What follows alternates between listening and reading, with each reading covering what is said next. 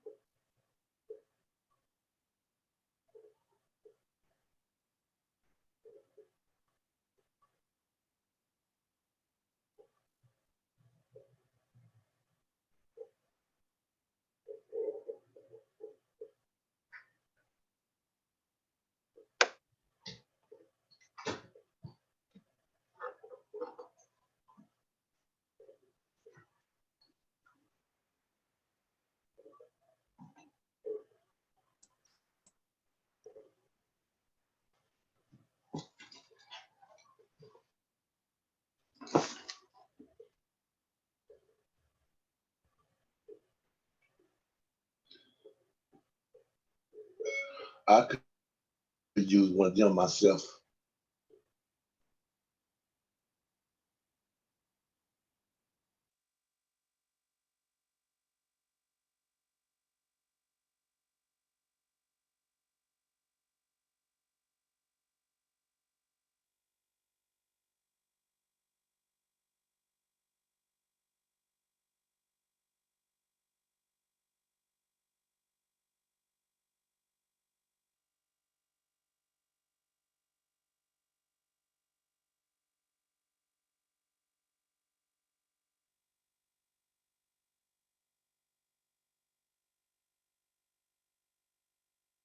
On another American. Man, I did my food. It really give it out. Good morning, ladies and gentlemen.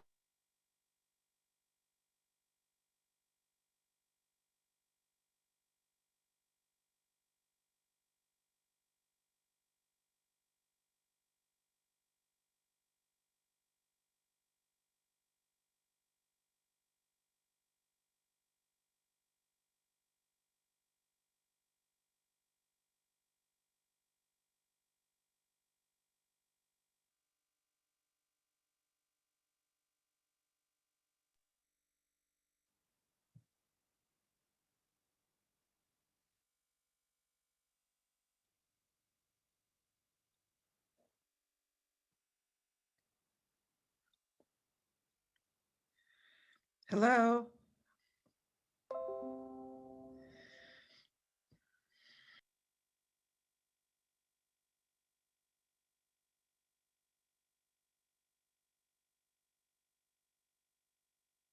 See you soon on another American Airlines flight.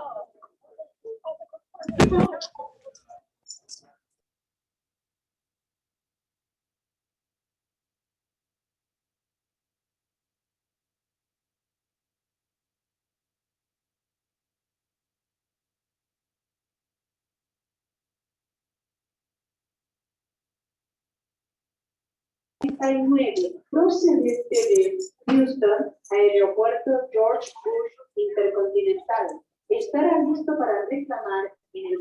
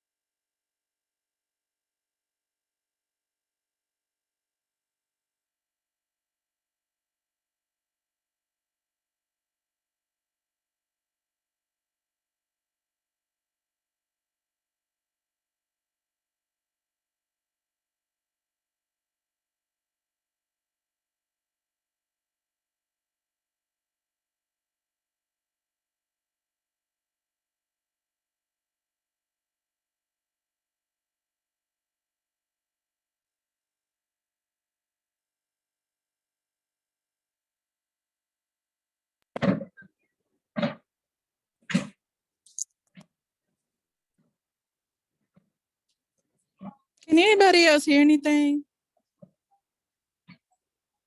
No, I just wrote Jessica. I cannot hear anything either. I can't hear anything. Ladies and gentlemen, begging from American.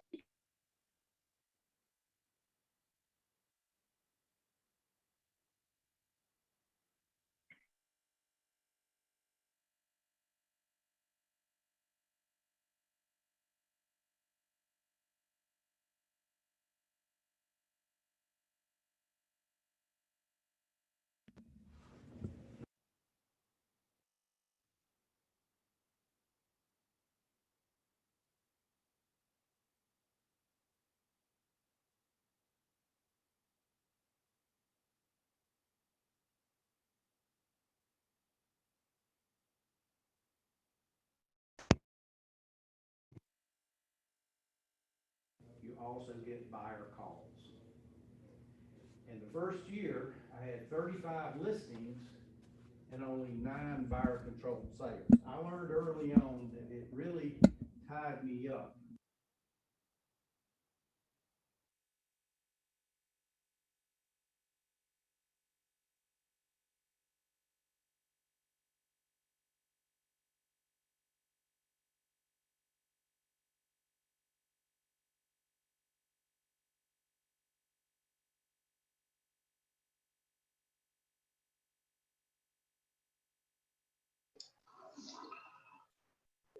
I cannot hear anything.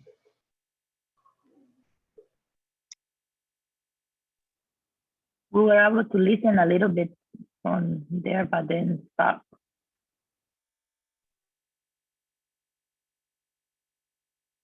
Exactly. It's in and out a lot.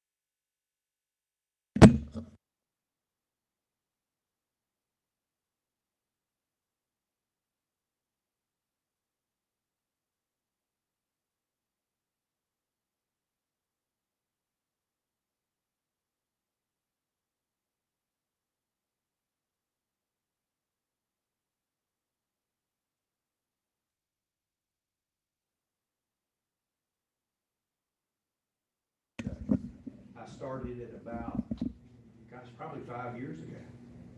It's called Greasy Spoon. Have you ever heard of that or seen that in your email? Everybody says, what is that? Well, it's just an event where we all go and have lunch. And you just kind of meet whoever's there. And sometimes we'll have 3 or 4 people. Sometimes we had as many as 29. Now that wasn't somebody's birthday. So, but you know, it's a lot of fun. It keeps you getting to know people, and it's a way for you guys to kind of network in your group here. So part of the reason why we had you do a name tag is so you'll begin to recognize people that are in your peer group. And like if you want to tour houses today, let's say, Ashley, that you want to go out and look at 2 or 3 houses, because you're supposed to be looking at 10 houses a week. That's what we, set as your bar. You could pair up with different people as you go. And that way it's fun. And the reason you do that isn't necessarily to see the house. It's to learn pricing. It's to learn how to open those aggravating lock boxes. All of those things. It's pretty critical that you get to know how to do that, because there's nothing that smells new more than somebody that can't get the lockbox out. Okay? Or in the case, if you're riding around with your people trying to find a house you want to look at, that says, number one, I really haven't seen this house. I don't know where it is. And I don't know Raleigh because I'm lost, So with navigation now, it's a little bit easier to get around. But in the old days, I used to hand my client a map, and I had the places marked, and I'd say, okay, you're going to help me get to where I'm going. That's kind of how we do it. We would get lost occasionally, and we laugh about it, so it's all good. All right. So I started my career as primarily a listing agent. The first listing I got was not a result of me calling. I was riding home, and one thing to remember when you go places and you gotta come back to the same place you left from, go back a different way.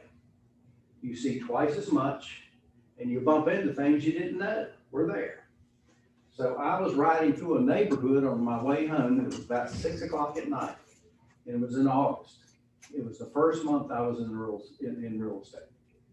And From Charlotte will be available for claim and baggage claim 25. Due to the similarity of many bags, please verify that. this is crazy. And I rode by this fellow that was digging a post hole in his front yard to put up a 4x4 sign or for sale by owner sign. Well, I had on a tie. I was dressed pretty much like I am now. I get out, and I'm a great post hole digger. If people dig like this, they're doing it wrong. You dig like this, you grab both of them and go down. I put that hole down for him, put the sign up, got to meet the family and everything. We chatted briefly. I went home. He called me the next day in the office. Can you come see us tonight? I listed his house. Sold his house after a couple of months, and then sold him another property out on Holly Springs Road. I mean, it sounds like an accident, doesn't it? But it wasn't. I was doing what I should do. I was going back a different way, and I saw that guy doing that. Marty Hampton worked for me when I had my Womble Company Realtors. She started in real estate with me. Marty's the largest producing agent in this market. And Marty, the first day she was with me, was riding by a house. There was a for sale by owner sign in front of it, and the lady was raking her leaves. Marty got up and helped her rake her leaves. She listed the house and sold it. So you see, there's a moral here. They get to know you and say, gosh, that's a really nice person. And then next thing you know, you're doing business. It's great. So there you go. All right. Let's talk about what we're going to be going over today. And let me get, I got a stool here behind me, and I need a chair. My back has been trashed. I have to wiggle around up here a lot. These guys know. They've seen me squirm. I did it running. Ruined my back running. I've got a crushed disc. I'm going to have surgery when my dog dies. But she's not dead yet. And I don't want her to die, so I'm trying to delay that surgery. There's a couple of things we need to talk about housekeeping wise. And before I get into that, I'm going to ask you guys a question. What did you do before real estate, Brian? I served in the military, In the Air Force? Army. Army, that's right. There's the other guy that was there. I worked in the pension industry, financial services. Perfect. I was an executive assistant for about 20 years, and then I was a cosmetologist before that and an instructor in cosmetology. Okay. I managed restaurants and built websites. Rush. Charlie. Bay Charlotte. I was a pastry chef. Oh, now that's unique. Oh, gosh, that's great. I was Ashley? a marketing manager for a timeshare company. Okay. Well, some of you were in business for yourself, but some of you worked for other companies. Or in the case of the military, a really big company, the federal government. I have good news and bad news. The good news is you're in a different business model now, in the entrepreneurial model. What does that mean? That means you get paid for results. You don't get paid the bureaucratic way where you sit on your butt for 8 hours a day and get a paycheck. So you got to make it happen, don't you? So we're here to give you the skills that you need to make it happen. But there is a tendency, especially with people that have been in the bureaucratic model, not to do what needs to be done. I mentioned lead generation, didn't I? That has to be done every day, 5 days a week minimum, okay? And 10 is the magic number, 10 contacts, okay? So write that down. 10 houses viewed per week. 10 properties viewed per week. Again, you will find out when you do this why you're doing this. Because you have to call, make an appointment, you have to show up on time, you have to open the box, you have to walk around the house, et cetera, et cetera, et cetera. You will learn by doing. Okay? Work your database. What is your database? Lisa knows. What's your database, Lisa? It is your sphere of influence. Your sphere of influence. I'm primarily talking about the people you have met. You're not mets, forget them. Okay? They're not going to amount to anything. But pretty much your database is right here, isn't it? How many people do you have, Josh, in your phone? About 600, 600. How many have you met? probably 25%. Okay, so you got 150 people. Brian? I'm gonna say I have 900, 900. but I've been in real estate for a long time and I probably met most of those 900 because I tend to not put them in my phone. Are you a full broker? Yes, That's great. How long have you been in business? 19 years. That's good. Yeah. That's good. You're gonna catch up to me, aren't you? Yes, sir. How many do you have, Michelle? About 500. All right. I have probably less than 100. That's good. That's fine. Because I bet you met most of them. Yes, I know all of them. Very good. Now, here's the good news. Out of the people that you have, I will guarantee you that if you treat them properly, 15% of your Mets will send you a transaction next year. Did you hear me say that? 15% of your Mets will send you a transaction. Why only 15%?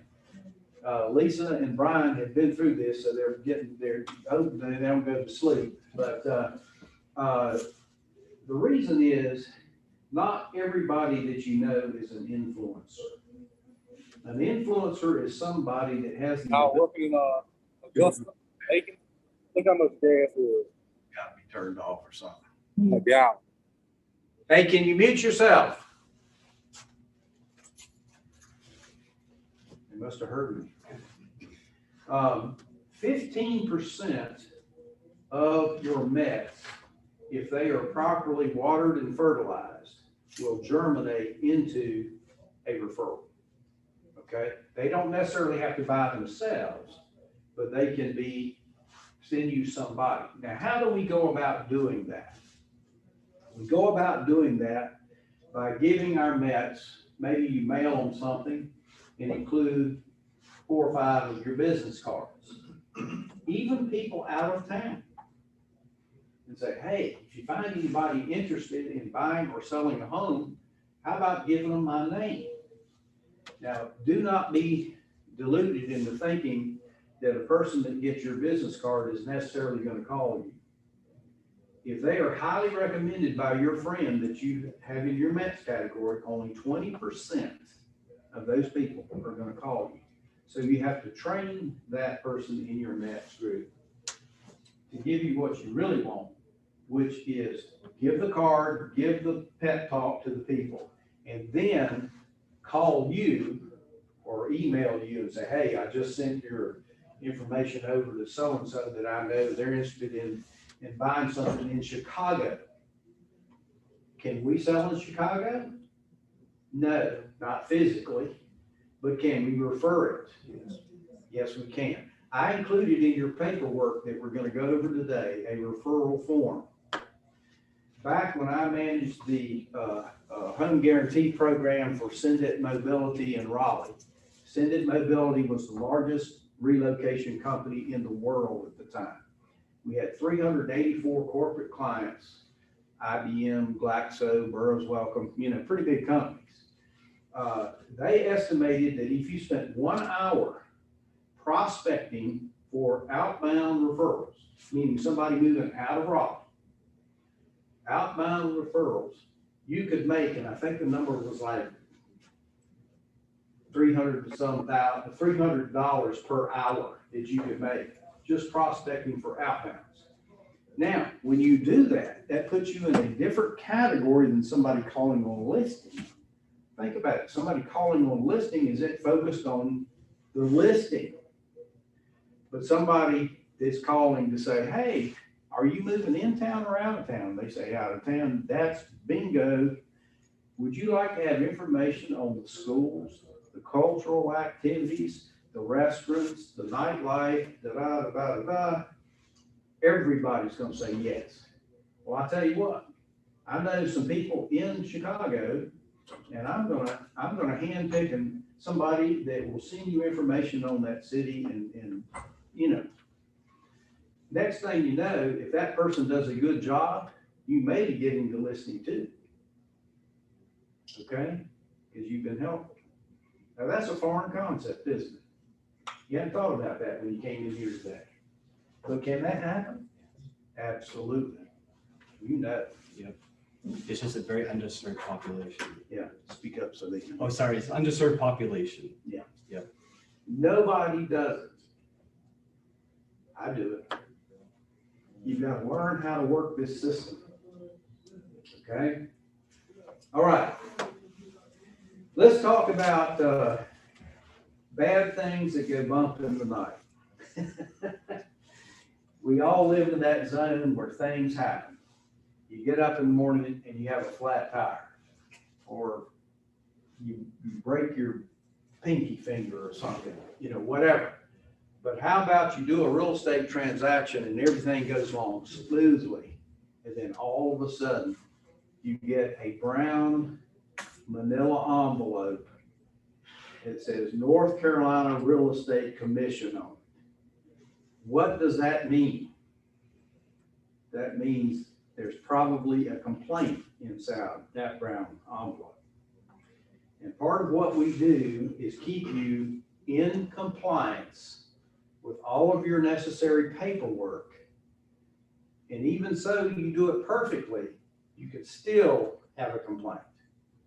Not all complaints are valid. Not all complaints result in a conviction. What am I talking about? Let's talk a little bit about the anatomy of a real estate commission hearing. Normally, the complainer will have called you before they invoke the real estate commission. And they've given you ample opportunity maybe to correct what their perception of a wrong fact is. You may have done nothing wrong. And normally that is the case. Normally these complaints do not have merit. But a large percent of them result in convictions. This is last month's list of convicted real estate people. It's probably, let's see, 1, 2, 3, 4, 5, only 5. In COVID, I don't think they're as active on their inspections, to be honest with you. What type of complaints do I get to read? Well, everybody in here, with the exception of Brian, is a provisional broker. Is that right? Everybody? Okay. If you are a provisional broker, the broker in charge, which now is Ms. Sunkel, she is going to be the one that is on the line. So for instance, Josh does something terrible. He gets a complaint. They mail Josh a copy. They mail Sharon a copy. And you have 14 days in which to make a response to the complaint. At the end of that response, assuming it is great and you did a good job, you know, wording everything, and they will review it and they will get back to you. Sometimes it takes several months for them to get back to you. And a lot of times they will dismiss the charge. But in the case where they deem it serious enough after getting your explanation, they're still not satisfied, they might call for a full hearing. That's what you don't want to have, because a lot of times those things go bad. I'll be honest with you, I would not want to appear in front of the real estate commission without counsel, because they are going to be represented by counsel. In fact, the entire North Carolina Real Estate Commission is infested with lawyers. I'm saying that jokingly, okay? In fact, one of my closest friends was Blackwell Brogdon, who was the chief prosecutor for the Real Estate Commission. And he called me one day. I'd never met the man. He called me up. He said, George, I've got a piece of rental property I want to sell over in Six Forks North. I have seen your name around, and I think you're somebody I'd like to meet and see if you'd be the person to handle it. I said, well, I'd be honored, because I knew his name. So I met him on Saturday morning, and when I drove up in front of the house, there was a big Harley sitting out there. And I got out and went inside, and here's a guy with a big old beard, bib overalls, looked like a biker. He said, I'm Blackwell Brogdon. And he was the chief prosecutor. And so I went through my spiel. And part of the spiel that you go through is you're required to tell them about agency and give them working with real estate agents and all of that. We're going to talk more about that later. And I said, we were joking back and forth a lot. And so I said, Blackwell, I know you work for the state, so I'm going to go through this very slowly with you. He said, well, that ought to be interesting. I wrote it. I went, oh, God. He nailed me. But we got along great. And Blackwell died about 4 or 5 years ago. It's the largest funeral I've ever been to in my life. I could not believe how many people showed up for him. All right, let's talk about what can happen and how you can avert unpleasantness with your client. Let's say, and I'm not going to mention any of my people's names in this. These are some that happened here. We had an agent that sold a house to a middle-aged couple. I'd say they're 45, 50 years old. And they bought a house way out in the country in a new home subdivision. But they bought an existing home. And the house had been there maybe a year, and they ended up buying the home. And lo and behold, I got a phone call from the husband and wife. Both of them were talking to me over the phone, complaining about our agent. And our agent allegedly had misrepresented a bunch of things about the house. And they had said things, and the reason they bought the house was because of the things our agent said, and on and on and on. I said, well, gosh, that doesn't sound good at all. I said, let me give them a call. And I said, I will investigate, and we'll get back to you. I hope to get back to you by tomorrow at the latest. And so they knew I was on it. I called the agent in. We had a meeting. She went through it. In fact, then I remembered she had mentioned this issue, but not in a way that really stuck out to me. But the issue was this. They bought a house that was a year old in the same subdivision where another builder was building currently. And she said, well, there's a builder warranty on the house. No, there isn't. No, there isn't. A new home builder warranty lasts normally how long? 1 year. We were in year 2. And some of the items that they thought were not covered would have not been covered anyway. So they had unrealistic expectations about what a warranty covers. In addition to that, they were not really educated buyers.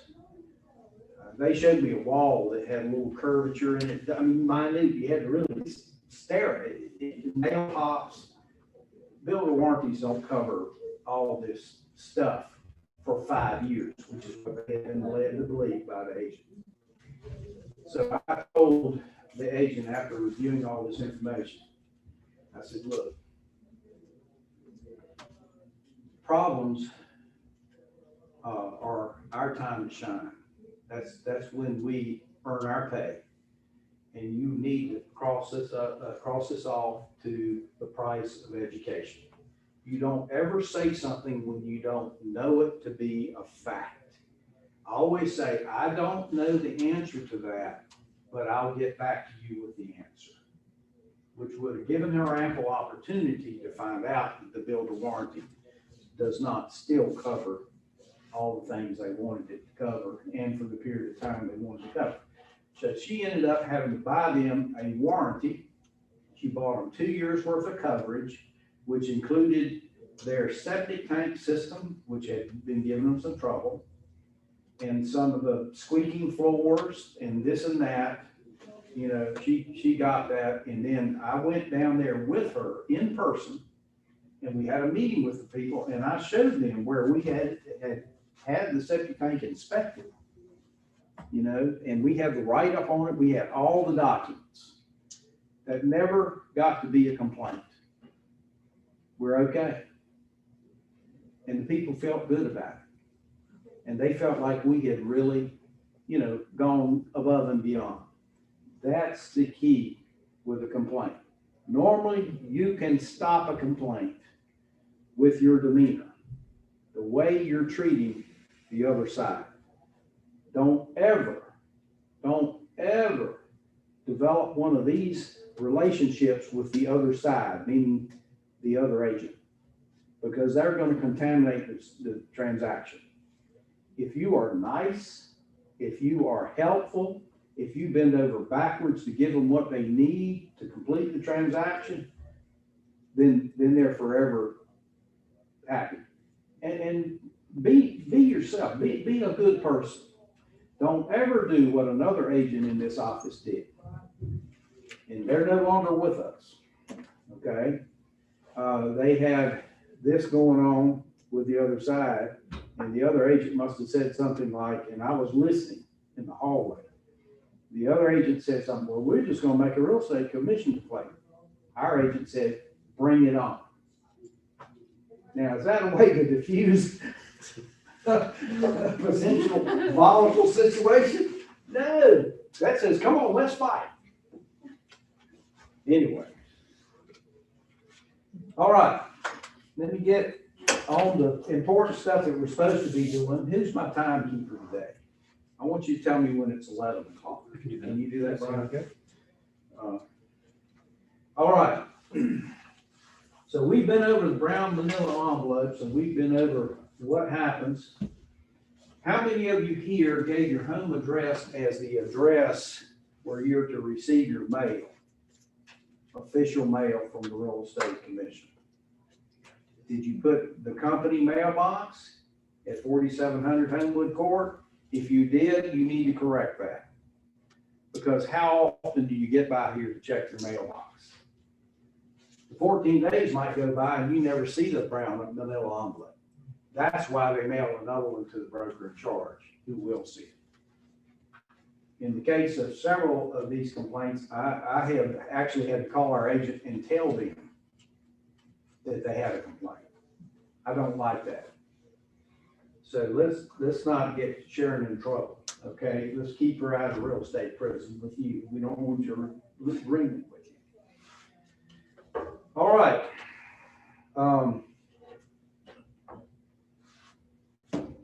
Good.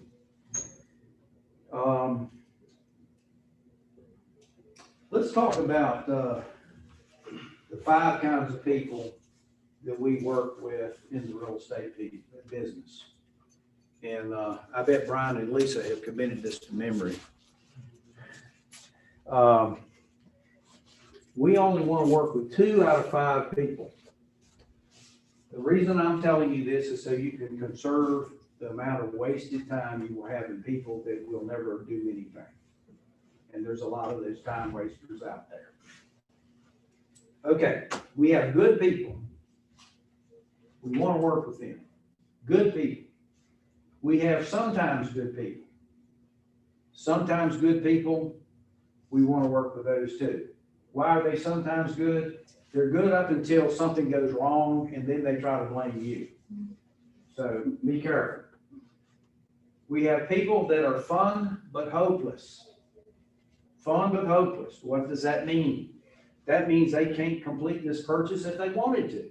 They've got a bankruptcy, they've got a divorce, they've got too many payments, their credit stinks, whatever. They got federal tax liens. These people can be dealt with by your lender. If you get a favorite lender that will give you a person's ability to complete the purchase, including their analysis of their credit, that's what you're looking for. You're looking to be able to make sure that these people have excellent credit, okay? If you get a person that's got credit of 800 or above, they're golden, assuming they make money and the right kind of money. What am I talking about? Part-time money and money that cannot be verified don't count. So they've got to have income that will please the lender, and they've got to have good credit. Now, not everybody has 800 credit score. Probably the top 15% of people do. FHA and VA have better requirements. Brian, do you happen to know what the ratios are on FHA and VA for their payment to income ratio? Okay. I'm not as current on FHA and VA because I really don't do that type of business when I do it. But normally your normal lenders you're pretty good up to 30% debt to income ratio. On the front number, the back number, they want to make sure that you got at least 34, 35 on the back side. You'll learn more about this later in a subsequent class when we have a lender come in and talk to you about the fine points. FHA and VA will go higher. And the reason they do that is because they figure somebody that's been in the military and is pretty savvy about responsible things, having a job and making the payments, those are pretty important. They will lend them more money because they have been in the military. And I'm a big, as Brian knows, military proponent. I think it's a great proving ground. Okay. We've got the top three, then we've got two more. They don't trust anybody. Okay?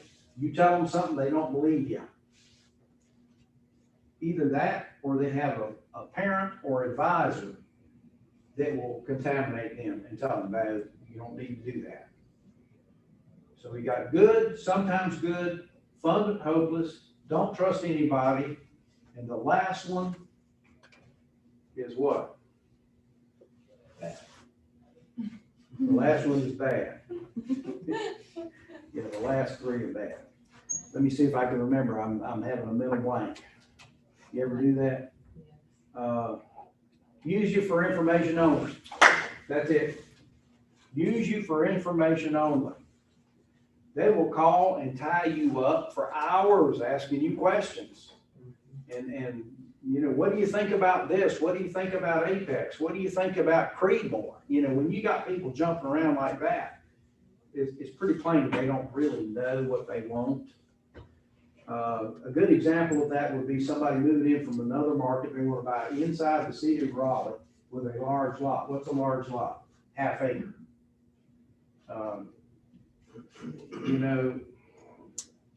That may be a large lot to you. It's not to me.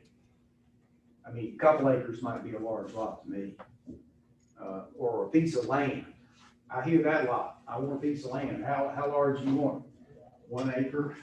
That's a lot. That's not a piece of land. But anyway, everything is subjective. All right. So we get this person, maybe we meet them on an open house. And by the way, you ought to be doing at least one open house a month. Okay? Put that on your list. I'm getting you busy all of a sudden, aren't I? If you do all this, it's going to be some work, isn't it? All right, here we go. So we've had our person get pre-qualified with Movement Mortgage, Heather Crawford. She's great. She'll do you a good job, okay?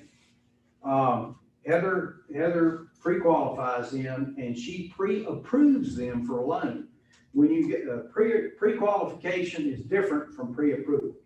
Pre-qualification means you can fog a mirror.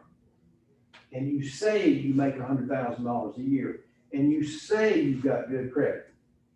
They don't really analyze anything. A pre-approval, they view 2 years tax returns. They've looked at your income, current income, past income. They've examined, they pulled your credit report, and they can write you a letter, a conditional approval letter. They're upon the final verification of your employment being current and an appraisal on the property that they will approve you for a loan. That carries weight, whereas pre-qualification, So if your buyers, your good and sometimes good buyers want to get a .com lender, lending tree, whatever, I've got a pre-qualification letter, it means nothing. And when you go submit your offer to a listing agent that knows what they're doing, they're not gonna take it. They're gonna say, you need to get pre-approval. That's what you need. Does that make sense? Brian knows.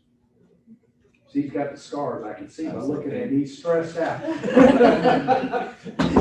I moved here from Wilmington, and in Wilmington, when it's raining at the beach, people like to tour homes, and so I learned real time wasters, and not having them pre-approved is definitely one of them. If they won't get pre-approved, you don't want to work with them.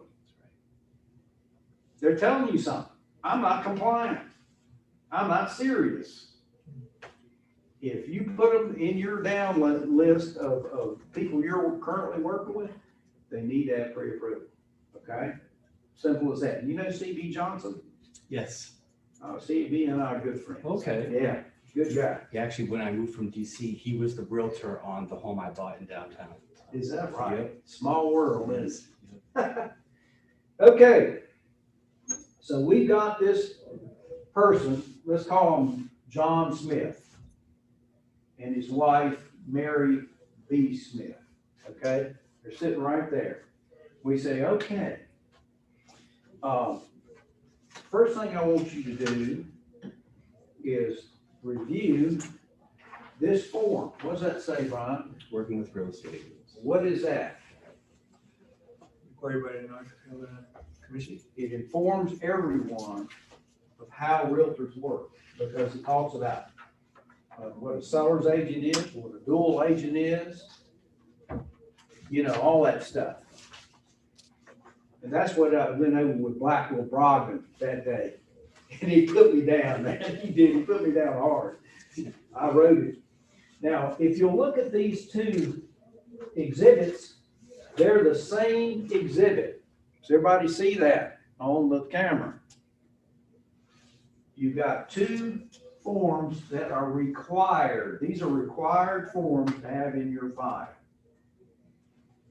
I would suggest, because this is an initial form you're handing out to this person, that you use this one.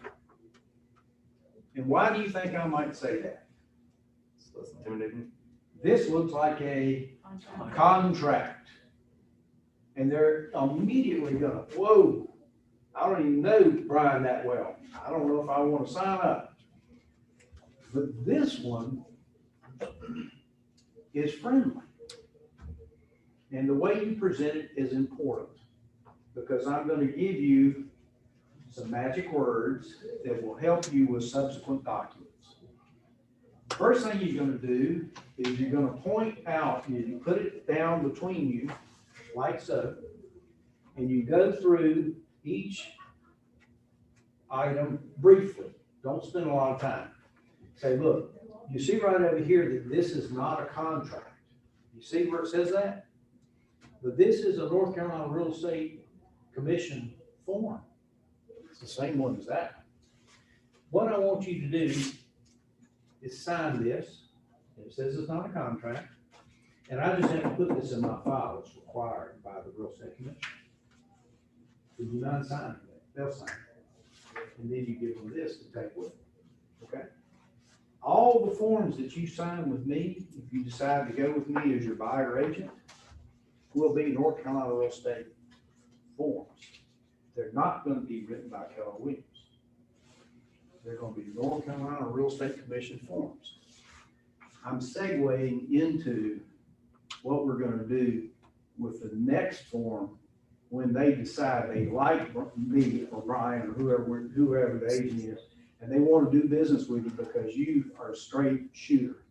And I think the way you deliver that talk and this piece right here will have a lot to do with how they view you.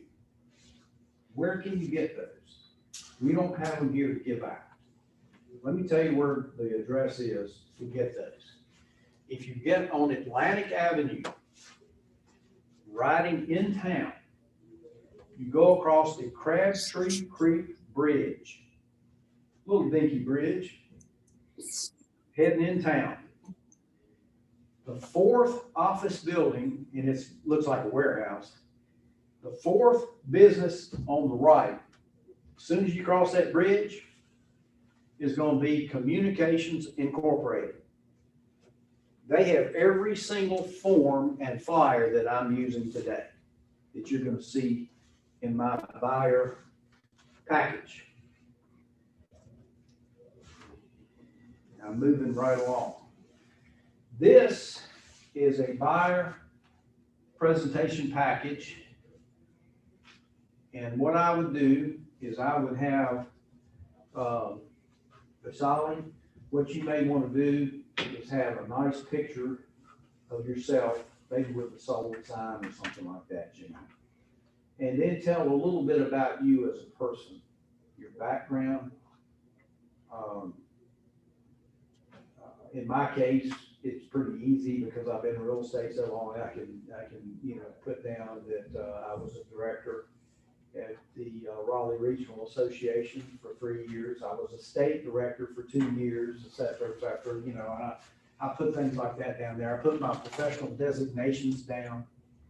And, but you need to come up with something that people will like. Maybe it's some special interest you have. Being a pastry chef, maybe you're artsy, I don't know, but maybe you talk about that and talk about your commitment to quality and how you really have an interest in helping people. You see how you can position this? You see where I'm going? This is marketing yourself. All right. So we've pre-qualified John and Mary, the married couple we talked about. We pre-approved them. We've given them working with real estate agents. And now we're going to call them back and we'll say, hey,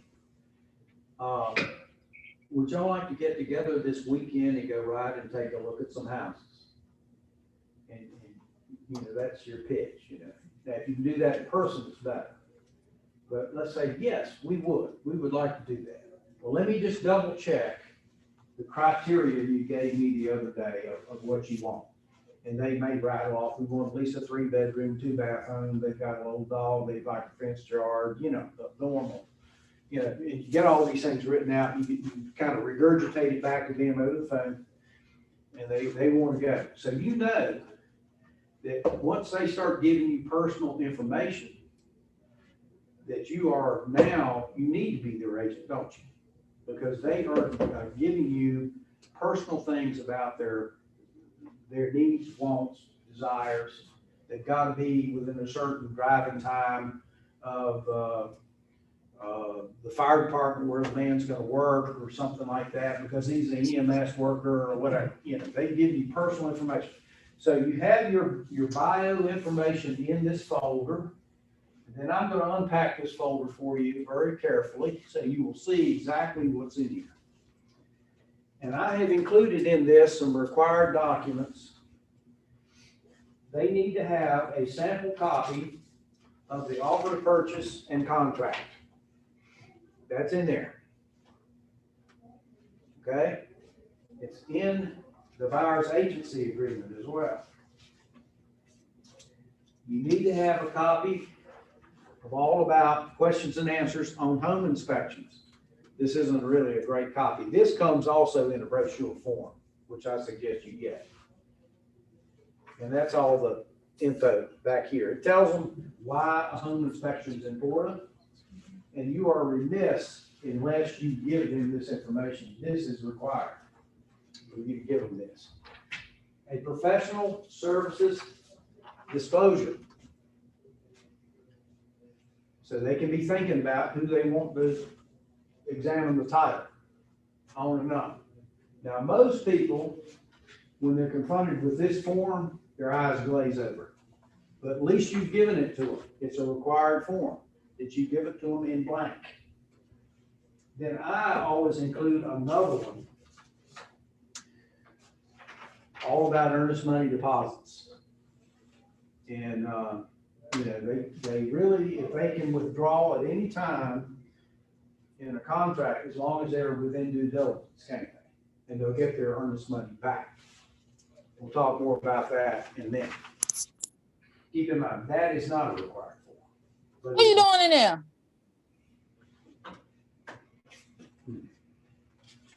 All right, 10 deadly mistakes buyers make when purchasing a home. This covers making an offer on a home without being pre-qualified. And they'll see why you were so wise to have them pre-approved. Not having a home inspection. Limiting your search to open houses, ads, or the internet. Choosing a real estate agent who is not committed to forming a strong business relationship with you. I'm not sure that says much to me. That's just talk. Thinking there's only one perfect house out there. It's all about compromising, isn't it? You know, not considering long-term needs, not examining insurance issues, not buying a home protection plan, not knowing total cost involved, not following through on due diligence. And this is, again, another pamphlet that you can get.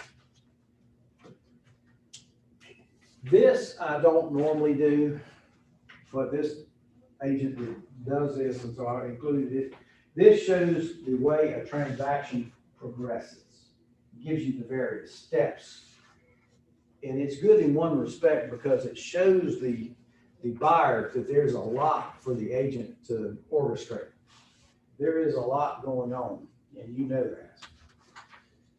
And then lender recommendations. You might want to recommend more than one lender. Okay? Give them a choice. Maybe point out like the good points on each. That is what I would think would make a very good presentation package for giving to your person. And this sets the stage. Obviously, your business card's in this. You can see that right there. Ugly guy. Okay. We're setting the stage for what, you think, Vishali? I'm sorry, what did you say? I said, we're setting the stage by giving them all this information for what? What are we moving toward? To being their agent. That's right. And how do we do that, Josh? The contract. What kind of contract? An agency agreement. Yeah. You have to have an agency agreement before you write an offer to purchase, because your agency agreement is an employment contract between the firm, Keller Williams Realty Raleigh, and the buyer. Why did I say the firm? Go ahead. Well, that's who's actually on the contract, and that's the broker, basically. Every agency agreement, every listing agreement is property of the firm. Did you know that? You learned that in class, didn't you? Now, Keller Williams, and this is why I think this company is wonderful. It's the best company I've ever been with. Most companies, if you say, I'm leaving, I'm going over I'm going across the street to XYZ brokerage. They're gonna wanna keep your listings. We don't do that. We believe these listings truly are earned by the guy out on the street pounding the pavement, doing the work. And we're not needy. And so we are unusual in that respect. I know, man, I'm Womble Marcy. I worked with Womble Marcy. They will keep your listings. They will. They do this to keep you there in bondage. We're not trying to do that. We're truly an entrepreneurial company. We want to make you better. We want to make you very dangerous, Josh, so that you have the skills to go out and do this business at a high level. And I know you all can do it. Okay. So we're moving, and if you'll open your little manual thing here, and I promptly, as soon as I did, I tore the stupid sheet out by mistake. What we're gonna do is give you some exhibits here, and I want to apologize. For some reason, when this was printed, all the sheets did not get into the checklist of transaction documents. We're missing a page. There's a page missing. We have a copy that's got every single transaction that you will encounter. How many pages do you have? How many pages in this manual? No, in the checklist. I got Transaction. 1, 2. Yeah, you're supposed to have 3. Okay. You see you've got new listing checklist, and you've got buyer under contract. Yes. You know, we've also got a listing under contract too, and we've got some other things. So there is another page that goes with this. But the reason I give you this, and this is included in Command. Command is our storage facility, we'll call it, our library, if you will. Command has everything. Okay, you go to Command, you got a question, you can get it answered. Every form we're gonna go over today, like the 2T, there is a 2TG. What do you think the guys, I just told you. I was gonna call him actually. G stands for guide. So if you get, having a problem, a mental problem, factoring through something, you can go to the G, coupled with the notes you're taking today, you'll be able to figure it out, okay? The guide will tell you how to do each and every form that is there. So if it's form 150, look up 150G. Okay. So let's go over the agency agreement before we're going to go show John and Mary houses. And start at the very top. And we're going to put today's date in. So go ahead and write on your form. Right? I want you to scribble all over it. You don't have this, do you? No. Why? I'm not sure. Should I print it out? It was it. There it is right there. Perfect, thank you. Yeah. I thought I forgot. That's okay. Thank you, Joel. You're doing good. I'm glad to see you here. I may need you. Okay, if you turn to the exclusive buyer agency agreement, and at the top of the list, what is today's date? March 4th. All right, we're going to enter March 4th, 2021, right there. And let me mention while I'm at that, all of these forms get redone every year. And if you look down at the bottom of this page, it says 2020. That is a current form. Let me explain. The cutover will be the 1st of September. That's when the 2021 forms come out. And everything at that point, from that point on, needs to be a 2021 form. Okay. Now, can you use a 2021 form early? Yes, you can if you have it. But we don't have it, I don't believe. It hasn't been sent to us yet. Okay. So this is good until September 1st. George, I have a quick question. Yeah. And this might be a stupid question, so forgive me, but if you are signing this with somebody, buyer's agency agreement on 2020, for whatever reason, they just drag their feet, it's a long time goes by, a new form has come out, do you need to redo all your forms? Yes. Okay. Why don't you take your mask off? Yeah. We're not required. Not in here. Okay, very good. I plumb forgot, I started Greasy Spoon, I started to tell you what that was, and I didn't tell you what it was. We're gonna meet up at the Hibernian Tavern today at 12 o'clock.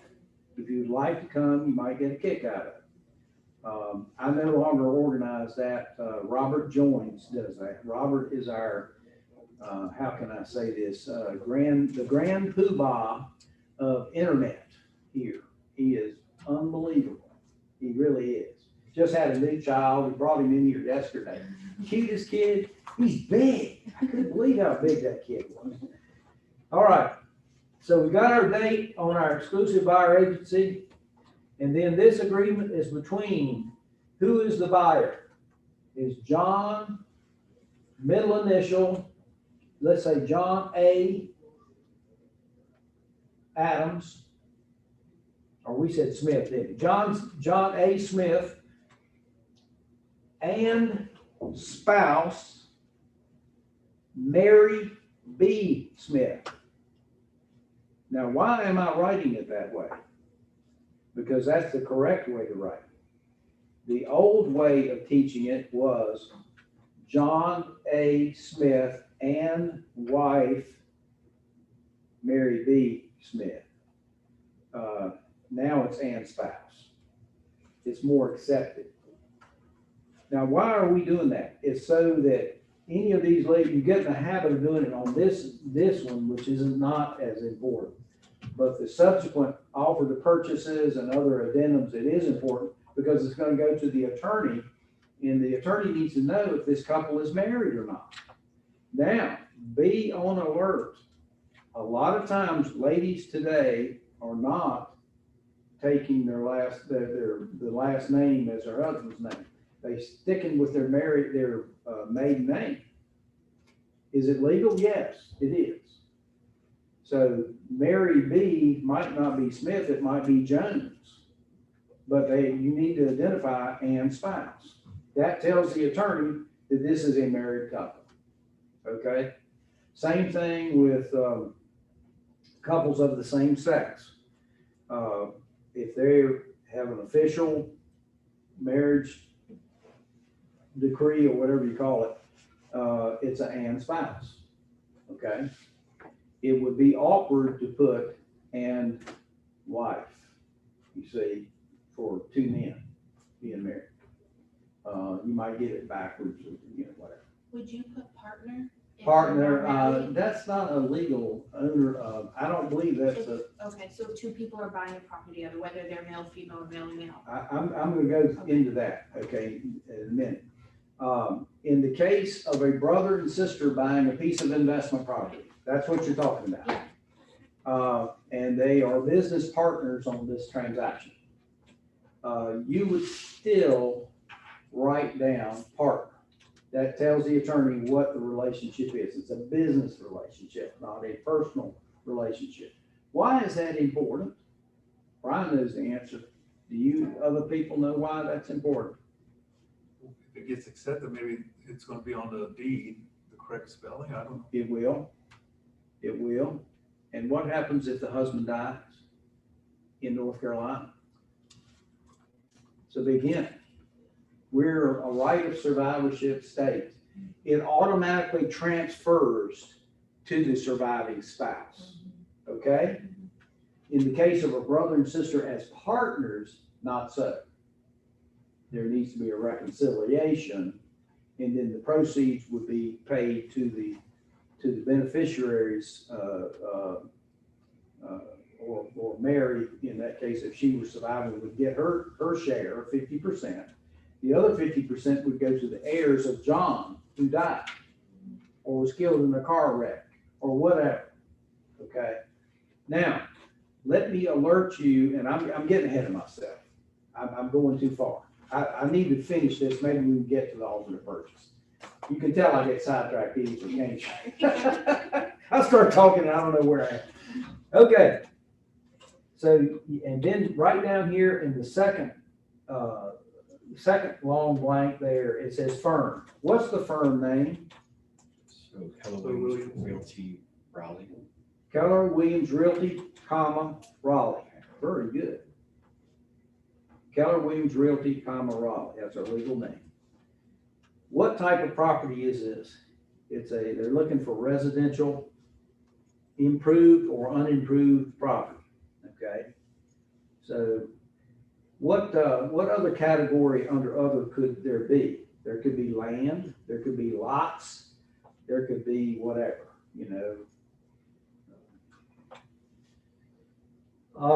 general location. Well, let's be easy on this. Let's say the general location they're looking in is Wake County. Okay. Now, if they want to look in Durham, we're going to have to change this, aren't we? You need to put down all of the areas where they're looking for property. Effect of the agreement. By employing the firm as the buyer's exclusive agent, the buyer agrees to conduct all negotiations for such property through the firm and refer to the firm all inquiries received in any form from any other real estate firms, prospective sellers, or other source during the time this agreement is in effect. I would recommend that you put down a minimum of 6 months on this. Does that mean that these people are married to you for 6 months for looking for a house? No. They can cancel this agreement if you don't do a good job. So do a good job.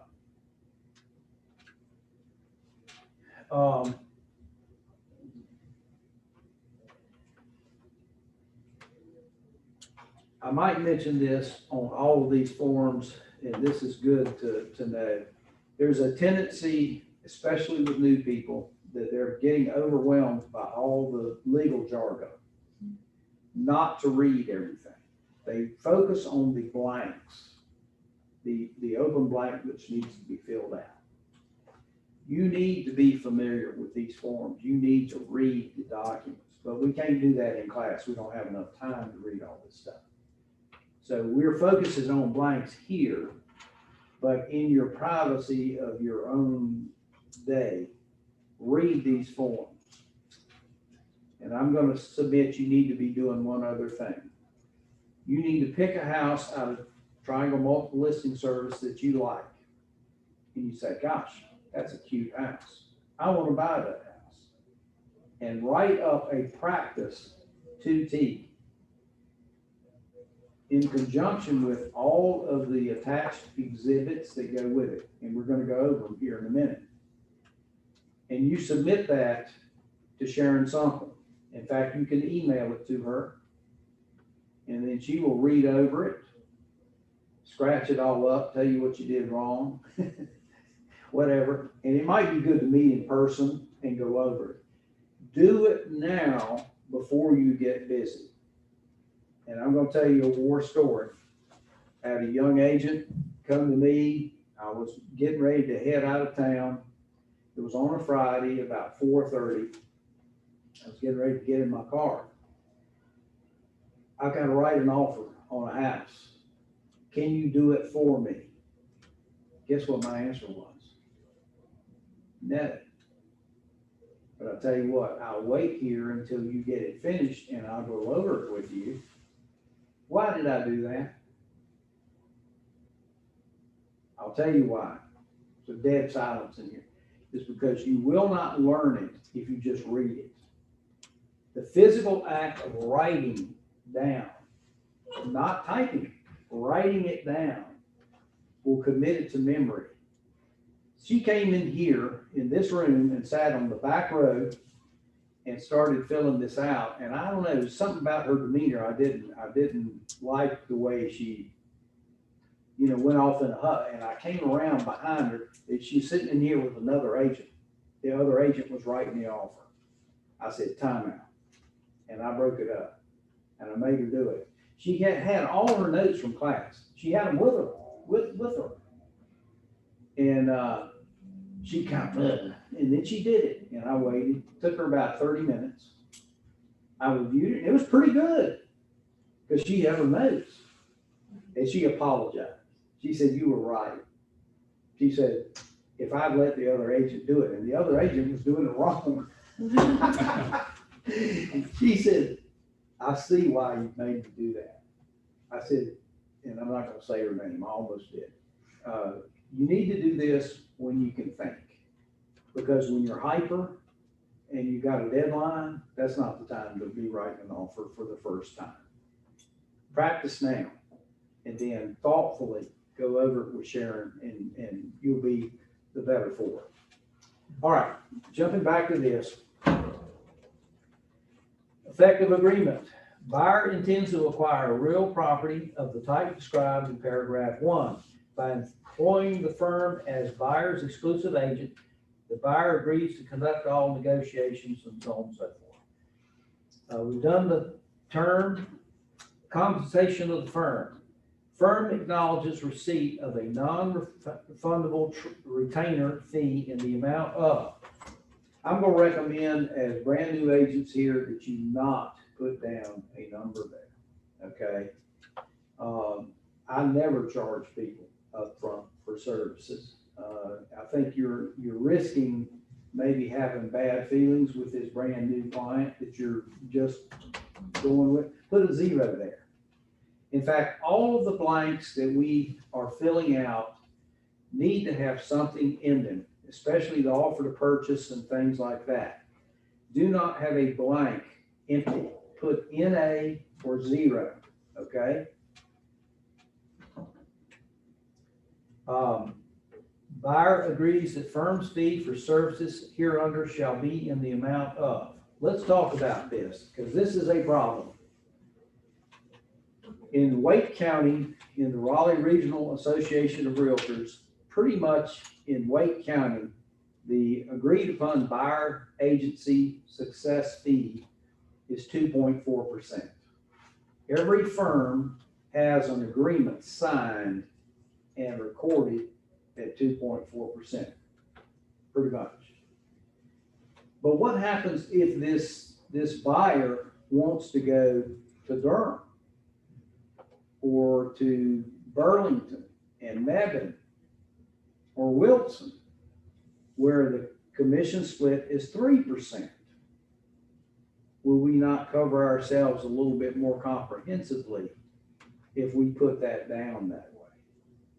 I.e., listing the geographic area that they're looking with the customary commission split. Unfortunately, the people that are paying out 3% in Durham don't like coming to Raleigh because they're only getting paid 2.4%. They want to pay us 2.4%. So you've got an issue there that may be difficult to resolve.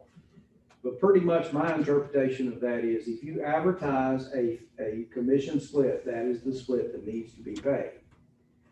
Now, in the event that they pay out less than 2.4, let's say, in the case of new construction, this is happening. New construction, we're hearing rates of 2%.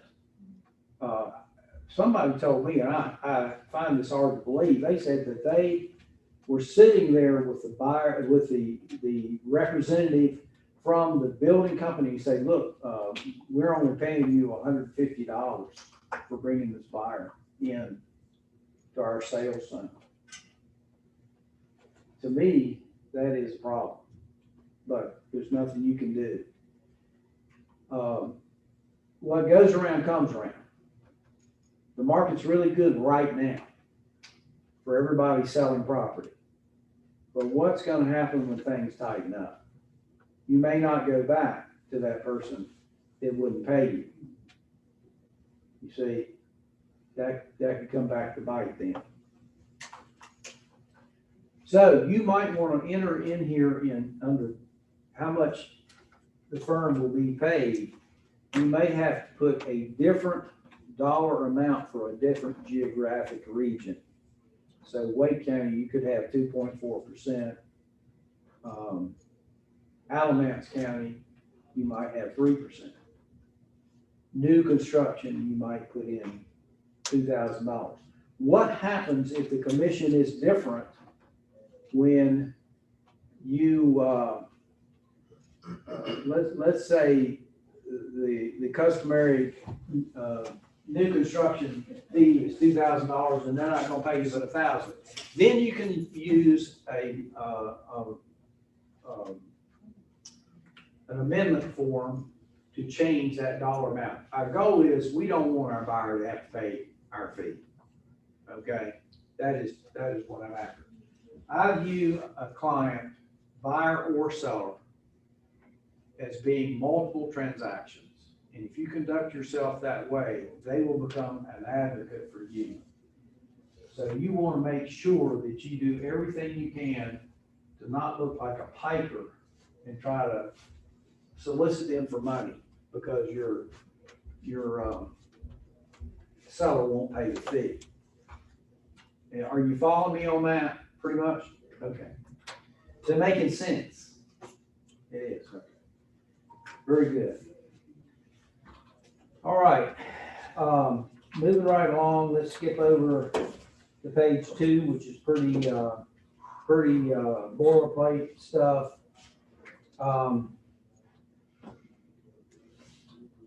Over here, please look at number 4C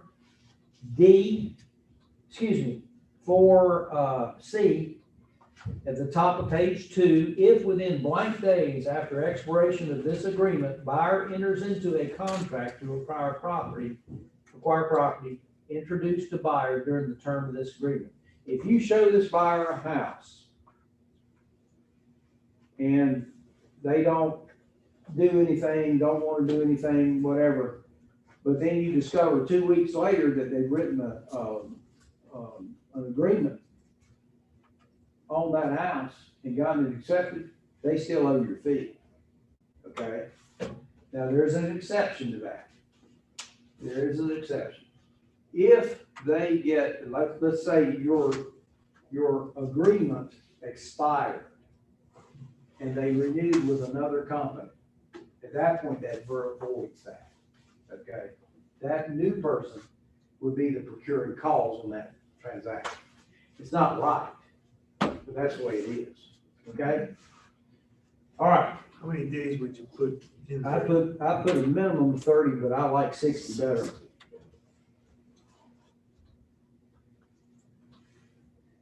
It says, note, buyer understands and acknowledges that there is potential for a conflict of interest generated by a percentage of price-based fee for representing buyer. The amount, format, or rate of a real estate commission is not fixed by law, but is set by each broker individually and may be negotiable between buyer and firm. So, this is really going to be important when I go over this Form 150 here in a minute. It's called an unrepresented seller form, and I'm going to show you how to use that. It's really a cool form. It's one of my favorite forms that we own. All right, look under the top of page 3 under buyer's duties.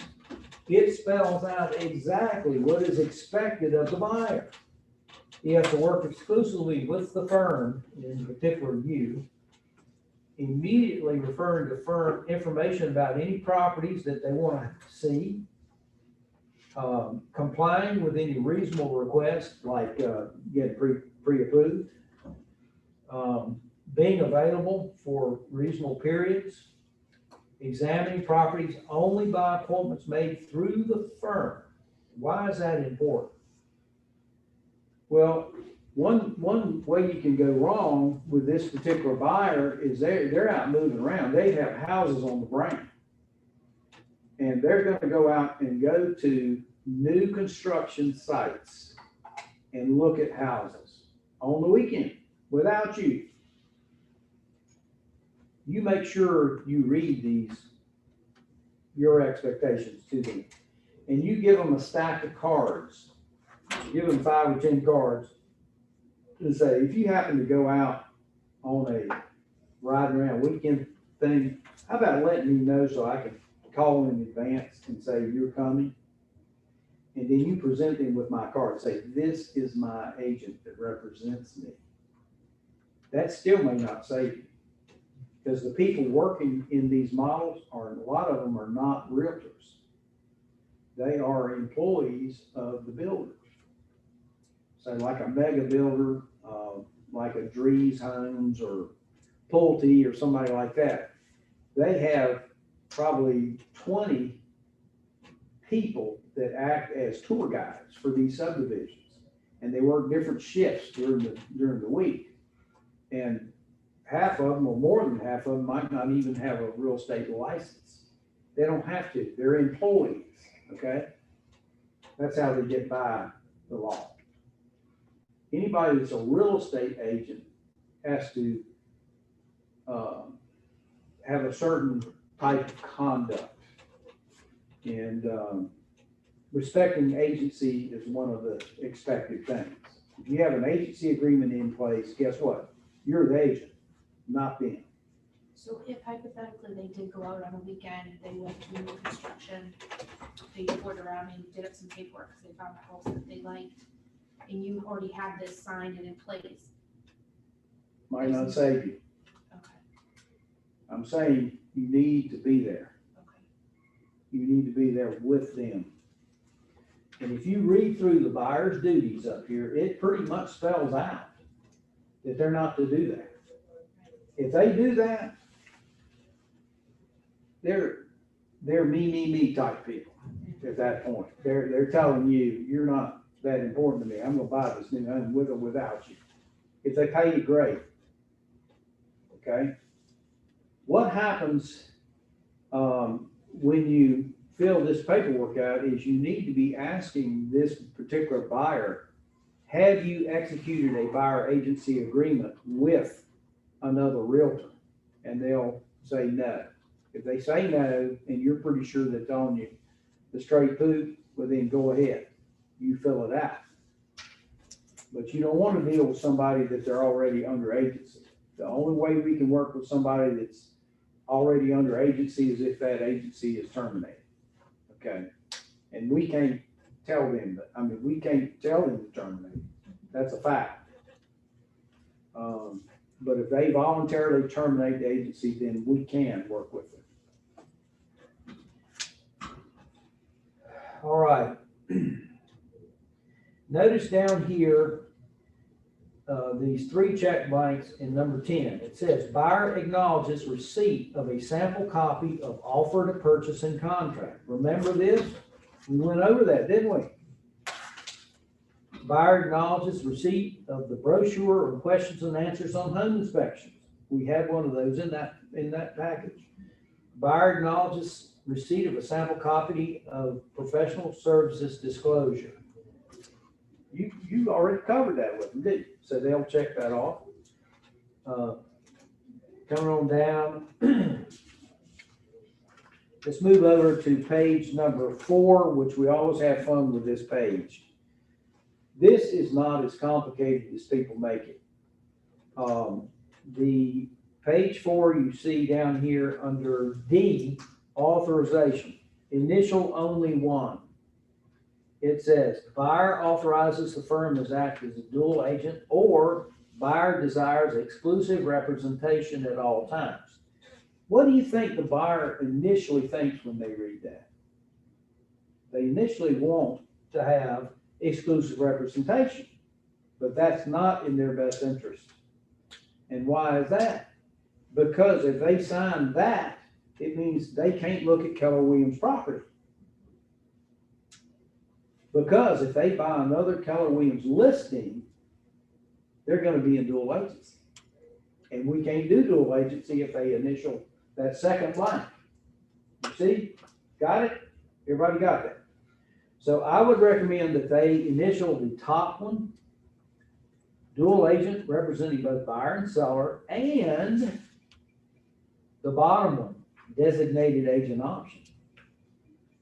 And let me tell you why I think this is a good for you in particular. Maybe not Brian, depending on how many transactions you've done. If you are a newer agent, the chance for litigation is bigger because of knowledge and things you might slip up and say, et cetera, et cetera. To effectively represent two parties in a transaction without telling the other side privileged information is great.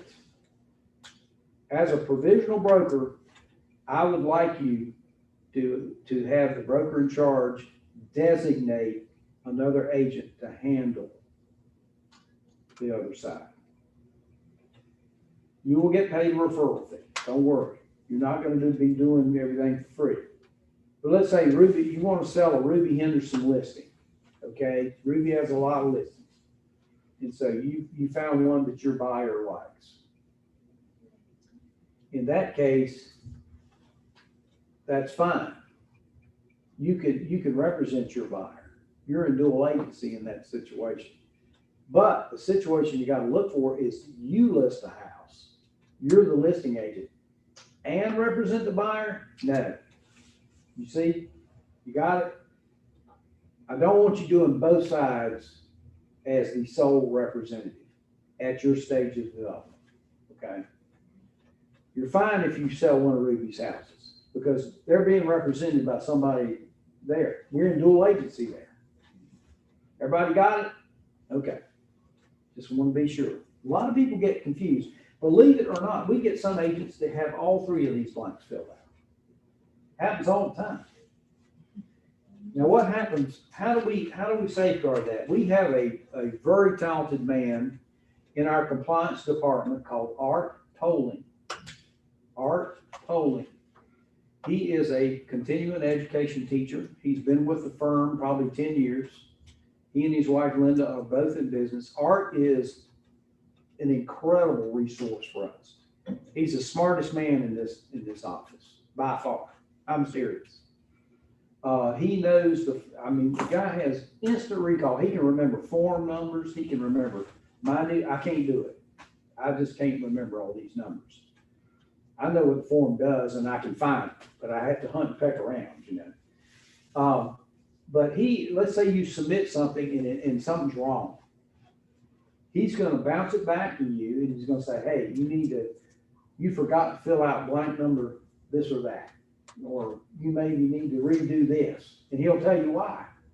And it's all to keep you compliant. It's friendly. And pretty soon you'll get to figure it out. And pretty soon you'll be pretty sharp on these things. It won't take long. You get enough rejections. You learn. I don't like to be rejected. Okay.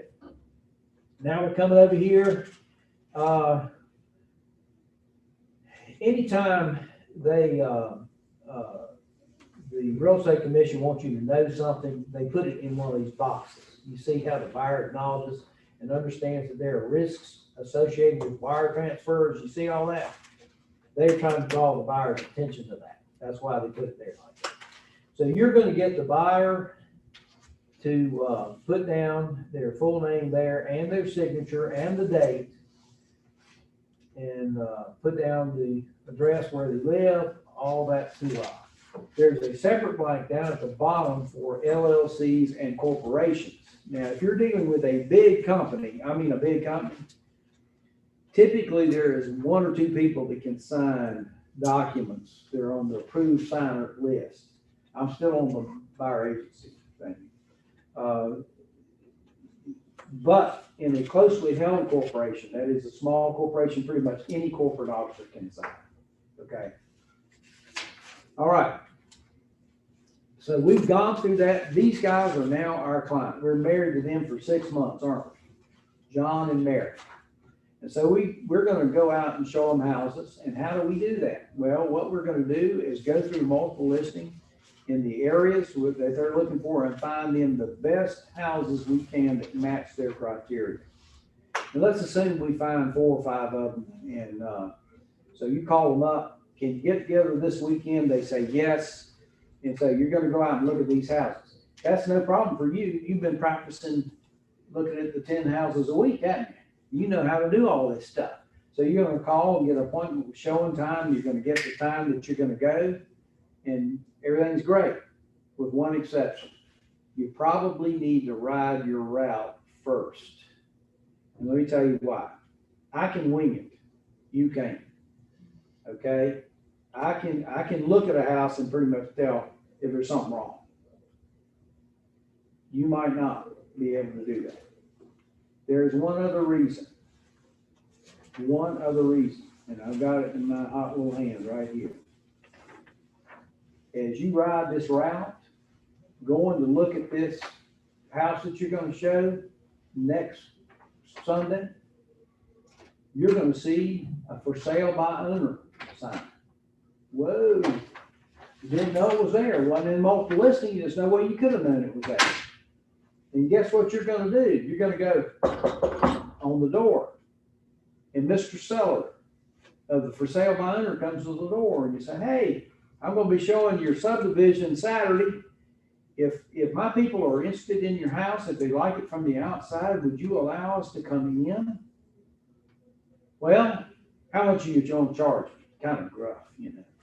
Well, would you pay my buyer's fee? How much is that? 2.4%. If it's an acceptable offer only. He'll say, yeah, come on, especially if it's been on the market a while. So after you finish showing all the houses, you've already got them lined up, you know, a certain time. Then you go back to that house and you go up and talk to Mr. Seller. He lets you in, you tour the house, and guess what? They love it. You're gonna write an offer. But on the first trip, if you'll flip in your back behind, I think in your package behind all the other documents. I say that, I hope I'm right. No, you don't have it. All right, it's Form 150. You don't have it. I don't think. I don't have it. Unrepresented seller disclosure and fee agreement. It's form number 150. And what you're going to do is whip this out and have the seller sign this unrepresented seller disclosure and fee agreement. He's representing himself. You're not representing him. You're representing your buyer. It says, agreement entered into what date it is, seller's under whatever address it is, seller's endeavoring to sell the property without the assistance of a licensed agent. But he is allowing your client to look at it. If the seller sells the property to firm's client, seller agrees to pay the firm a fee of 2.4%. And this is good for a 60-day period. Okay? So you need to go in command and look up Form 150. It's a great form. It can save you, because I'll tell you what's going to happen and why you're doing this. Because when we ride through the subdivision and see the for sale by owner sign, and we go right by it, the buyer's going to go, whoa, that's a cute house. They're going to come back and look at it anyway. You might as well say to them, pull up in front of the house and stop saying, I've got his permission to look at this house if you want to see it. The guy's asking $200,000. You know, when we're through today, we can come back and look at it if you want to. He's allowed us to do that. And so, well, sure. How about that? Pretty cool. I have a question. Yeah. So when you go prior to, let's say you went the week before, that's how you saw the Facebook there. When you go, they're still required by the state of North Carolina to have their mineral and their, what's the other one? The three exhibits. Yeah, so would you bring those? Residential property disclosure? Yes, thank you. Yeah, you'll furnish them with all that. Okay. Yeah. And it's required. Okay? Unless it's, you know, a state property or foreclosure property, in which case nobody knows. All right. Now, so we like the house and we're going to fill out an offer to purchase. We have to move through this quick. It's 10 39. I was watching for you. I know you are. Okay. I'm watching you watch. Okay. Okay, we're gonna blast through this. This ought to be easy. We covered all the hard stuff on the buyer agency. All right, we know how to fill out the names and parties to the agreement up top, don't we? Obviously, the seller's name, we're gonna get from where? Get from Wake County Tax Department. It's gonna have the seller's name. We're gonna put down the street address. We're gonna go and look up under the real estate section, the lot, block, subdivision, all of that. The most, if you cannot locate that, don't panic. The most important thing is you get the PIN number. The PIN number is all you need. But be careful with the PIN number. You write down the wrong PIN number, it could be a very expensive mistake for you. The PIN number has about 12 to 14 characters in it. And it's easy to get those numbers transposed, okay? So make sure you put the PIN number down correctly. And let's say that we are going to buy this house. They're offering the house for $205,000. We're going to make them an offer for $200,000. Okay, so write 200 in that first line, and we're going to put down a big due diligence fee because the market's tight right now. So why don't we say, okay, we're gonna give them $3,000 in due diligence money. Now, who's that check written out to? So written out to the sellers, made out to the seller's name. In the case of a husband and wife, how many names ought to be on that check? Both. Right. In the name of a brother and sister, how many names ought to be on that check? Both. In an estate sale, whose name's on that check? I'll have to check into that. Okay. You hear that? That was good. That was good. Okay. If you don't want to write anything on an estate that has not been through probate and cannot be sold, sometimes people get ahead of themselves on estate sales, okay? But a lot of times there will be an account in the name of the deceased party. And the check, since the ownership is still there, it hasn't gone through the process yet, you're buying the estate property of, put the deceased name. And then that check will go to the attorney that is doing the probate and final reconciliation on that. They'll deposit it in the working account. They have to file tax returns, all kinds of things. It's pretty important. Okay, now if we look down here, initial earnest money, do you have to pay down initial earnest money? No, you don't. There is a movement right now. I'm going to tell you, you're going to create a problem for yourself by not. But you could write this down with 0 initial earnest money. And you could do additional earnest money on a certain date after the due diligence. But really, the buyer won't have gained anything because if you opt out in that due diligence period, you get your earnest money back anyway. Some people do it. I don't recommend it. I would put down some earnest money. Let's say we're going to give them, what do we give them? $3,000 in due diligence. Let's give them $1,000 in earnest money. So we paid down a total of $4,000. Okay, we're not assuming the loan. We're not getting seller financing. This is not new construction, so it's not a building deposit. What is the number that goes in the last blank there? Balance of purchase price in cash. What is that number that goes in that area? 196. That would be subtracting all the deposits because they are credited to the buyer on the date of closing.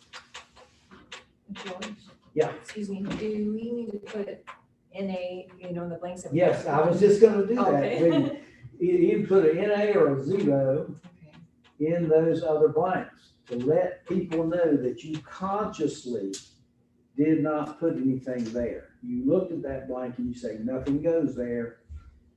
And that is the perfect way to do it. Obviously, at the bottom of each of these pages, the buyer will initial and the seller will initial acceptance if it is deemed acceptable. Page 2. Going down here, due diligence period. Are people busy right now? Yes, they are. So inspectors are not readily available on the day that you call them. They're not sitting there waiting for you. It may take them some period of time to do the basic inspections that need to be done. In the case where there is a well and septic inspection, it's in the country, let's say, you maybe need an extra long period of time to get these inspections back. But you'll call the inspector, and you'll line these inspections up, and then the inspector will get out there, fairly quick, normally within a week or 10 days. If an inspector goes out and does a home inspection, they're gonna have that report back ready for you within 24 hours. Some of them quicker than that. Some of them do it right when you're sitting there. They actually have a way to print it out right then. I mean, those guys are organized. When you go out on a home inspection, do not go at the beginning of the home inspection. You're gonna be wasting the inspector's time because your buyer's gonna be asking a bunch of questions. Come within the last 15 or 20 minutes. And that way he's pretty much through. He's done all the hard part. He's just kind of, making sure everything's right at that point. So if you're gonna attend the inspection with your buyer, which I recommend the buyer see that. And then your inspector will say, well, here's my summary of items that are not right in this house. And there may be, I've had as many as 25 or 30 items that are wrong in the case of a junker house. Most houses you end up with, 10 to 15 items. You don't pay a guy $450, $550 to do an inspection with him not finding anything. He's got to justify his fee, you see. What you don't want an inspector to do is pick items that are just maintenance items. That's not the intent of an inspection. The acid test is the system mentioned providing for the service for which it was intended? Think a heat system. If it's not operating right, you want to know it. You don't want to see an exculpatory comment, needs further evaluation by licensed HVAC contractor. You haven't learned anything about the heat system yet. You'll learn who the good inspectors are. You will. All right. Did you guys attend the inspection thing we had last week on Wednesday? Did y'all come to that? Yeah. Okay. It was excellent. All right. What's a good due diligence period? A good due diligence period is maybe 21 days or something like that. The bad news is the seller is going to want a short period of time. And there could be a conflict here. That might be a point of negotiation. I don't want you putting anything in the due diligence period other than a hard date. Don't put down 21 days from the effective date. Then you're going to be arguing with the listing agent of when the expiration of due diligence is. Put down May 20th or whatever date you're going to pick as your due diligence date. And then if you're going to jump out of the deal, you need to have that done by 5 o'clock on the date of expiration of due diligence, aren't you? Don't ever let your due diligence expire. Why? Because then they lose their earnest money too if they decide to abort.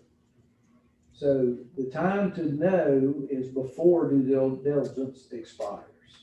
Now, in the case where you have waited to the last minute to give the seller the items that you want to have fixed, you created a problem for yourself.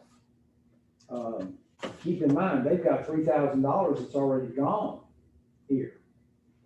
And, so that's a problem. You know, you created a problem. So, make sure that you get the thing to the seller's agent in ample time for them to negotiate and handle they gotta verify what the item is, how much it's gonna take to fix it, on and on and on. We'll talk more about that in a minute. Okay. Settlement date should normally be any 5 to 10 days after expiration of due diligence. Now, if you run into a problem on your, let's say the loan doesn't get approved on time, you can ask for a later date in closing. You can. You can ask for a later date of due diligence expiration, but it doesn't mean the seller has to grant that for you. They don't have to grant that. They can say no. And if they do, you're out. You've not given yourself enough time, or you picked the wrong people to do the inspection or something. But a senior agent here in this office can help you. If you don't know who to call to inspect, they'll tell you. You know, everybody really well around here. Okay. And that needs to be a hard date also. You know what I mean by when I say hard date, don't you? Okay, an actual date. Okay, here we get into the tougher part of this form. Keeping in mind they are initially at the bottom of each page. Items leased, not owned. What do you think of, Brian, when that comes up? Propane tanks maybe, or Exactly. satellite dishes. Exactly. Propane tanks are the biggest item that we run into. Now, typically, a company, if they own the tank and are leasing it to the sellers, they're leasing it at no value. They're not charging them a dime for that tank, as long as they buy the propane from the supplier. So if McCracken has a tank out there, McCracken wants to put the propane in the tank. If you change suppliers, McCracken's going to get paid for that tank. You see, that will trigger that transfer. A lot of times you're well served by staying with the same supplier, okay? Rather than have to come remove the tank or pay for the tank, you just stay with the same people and you're good, okay? But you need to confirm that. Now, the next item is the one that we always have a lot of conversation about. Other items that do not convey. These items are maybe mentioned in B up above. You see all the items under B that are included. Basketball goals, ceiling, wall attached fans, light fixtures, etc., etc., etc. You see all that? You need to read and commit this to memory. How about in this house, we're buying, let's take an example, we're buying a $400,000 or $500,000 house. And in that house, in the dining room, there is their grandmother's crystal chandelier from Charleston, South Carolina. It's beautiful. Are they going to leave that? No. They're going to, under other items that do not convey, they're going to list that. And they'd be really better served at removing it now rather than have to talk about it and replace it with something that fits or given an allowance. That's really my preferred way of doing that. Some people, though, leave them up. But if they're left up, they need to make sure that it's covered here. Because if that thing goes, I mean, that's probably a $4,000 or $5,000 fixture. There's going to be some upset buyers. I'm telling you. How about the man has bought, but not bought, he has handmade a redwood play structure for his grandkids in his yard. And it's permanently attached. Very conceivable that he will list that it's being moved. And it's fine, as long as they let you know, it's fine, okay? But it's when they don't let you know that you got a problem. that creates a fight. Because if the new people moving in want a play structure for their grandkids, guess what? Where'd it go? You took it. We want it back.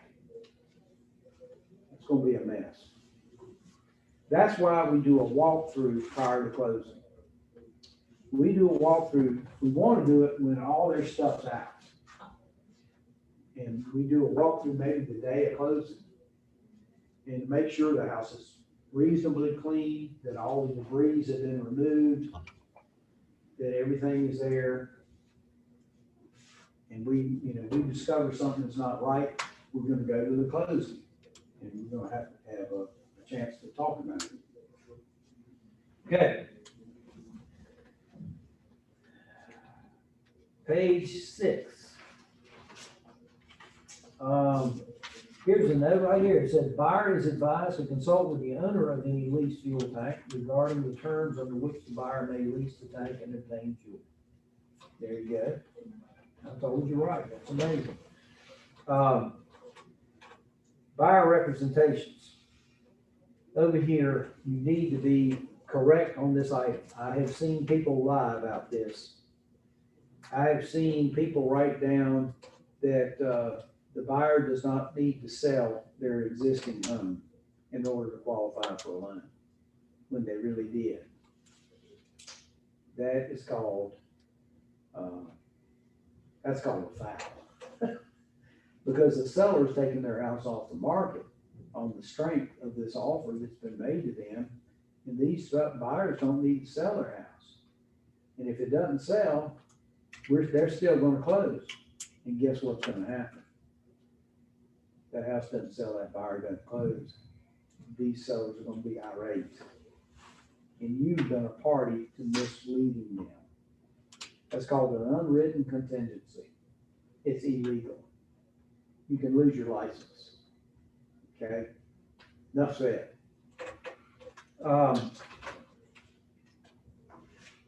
Okay.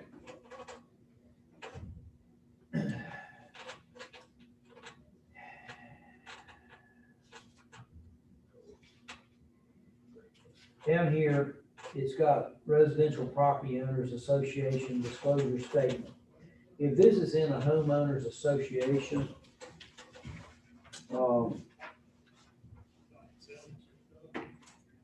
there's a place for that too. They will come to that. We're going to look at the RPD, Residential Property Owners Association disclosure statement, and it's got all the stuff down here that you need to know. If this is an estate or something like that, they don't need to fill out an RPD, but they do need to have mineral oil and gas. Let me tell you how to fill the mineral oil and gas out while we're thinking of it. Flip behind the 2T, and you're going to find a mod.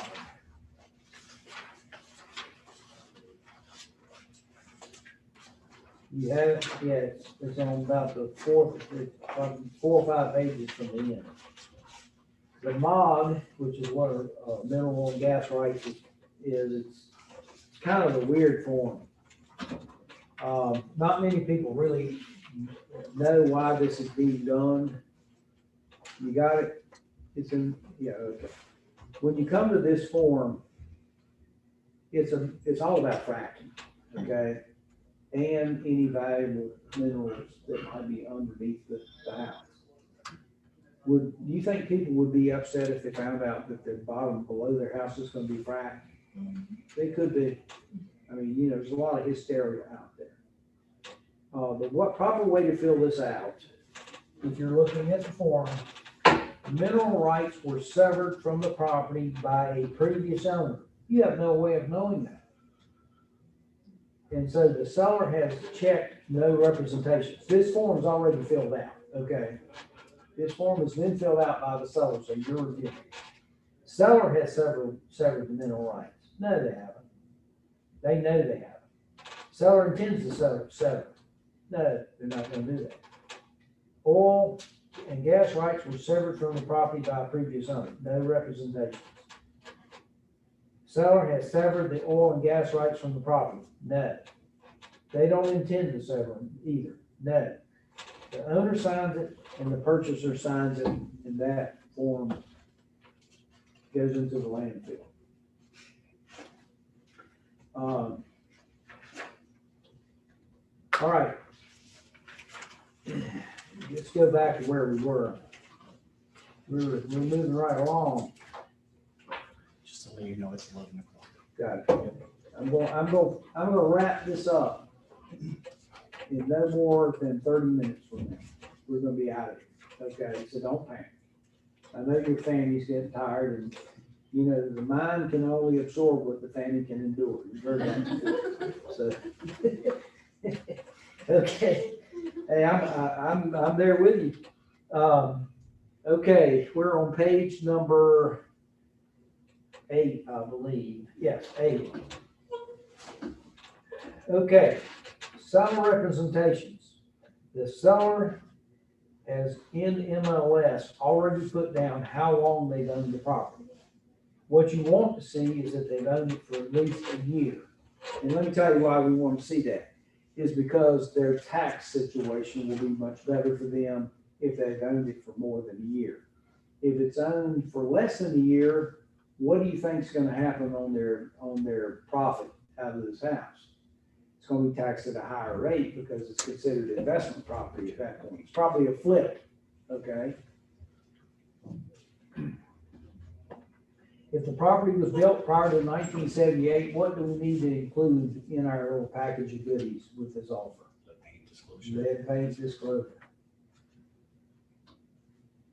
That's form 2A9-T. Assessments. Seller, to the best of seller's knowledge, there are not any proposed special assessments. Or seller warrants that there are no confirmed special assessments. A proposed assessment is one that is, let's say there's a change in the subdivision somehow. And there's going to be an assessment levied on the property. And this brings to mind one that I was involved in with a client. They were assessed $7,500 for replacement of their roof in a townhome situation and siding, painting the siding and fixing the siding and painting the siding. So $7,500 is a pretty heavy lift, isn't it? Well, that didn't happen the first year they were there. That didn't happen the second year. It happened about the 4th or 5th year. So it's a little bit easier for them to swallow. But still, $7,500 is a lot of money. Not everybody's got $7,500. They've got to go get a loan. If not, what's going to happen? They're going to put a levy again. They're going to file a lien against your property for $7,500 if you can't get a loan. So it can affect your buyer's pocketbook because a buyer takes title subject to any proposed or confirmed assessments. You got me? Okay. So it's up to us to discover what those are. Okay. If this is in a homeowners association, and this is where you find most of these assessments, is in a homeowners association. But it could be a tax assessment too, for income tax. Or how about in the case where you run over somebody with your car when you were drunk driving and you owe $500,000 on your house or something. That's filed against any property that seller has, and the house is part of that property. George, we could seller to pay if any, or do you not? You can, it doesn't matter. Okay. It's that further stated in here that they do it. Okay. You are to find out as much information on the homeowners association and dues structure and the financial wherewithal of the homeowners association. So what would happen to a homeowners association that did not have an adequate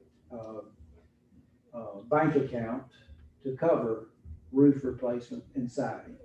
In other words, they haven't been responsible with their money. That's how you end up with an assessment. The amount of monthly dues or bill that they pay should be able to cover the roof, anything that they said that they were in charge of, it should be able to be paid for over a period of time. So obviously, this particular subdivision didn't do a very good job of estimating and controlling their costs. And if we had found out about that before the assessment were filed, we might not have bought that house. So if you take a buyer out and they buy something, then they get hit with an assessment, they're not gonna be happy with you necessarily. Okay? Now, the attorney will render the account. The attorney will call the homeowners association, and he will find out if there's any back dues owed by the seller. And you see down here that you have to specify the association name, this, that, and the other. Access to the property. Seller has to provide access for you to do your inspection. And it says down here, removal of seller's property. Seller shall remove by date of possession all personal property which is not part of the purchase, and all garbage and debris from the property. If you put it in the trash can and the trash man is coming tomorrow, that's fine. I mean, you know, let's be real about this. If there is a major tax liability and they have released the property to be able to be closed, then that lien may be administered by a third party lien holder. In the case of taxes, the federal government will have some representative that can certify that, yes, there's a payment plan that has been put into effect. They accept the terms and conditions of it. There's been an initial deposit paid. We will release the property for closing, so on and so forth. A lot of times there'll be some horse trading back and forth on the amount at that time. And the guy says, look, I'm not going to pay you the $100,000 I owe you, but I will pay you $50,000 and I'll pay it tomorrow if you agree. And they'll in the hall and then they'll do it. Okay.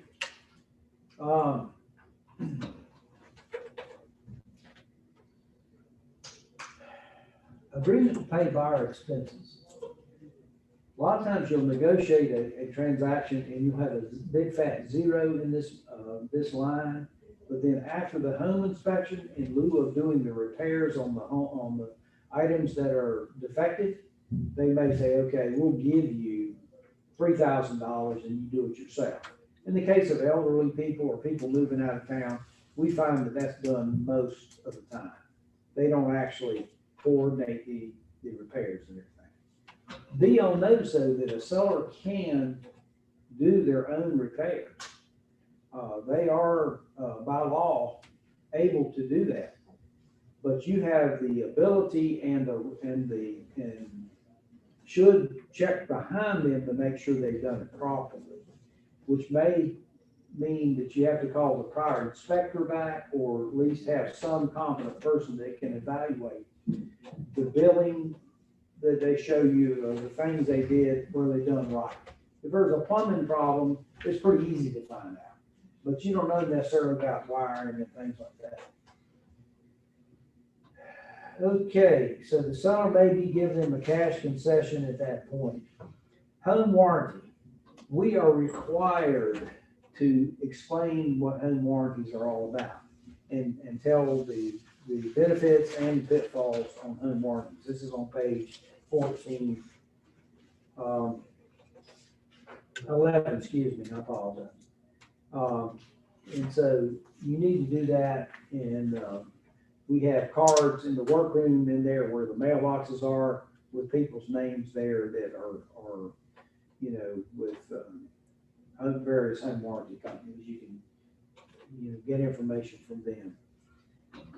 Down here at the bottom under number 14, this is where you check what you have made a part of this contract, like additional provisions addendum, additional signatures addendum, backup contract, you see, lead-based paint, so on and so forth.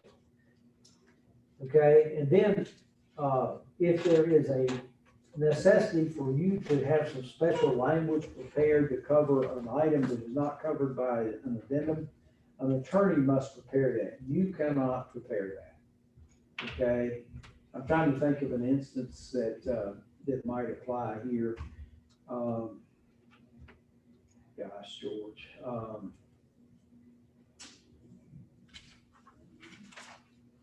Gosh, I've done this so many times, I can't remember one. I'm mind a total blank right now.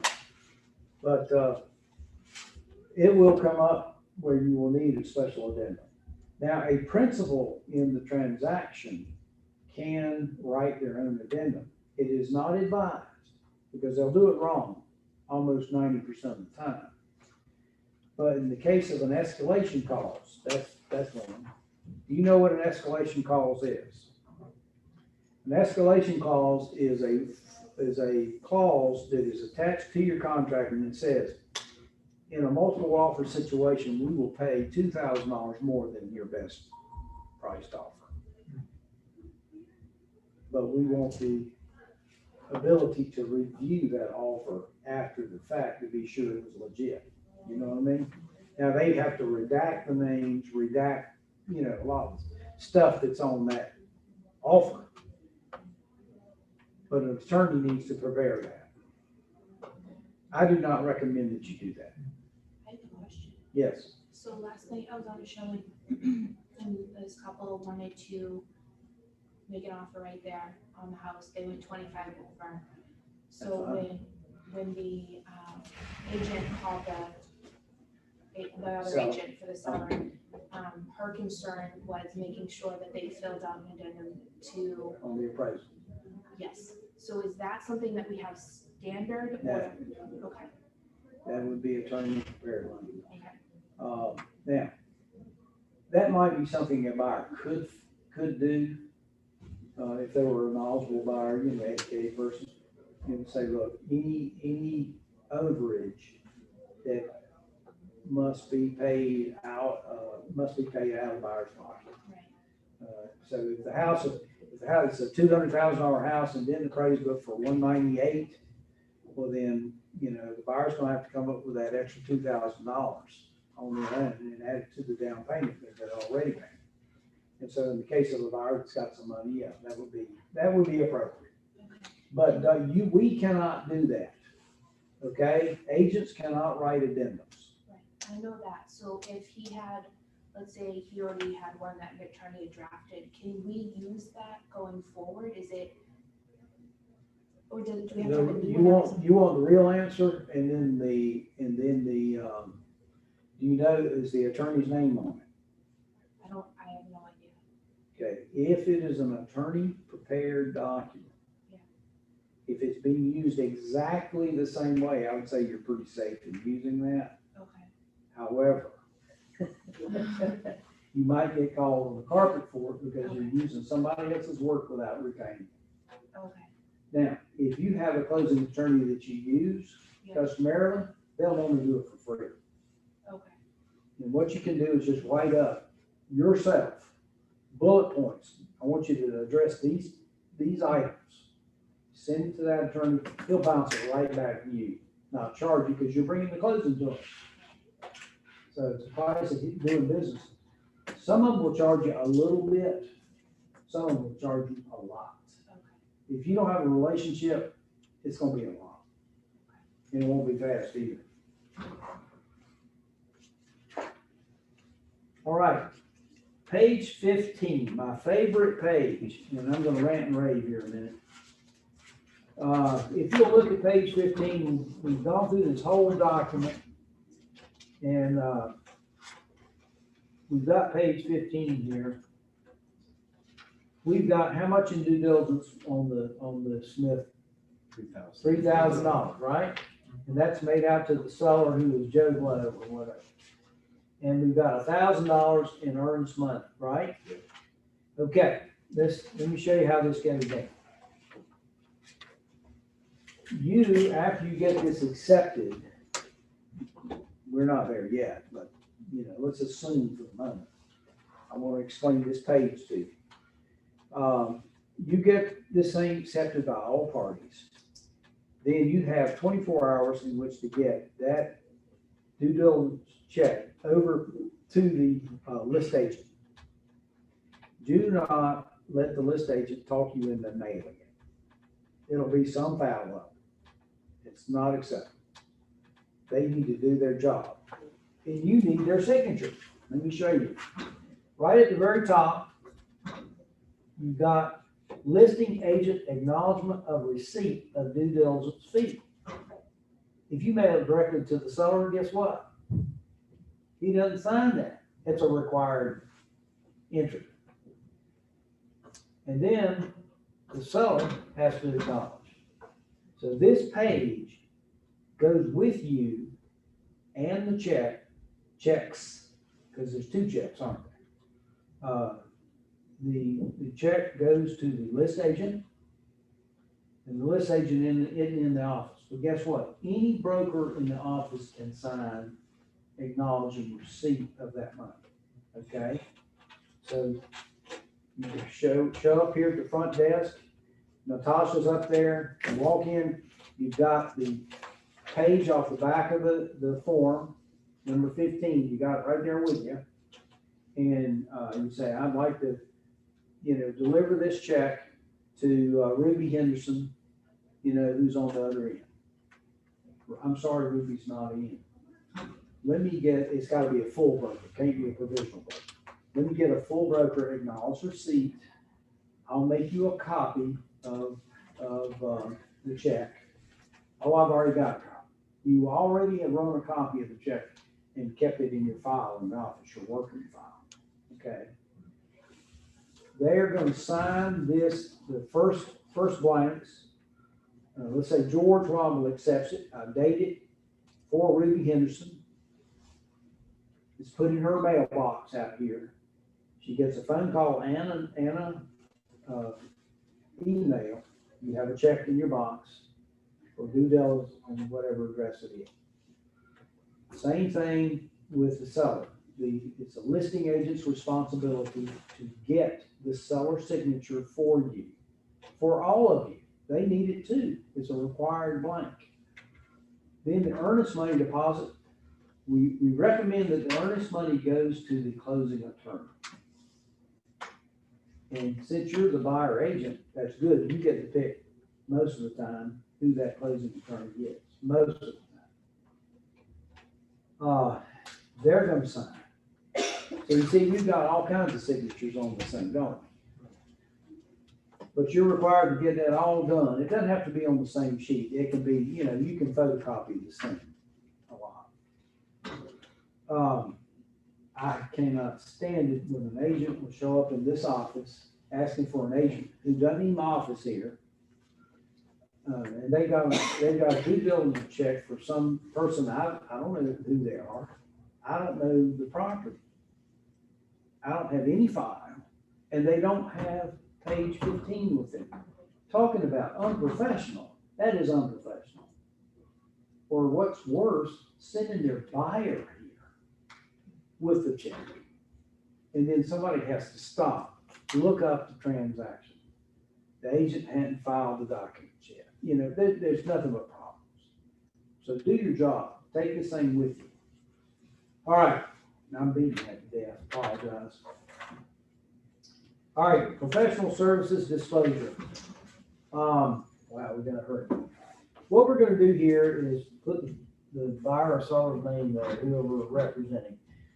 And we're going to go down this list here of, I don't know what in the hell accountant or CPA or tax advisor will be doing in a residential transaction. I can see what they would be doing in a commercial transaction.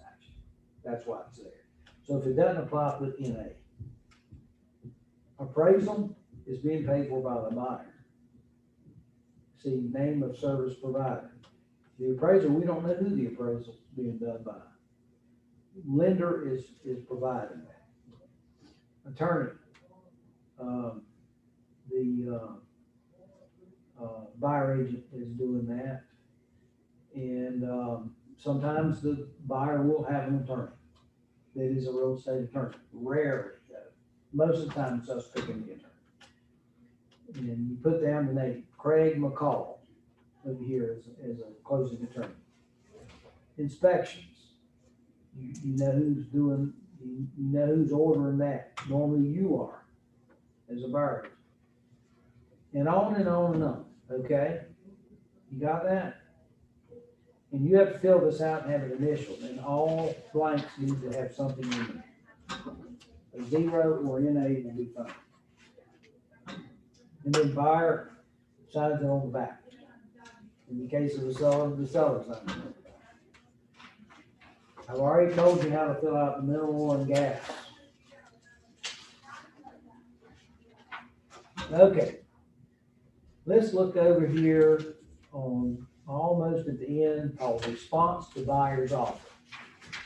This is the recommended wording that a listing agent use with you when counter offering to you. And we'll read this together. It says, referencing offer to purchase, and we put down the address, the offer date, and then it says, thank you for your offer to purchase the above property. We cannot accept the offer as written and hereby reject it. However, while this is not a counteroffer, we would favorably consider the following changes. And then they're put down in bullet format, increase the price to, $205,000. Change the closing date to July the 1st, whatever. Amount of closing costs, whatever, whatever the condition is. They want more earnest money. More, anything can be put down there. This is not a contract, is it? This is a rejection of your offer. Your offer has been rejected now. It's not still out there. Why are we doing this then?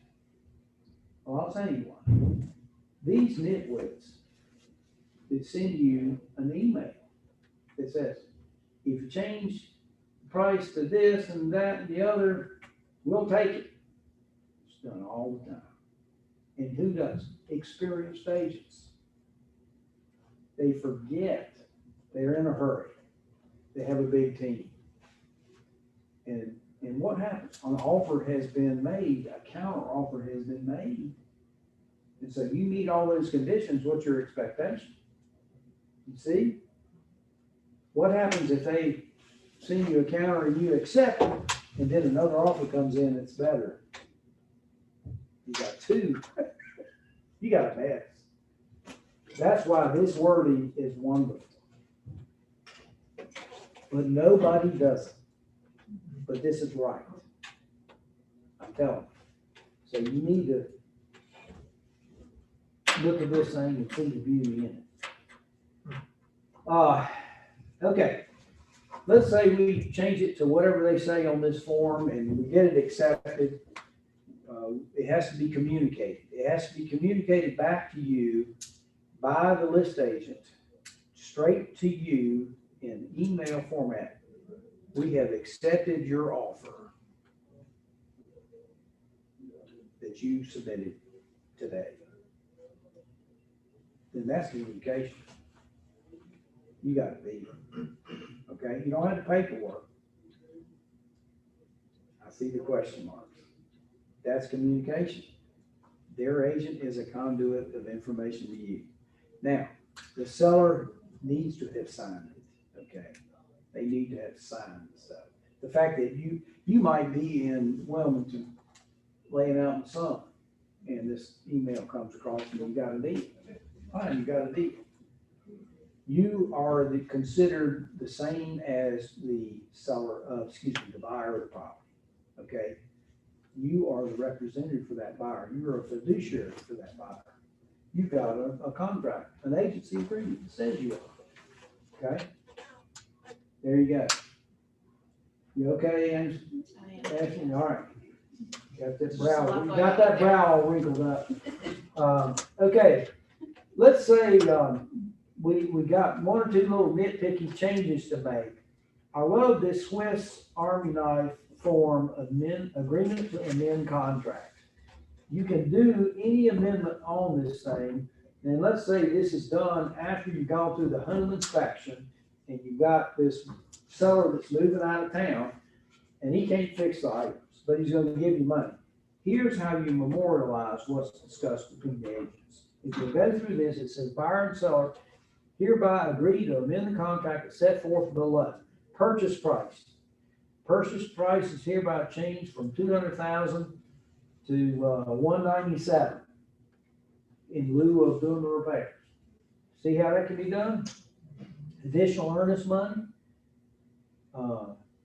Change the additional earnest money date, the building deposit in case of new construction, due diligence fee change, due diligence period, on and on. Settlement date. Let's say we had asked for the hardwood floors to be sanded, and they're not gonna do it. Or let's say there's some broken floor joists or something in there. Well, they could change the settlement date to 2 weeks later and have the foreign contractor come in and repair everything before they move in. And I have to have the work done while they're moved in there. You see how this can work for you? It's a good form. Yes, you have done represented seller disclosure right here on the back side of that. You sure do. I'll be damned, I overlooked it.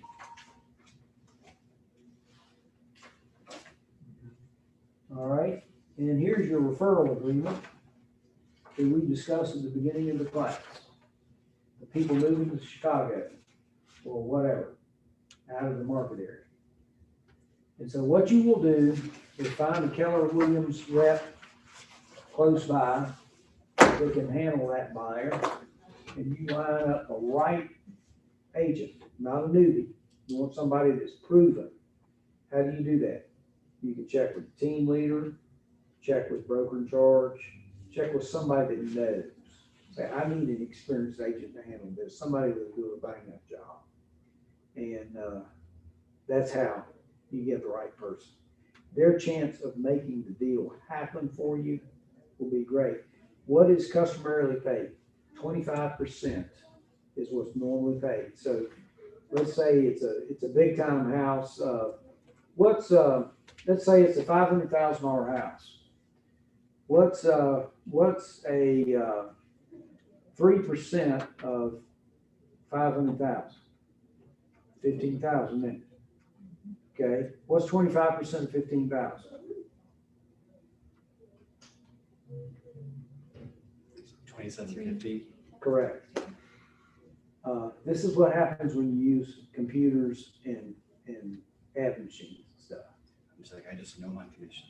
I know numbers. I do. Yeah. All right, if you go check in the mail and a nice thank you note, I really appreciate you sending the Joneses to me. We had a great time, and here's the $2,500 check. They send you a copy of the closing statement.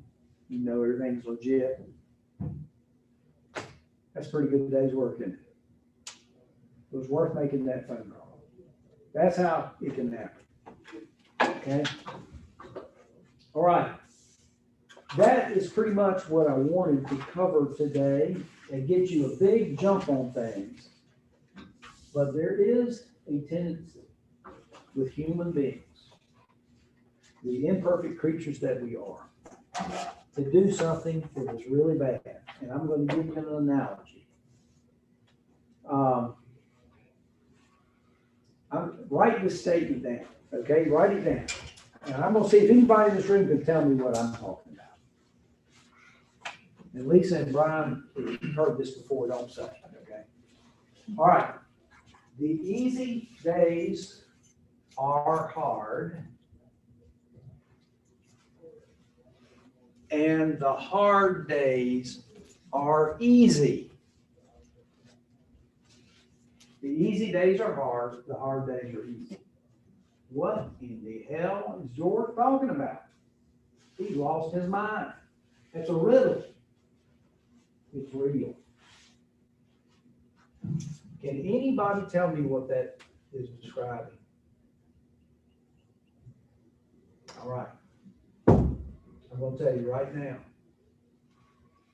We learned at the first of this class that if you don't lead generate every day, pretty soon you're gonna be out of business. I'm talking about it, didn't I? Okay. All of you want to be successful real estate people that can actually pay your bills through this endeavor. That means you gotta be on it every day. Maybe not 7 days, you know. The easy days, it's beautiful out there. George, you know, all I had to do was teach this class in the morning and go to Greasy Spoon. And gosh, it's pretty out there. I don't have an appointment today. It's easy. I can go take this afternoon off and go play golf. That's an easy day. Is it hard for me to stay in here and bear down? Yep. Is it hard for me to do what I should do on an easy day? Yep. That's the challenge. The hard days are the days you have a big time appointment with a buyer. You're working with them on Saturday.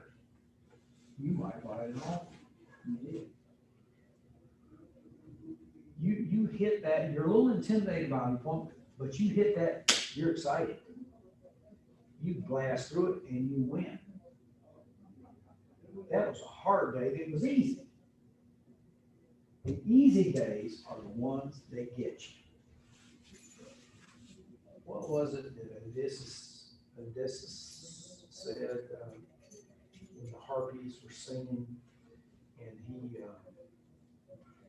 they drank the lotus wine and everybody went to sleep?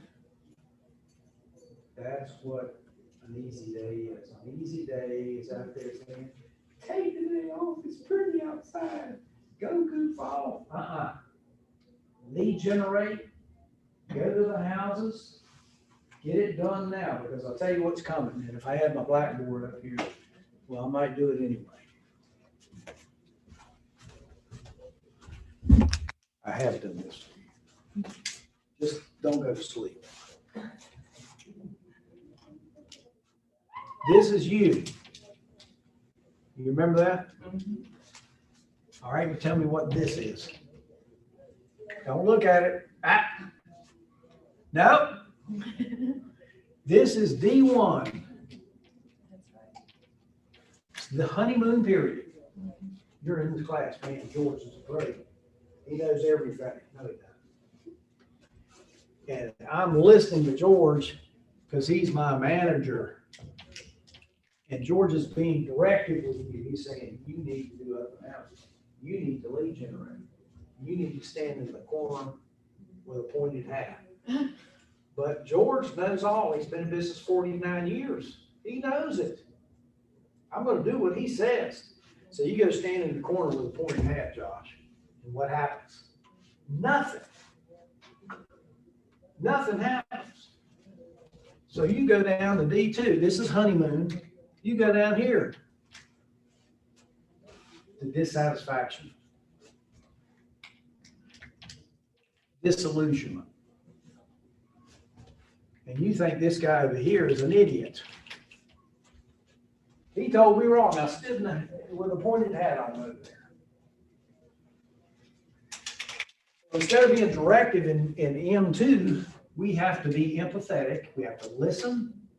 And we have to give you corrective instructions that will help you get over the hump and learn what it is to do.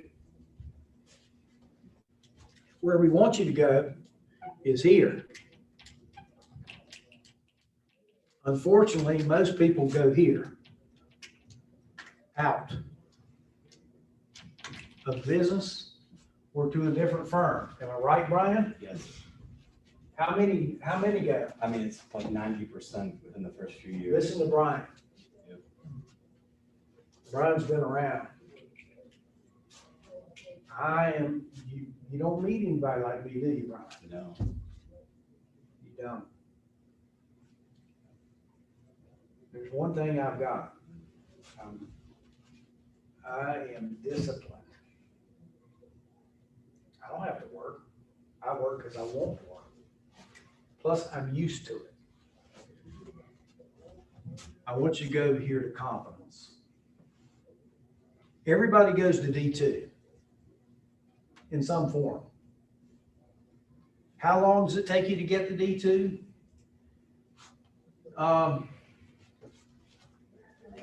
Vasselli, if you beat your head against the wall, how long would it take you to stop? Pretty quickly, right? But if you hit your thumb with a hammer, how long would it take you to stop? Pretty quick. Put your hand in a fire. But this isn't like that. You do it until you would lose hope. And I can't afford to have you lose hope. That's why when I tell you to stand in the corner with a hat, you need to do it.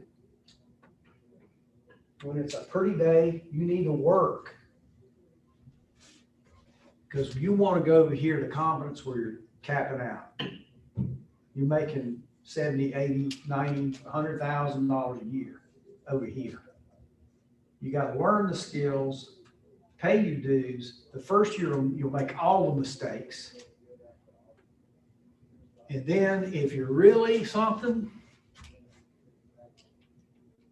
so you're going to give out on me. You go here to mastery. Now, any activity you do, playing basketball, you know, you start here, pretty soon you say you're terrible. Then once wrong, you say, hey, I can do this. I'm watching NC State develop. Man, these freshmen are unbelievable what they did last night. Unbelievable. They took Notre Dame apart. The freshmen. I have an eraser. I don't like everybody seeing my, here it is. All right. If you don't stay in the saddle on an easy day, you're out. And who puts you out? You do. Because you're weak. I think I messed up.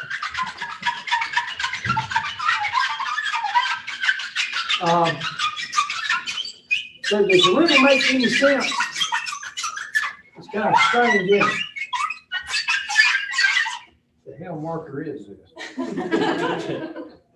It says blank chalk. Maybe I'm supposed to use other kind of eraser or a cloth. Now, we've got just a minute, and I'm going to answer any question you got. Doesn't matter what it is. I'm going to tell you what I think. Anybody got any questions or need any help? You got a question? I'm new to the area. No, that's fine. So for me, I feel like, other than being overwhelmed with the amount of You were what? things, I'm brand new to the area, so I'm a little overwhelmed anyways with the amount of new things that I'm learning. And I feel like I'm going in every different direction with a bunch of things. I don't really know anybody here. I don't know the area. What do you suggest as far as? That's a great question because all of you in here want to know that. Every one of you, whether they're new here or not. How do you, I guess the better question is, are you married? No. Okay. Perfect. It's perfect. I mean, I think so. You've got to take small groups, big groups, and make them small groups. You got to get in a small group, and then you got to become the leader of the group. And people associate your competence in real estate with your competence in this group. And you might want to pick a group like church is good. Church works. I'm doing something just instinctively. I'm doing it. I'm bringing, since we're not meeting now because of COVID, we have a lot of older people in the group. We have broken up into smaller groups and we get together and visit. And they say, well, look, on a bad day when it's raining or something like that, do you have any place? I said, yeah, you come to my office. So they'll walk into this office and go, gosh, this is nice. We'll have a meeting in this room. We might even have a little food or something. I don't know. It'll probably be about 8 or 10 people. and people will thank me profusely for bringing them here. And it'll be great, we'll have fun. Next thing you know, I get a phone call, hey, I gotta sell a house over here. See? Now you gotta follow up. I usually teach every Thursday, and I go through 8 different sessions of instruction.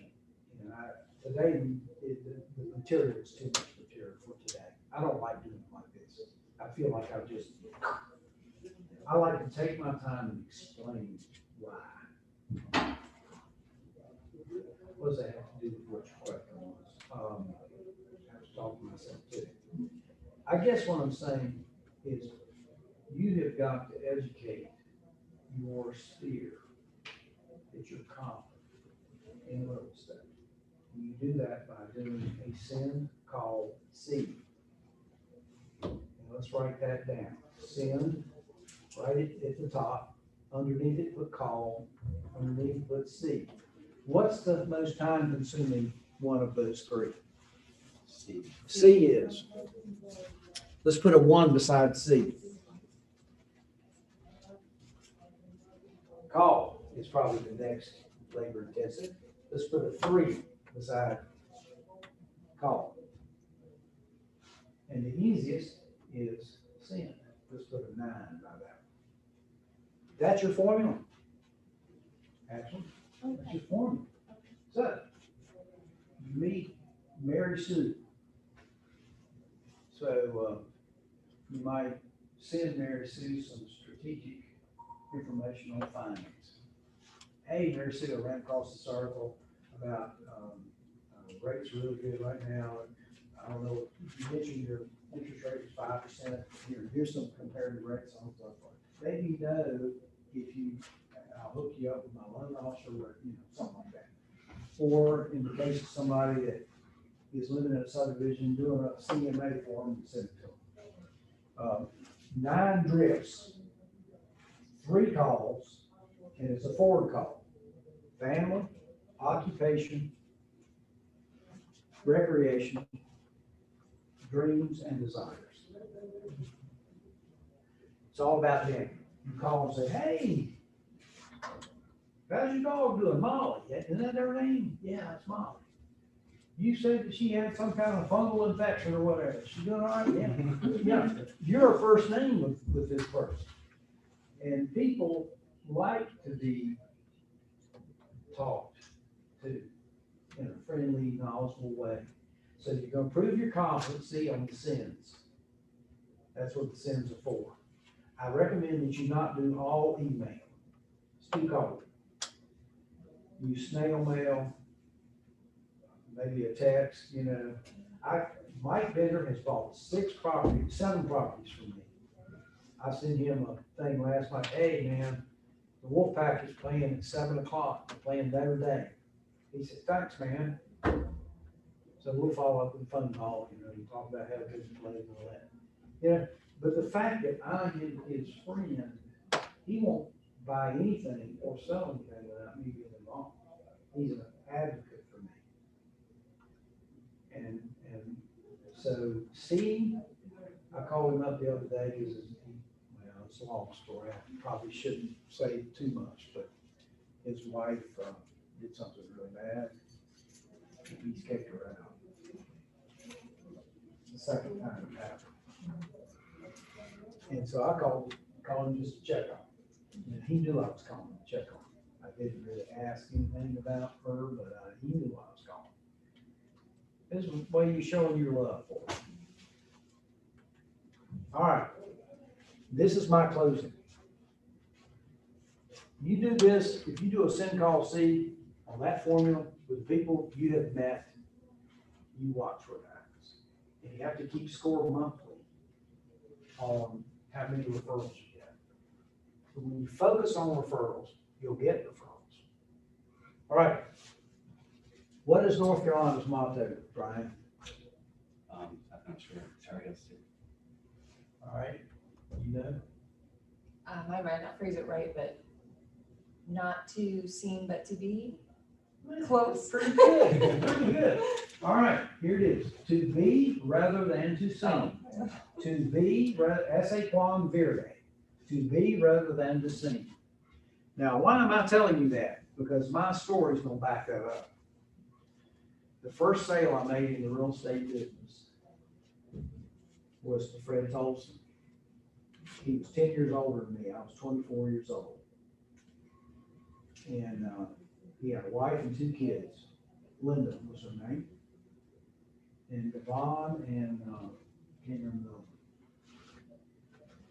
And so sold him a house over by Meredith College inside of Beltline. Today's dollars, it's about a $450,000 house. Fred was an architect. I know, a good one. I mean, the man was incredible. At 34, he was doing big stuff. He was doing a lot of schools down east. He was on the short list.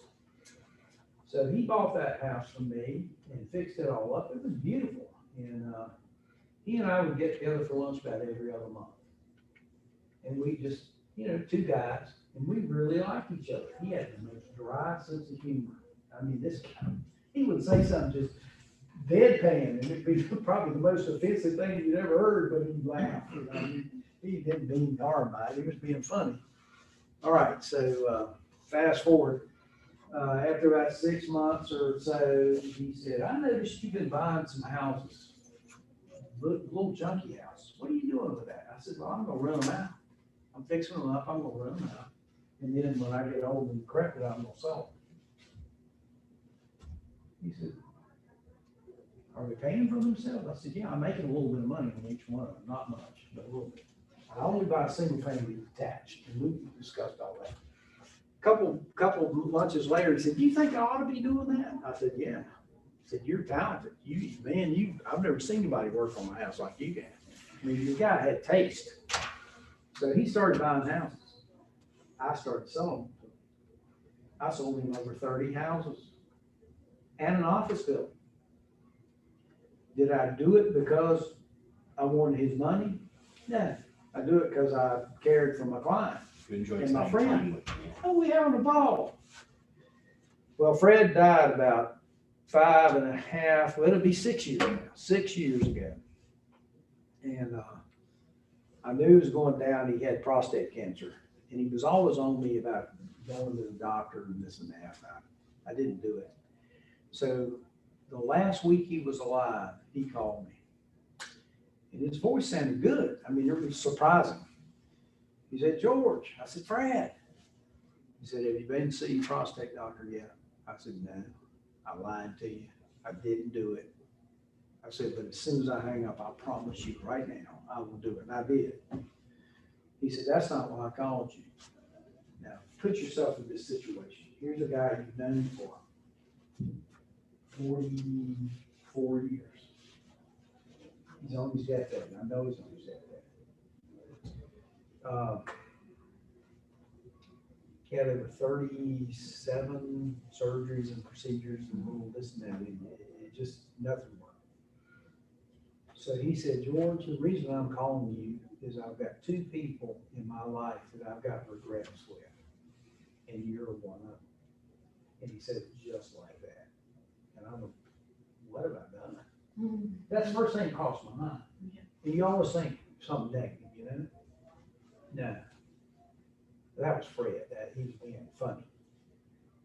He said, do you remember when we took that trip down to Man o' War Key in the Abacos and stayed for 3 days, and you wanted me to buy that house for you down there? I said, yeah. He said, I rained on your parade and I turned you down. And you wanted to buy that with me. I did. He said, but I was young and stupid and didn't do it. He said, I have regretted that decision every day of my life. And I said, yeah, Fred. I said, that place worth about $3 million now. We could have bought it for $175. Beautiful island. Look it up, Man o' War. You can go on vacation there. You can rent a house for about $1,200, $1,300 a week. You get a boat from Jeff's. They give you a boat, And there's one grocery store on the island, and you have to walk everywhere, there's no cars. The island's 4 miles long, a quarter of a mile wide. All right. So, I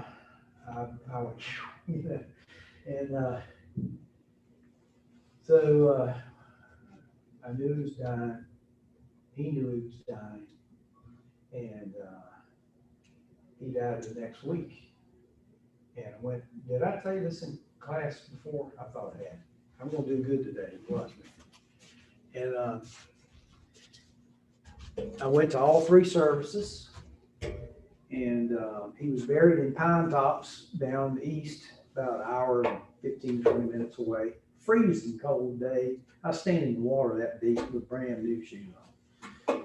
Anyway, I came back and Fred was on my mind. I mean, I couldn't get, this guy was my friend. You know what I'm saying? I love Fred. I did. And so I sent him a text message to his phone about 2 weeks after he died.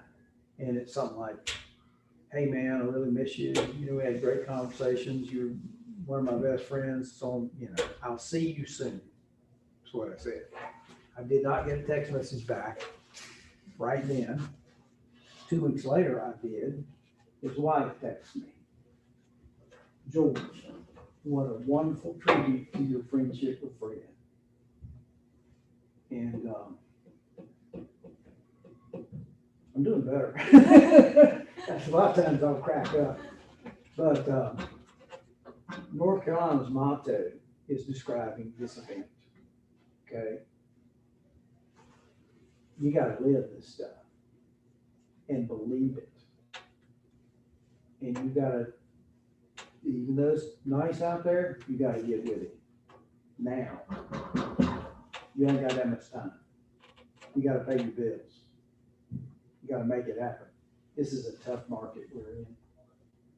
It's no joke. Okay. Now, I'm done. Let's see what time it is. I'm good. Was it worth the price of admission? This was great. Yes. All right, cool. I got 2 clients just like Fred that are still alive, Mike Bender and Adam Goldenberg. Now, they hadn't bought that many products. They're not investors, but they're loyal. So get in a big group and make it a small group. Okay. Girls might out, 2 girls might out, do something. But do the organizing. Okay. Make it happen. All right.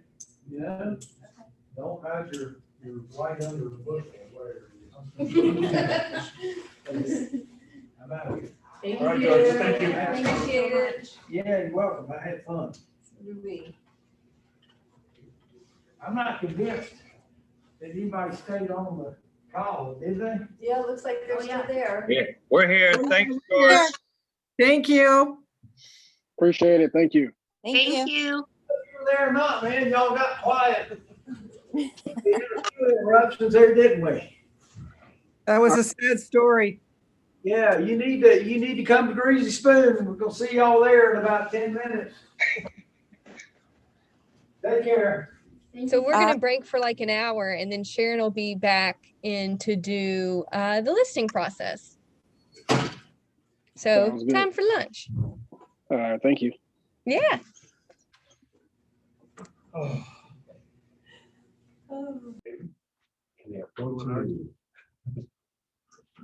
And why do we provide it to them? Versus them saying, oh, well, they got a mortgage, they got this and that. What is one of our duties as an agent?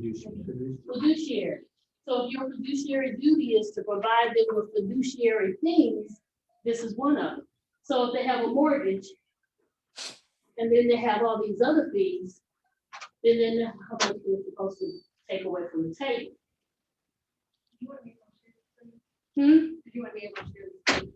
Yeah, well, yeah. Because once I get to that part where I am wanting to share it, does everybody that's on Zoom have a copy of the seller net sheet? Yes, ma'am.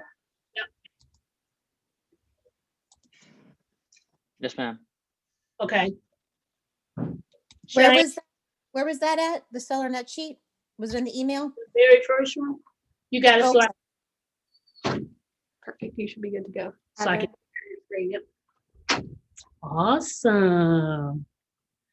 Getting control is nice. Okay.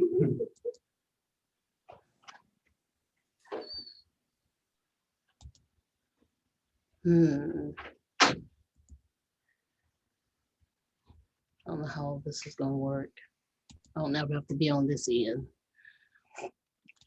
Can y'all see the net sheet for if someone doesn't have it? Hello? Yes, ma'am. We Okay. can see. Just making sure y'all still, if they are in class. Here, Yeah, we are. y'all not watching, name that tune or something. So the reason why we do that, so we want to know, and sometimes you're gonna have it where there's a pushback, people are not gonna want you to know their mortgage information. But even so, share the other stuff with them, say, well, okay, this is something that you're going to have to deal with because they're gonna take it out of your post. And sometimes people have a pushback, why? Because they're like, well, how much am I paying you as the listing agent? Well, I'm working pretty hard, I hope you pay me something, you know? So that's why you wanna make sure that you have the mortgage information. As far as if they have another equity line. I don't know if y'all, some of y'all been to my orientation, but I still, if I wanted to, I'm a real estate paralegal. And I used to do closings across the state. So have we did a closing and everybody got the keys and everything and then found out there was an equity line? Ooh, yes. We got to figure out how to get it back. And they're like getting ready to go to Aruba. So you just want to make sure that everything that they have in place that they got is aware, because what happens is once he gets under contract, you need to be making sure that the attorney has this information. Once they get under contract, it's your job to make sure the invoices get to the attorney if they have something that has been done and they had the furnace fixed and they need it paid at closing. Everything is not paid at the you know, when it's done. Sometimes I have most of the time, because my clients, I try to make sure I take care of them. I would always say, listen, I will find people that will allow us to get paid at the table. Because sometimes they don't have $800-900 to pay for something. And so attorney fees, I want y'all, if y'all got pens, whatever, I want you to write down what normally it would cost to do a deed prep. It averages anywhere from $150 to maybe $250, $300, depending on who is doing it. So when you put that in there, you're doing only an estimate. Could it cost more? Yes. But whenever you're sending it over, they'll send you, once you get something on the contract, they'll send something. But I want to make sure that you know what an estimate will cost for deed prep. That means preparing the deed and the lien waivers, making sure there's no mechanical liens. Everybody know what that is? Yeah. Right, where is that? It will probably be right where it says closing costs. So you would put it in each one. So when it says the sales price, where do you come up with that? If you're a listing agent and you're preparing this document, where would you get the sales price? CMA. Ooh, From the seller. it's good. From where? From the seller. The sales price? The seller doesn't decide what they want to sell it for? Yeah, but sometimes what do we have to do in order to help? Well, to negotiate it from the contract. From the CMA? And from comps as well. Right, they're gonna tell you what they want, but if they come to you as a professional, then what do you want to do? Provide them with some numbers, right? Yes. Right. So once you, because I've had some clients, some sellers that say to me, hey, I want to sell my house for $250. Oh, that's great. Let me do a CMA. Oh, it's come back at $175. So we can't do it for $250. They come to us because we're supposed to be professional. Even if we're brand new, The CMA helps us to look professional. So when you do a professional, and there are gonna be some sellers that's gonna say, no, I wanna sell for that, okay, that's fine. But in a month, if it hasn't had any showings, in this market, that's not gonna happen right now. But back in the past, then you will always say to them, we can do it your way, and then let me do it my way. So get the CMA. So what you do in that case, where it says what's the sales price, you literally put down what your sale price is, what it could sell for, meaning high or low.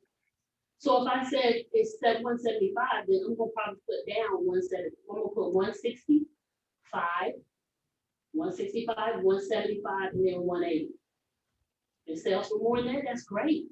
Because what happens is once you start doing this, if you're doing it on the KW command, the DocuSign, it will start to calculate what you put there, and then you have to, of course, do it. Why they don't do it manually, I have no idea. That's something I'm working. But at the end of it, it will show. Yeah. Hello. Okay. So Yes, ma'am. okay. So make sure that you do. So make sure you put something there, because that's what you get.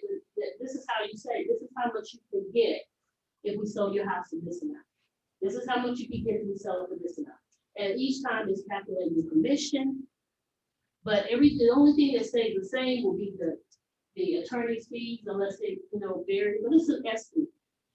The brokerage fee, at the 6%, then you put how much, it will automatically calculate once you put the 6% in. Okay? You put 5.5%, which is right below there, the brokerage fee, you will put that in. Now, you wouldn't know what closing costs expenses are, right? So you wouldn't have to put that down, but you definitely would have to put the basic stuff that I'm telling you right now to put. Express fee, y'all know what those are, right? Payoffs, the attorney normally charges anywhere from $20, $25 to mail off your payoff. But we're hoping that they're wired, but will there be a wired fee? Yes.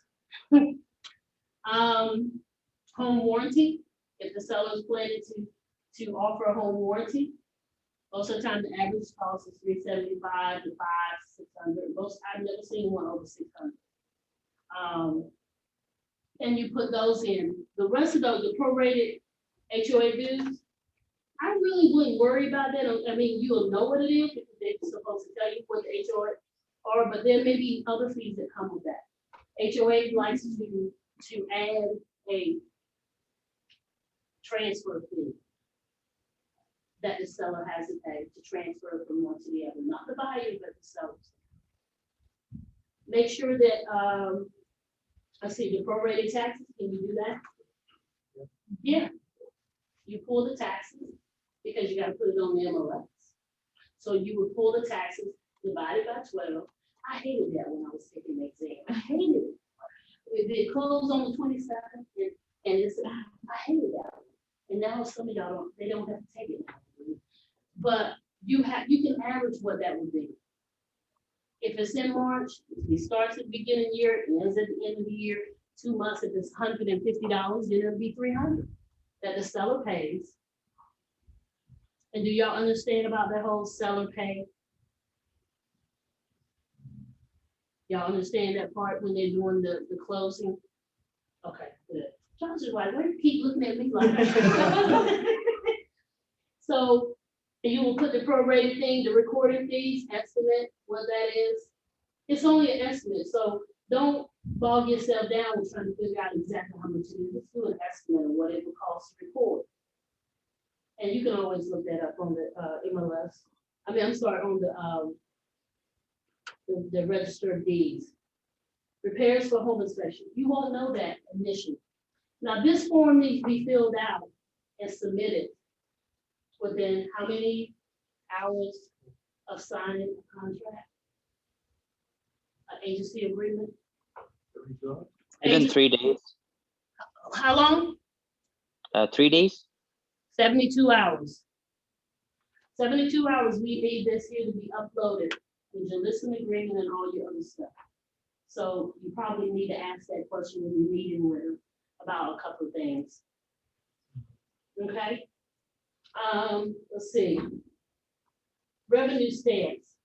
Yes, they have to pay those. Only time it doesn't get paid is if you are dealing with a new construction.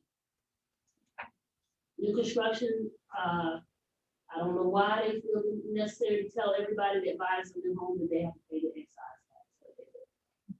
Most of the time. Survey. All of these things, we would like for you to fill out as much as you can of it, but what you can, that's okay. You just want to make sure that you're having some conversation with them about what they're going to take home. So make sure in the appraisal, who pays for that? There you go. Why they have this up here? I have no clue. But maybe if it's concession, then that's where they'll pay for that concession. And then at the bottom where it says total estimated seller's cost, it will automatically do it. If you do it on command, on DocuSign, it automatically does it for you. So all you have to do then at that point is deduct how much the sales price is and put and subtract what the estimated cost is, and you get that amount. Does it look, if you're a brand new agent and you got some of this information that you might know what you're doing? Just a little bit. Just a little bit.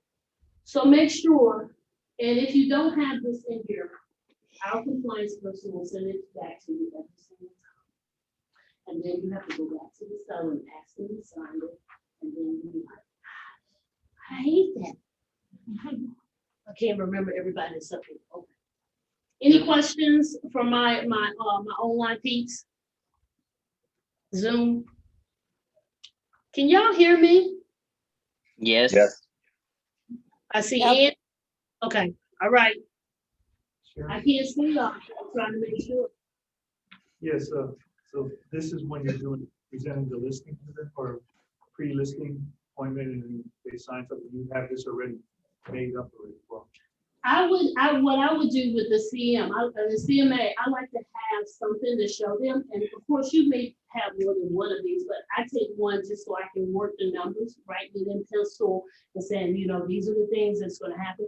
And then, of course, I do one once I get ready to send them the listing because I may meet with them and not have a listing agreement in hand.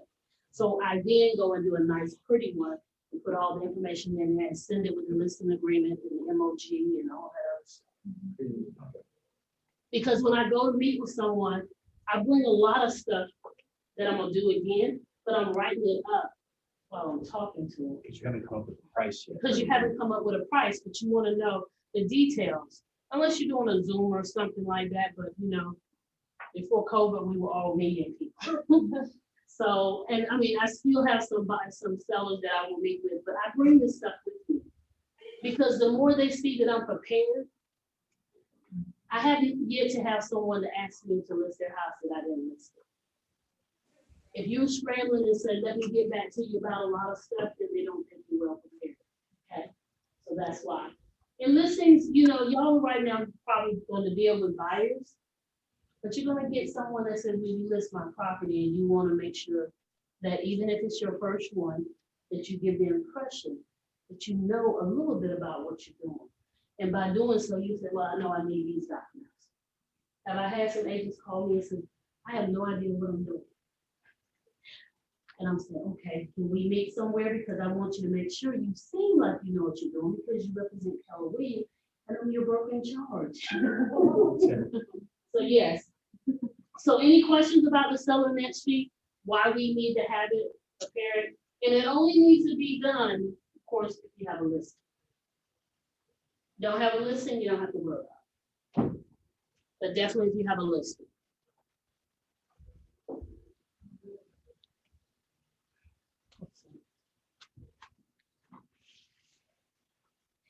MOG. See, I told y'all we're gonna be, listen, we're not gonna be here all day. It's too pretty out here. And I'm setting up in here, that's not gonna happen. The next thing that we're going to look at is the MOG, is what I call it, mineral oil and gas. Do y'all know why we have to have this form? Good. Fracking. We had a company, builder, that was building houses, brand new houses. And people are signing away the paper, you know, they go into the closing, they're signing all these papers, not knowing all the things they're signing, everything, because guess what, y'all, if you ever bought a house, it's a lot of paperwork. And you just keep signing. Well, they had signed something, and what happened was they signed away their rights to what was below the house. So at any time, someone could just pull up and start digging around your house because you didn't have rights to it. And they found out because one person, all the people that it happened to, one person said, wait a minute, I want to read this. And they read it and realized I'm signing away my rights to the oil and mineral, all the stuff below my house. And that was like 6 years ago. I can't call out the name of the company. Yeah, I do anyway. It was DR. And I'm really good friends with a lot of people with them, but I was like, Lord, did we sell anybody else this, you know? And so they had to create this form that says, you have not as an owner given away your rights to the house. Now, everybody has to sign it, but there are a lot of people that may own a house. You may have 2 or 3 people before it gets to you when you're buying a house. So can we go back and grandfather them in? No. But as long as you answer those questions, no, I haven't given my rights away. No, I haven't told someone they can come in here and start digging right up underneath my house. That was crazy. But it was because we weren't paying attention to what we were. I can tell you when I bought my house, I could think about all this. I was just like, just give me this stuff because I got to go and do a closing. And I'm trying to do a closing for myself and do a closing with somebody else. And of course, I signed it, but where I was living at, I wasn't in the subdivision because it happened in most subdivisions. And so did the company get sued? And then the legislature said, yes, we have to stop that. So when looking at this form, everybody has to fill out this form, residential or land. Someone asked me one day, why land? Well, why would you not? It is land. So you want to make sure someone can't come up and do it. So when you are presenting yourself to a seller, the only thing they need to do is say yes or no. Now, when they say no representation, is that a bad thing? No, they don't know. That means they just don't know. They've been in a house. Somebody else has owned it before them. They don't know. Somebody signed away. They just know they did, but they don't want to say yes or no. Make sure that's signed. Do not send over when someone puts the house, when someone decides to offer you it or put it in the triangle MLS documents and it's blank. That is happening. They just said, well, we were supposed to provide the document. Yeah, but it was supposed to be signed. So make sure when you're doing this that you're only disclosing that this person, your seller, is saying, I have not given away, you know, they have not, you know, several, the property with the previous owner, mineral rights, and that's why there's no representation for that. That the seller has several the mineral rights from the property and all that other good stuff. I'm not going over all of that. You can read it something. But make sure that it's signed and make sure that you upload it into Triangle MLS. Is it easier when you, this is a question I'm just gonna ask. Is it easier to have all the paperwork up in the Triangle MLS so everybody's not calling you for those documents? Absolutely. Have them in there. So that way they can pull all the documents. So when they send the offer to you, everything is there, everything is signed. Okay? Oh, this is a good one. Any questions on the mineral, oil, and gas? And I'm going through all of these pretty quickly. I'll spend a lot of time on the listen agreement. Any questions from my Zoom peeps? Nope. No. Yes, ma'am. I have a question. Okay. So if the current owner doesn't know the previous owner served the rights of MOG, so how can we find it out? You just remember when I just said that part where it said the very first one, it says no representation. Uh-huh. I would just go with that because they may not know unless they have the paperwork from where they signed and bought the house. And if it's been more than say 10, 15 years, then they might not be a document that has the mineral oil and gas right disclosure statement. Oh, okay, so there is no way we can dig it out, like from county, city, or somewhere. No. Okay. No. That's how they got away, the builder got away with it so long because there was really no paperwork other than when they did a closing, and how many people can find that once they closed on the house? Not many. Yes. Yeah. Thank you. Oh, you're welcome. Okay, the residential property disclosure. Why do we need to have this filled out? Residential property disclosure. Plus, they're just transparency. It is transparency. What it is it kind of, and who cannot fill this form out? Please, please. Some people try to do it because they feel like, well, let me help them out. I'm gonna go back to the one that they had before. Well, if the one that was before was inaccurate, and you just copied it all down to continue the inaccuracy of this form, you know, you have people put down, oh, it was natural gas. No, it was a propane tank. There was one in the back. It was a long tube. I don't know how you missed it, but okay. Unless you from up north, or y'all up north, maybe they have propane tanks. I don't know, but down here in the south. And so make sure that you are having them to fill it out.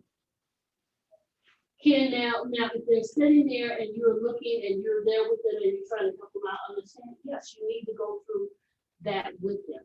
But because we're in this whole brand new technology where everything is paperless, you send it over to them. And of course, the way DocuSign is set up, we can send that document and give them control to fill it out. But make sure once they fill it out that that everything has been completed, because there's nothing worse than they have something under the contract or someone submit you an offer and then they put in the email when your sellers missed this here on that document that you had uploaded in the Triangle MLS. So just go over it whenever it gets sent back to you. But let's just go over just a little bit of it so that way you can help out your clients whenever they're trying to fill it out, because it's a lot of paperwork. When they ask if the house, this is on page 2, page 1 is really just writing the information down and why yes or no, explaining that. When they ask the question, when the dwelling was constructed, is there a way that you can know where it is? Where would you go?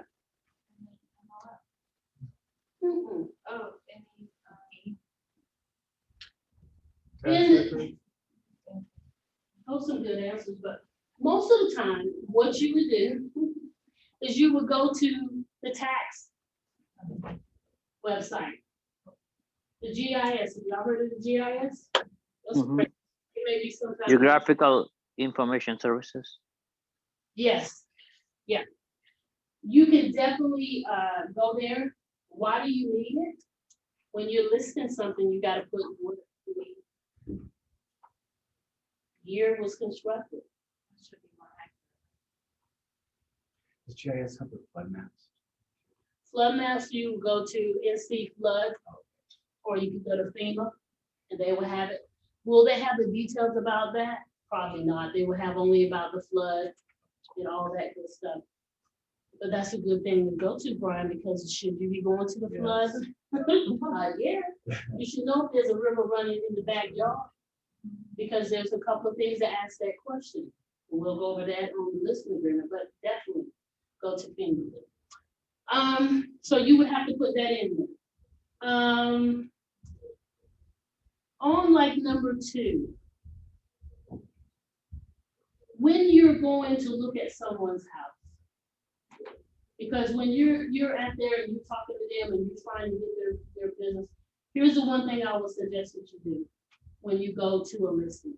And we'll go over this when we do the listing process, because I think that's one of the classes done, but I'm gonna give y'all like a little sneak. When you go there, make sure you take time to look around the house. The second week, can I just walk around the house and look at stuff and take notes? Because when you're taking notes, even if I bring this thing with me and I'm looking at it because I'm like, this is what they have, and I want to make sure that what I'm seeing is what they're seeing and what they're putting on this document. Because you should be asking questions. You know, do you lease this propane tank? Of course you do, because nobody never sells you the whole propane tank. You know, I've had some people that I think someone had given to me to look at. It said, another agent outside of our office called me and said, your agent put down that there's a lease on the water tank, on the water heater.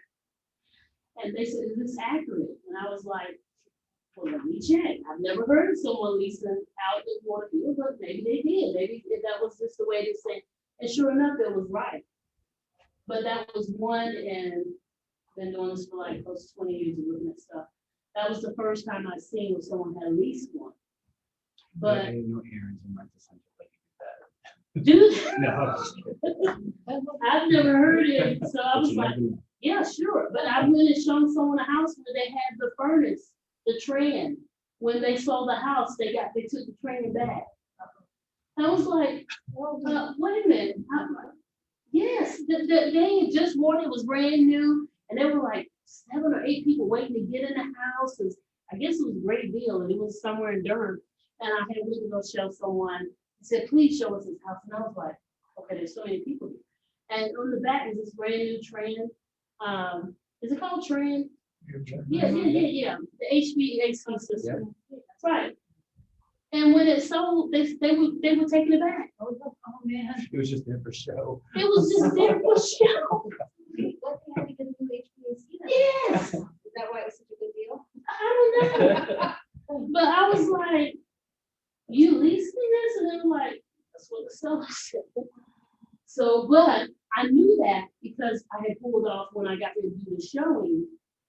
I always pull off the RPD because I want to make sure that I know what the house has in it or whatever. And they were like, are you kidding me? But there were three buildings on this place. So I guess it was just in a hot area near Bryan Creek, and it was like 10 people waiting there, 7 to 10 people. And I'm like, can I just get in here? Because it's still cold. Can I just get in here and have the space? Don't bump into us and we'll be out. But yeah, so they leased that. I would not have known that had I not pulled the RPD. You'd have got new stuff? Of course they're not. And then you realize when you put in an offer that they weren't giving you the HVAC. So just make sure that you can, like with number 3, the dwelling, the extended wall, the exterior walls. Let me just say this. I'm a female. Do I know about all the ins and outs of what is on the side up there? No. And I'm not going to pretend like I do know. Oh yes, this is fibrous. No, I don't know. But somebody got to tell me. And sometimes what I do is I can go and look in the tax records and the GIS, and they will say some of these things because they give us some descriptions. Are they always accurate? No, but it'd be good if you say, hey, in your tax records, it said that this is on this, this is the type of siding you got in this siding, because there's different ways. If you're I come from doing real estate in Alamance County. They don't have a whole lot of, what is the one that, the fiber cement. Yeah, They just say it's siding. It's siding. They don't say what kind. So just make sure that you're trying to be as accurate as you can. If it's got brick and vinyl, put brick and vinyl. Okay? Because you're gonna have to put this stuff in your triangle MLS as description. When the roof was was installed. Is that a good one? Yes. Oh, Lord. I mean, you gotta be able to tell, and here's the thing, if it's been recently done, ask them for the paperwork. So if you get a call and someone asks you the question with, verify, this is when they actually did a new roof on this here, or if we had a patch job, they'll know. We have hurricanes, all this other stuff coming through. Ask them the question about the roof. Because I've always been there and I've seen people say, oh yeah, the roof looks bad. Really? I know a guy, one of my ex-boyfriends, that goes in and he cleans up the roof. So you don't know what it was. I think I got like 10,000 more for my house because the roof was very good. It was 16 years old, but they didn't know that. Y'all are recording this, aren't you? No, he did a good job. He does a great job with it. He cleaned it up, and I was very honest about when it was put in. But make sure that you have these things in there. Make sure if you see a leak, if you see a ceiling, it has a spot on it, ask questions. Don't let them tell you, oh, somebody's throwing something up in the air and you got something up there was in one spot, and then splat. Make sure you ask those questions. Because that's what our job is, to ask the questions so we can inform the public of what we marketing now. They might legitimately just not know. So. They might not, but you know, if they've been in there a year and they've seen that spot and they can't tell you anything about it, that's a problem. Okay, because at some point it's probably leaking in. We have enough. We've been raining like Noah's Ark for the last, like, this has been the best couple of weeks we've had. So yeah, and it's nothing better than to go to someone's house and it's raining and you can see it coming down the wall. And I said, no, we don't have a leak. Well, you got something. The walls are crying because, yeah. And they said, oh, well, let me check. Yeah, there's a leak. And I can tell you that, and I'm not a home inspector.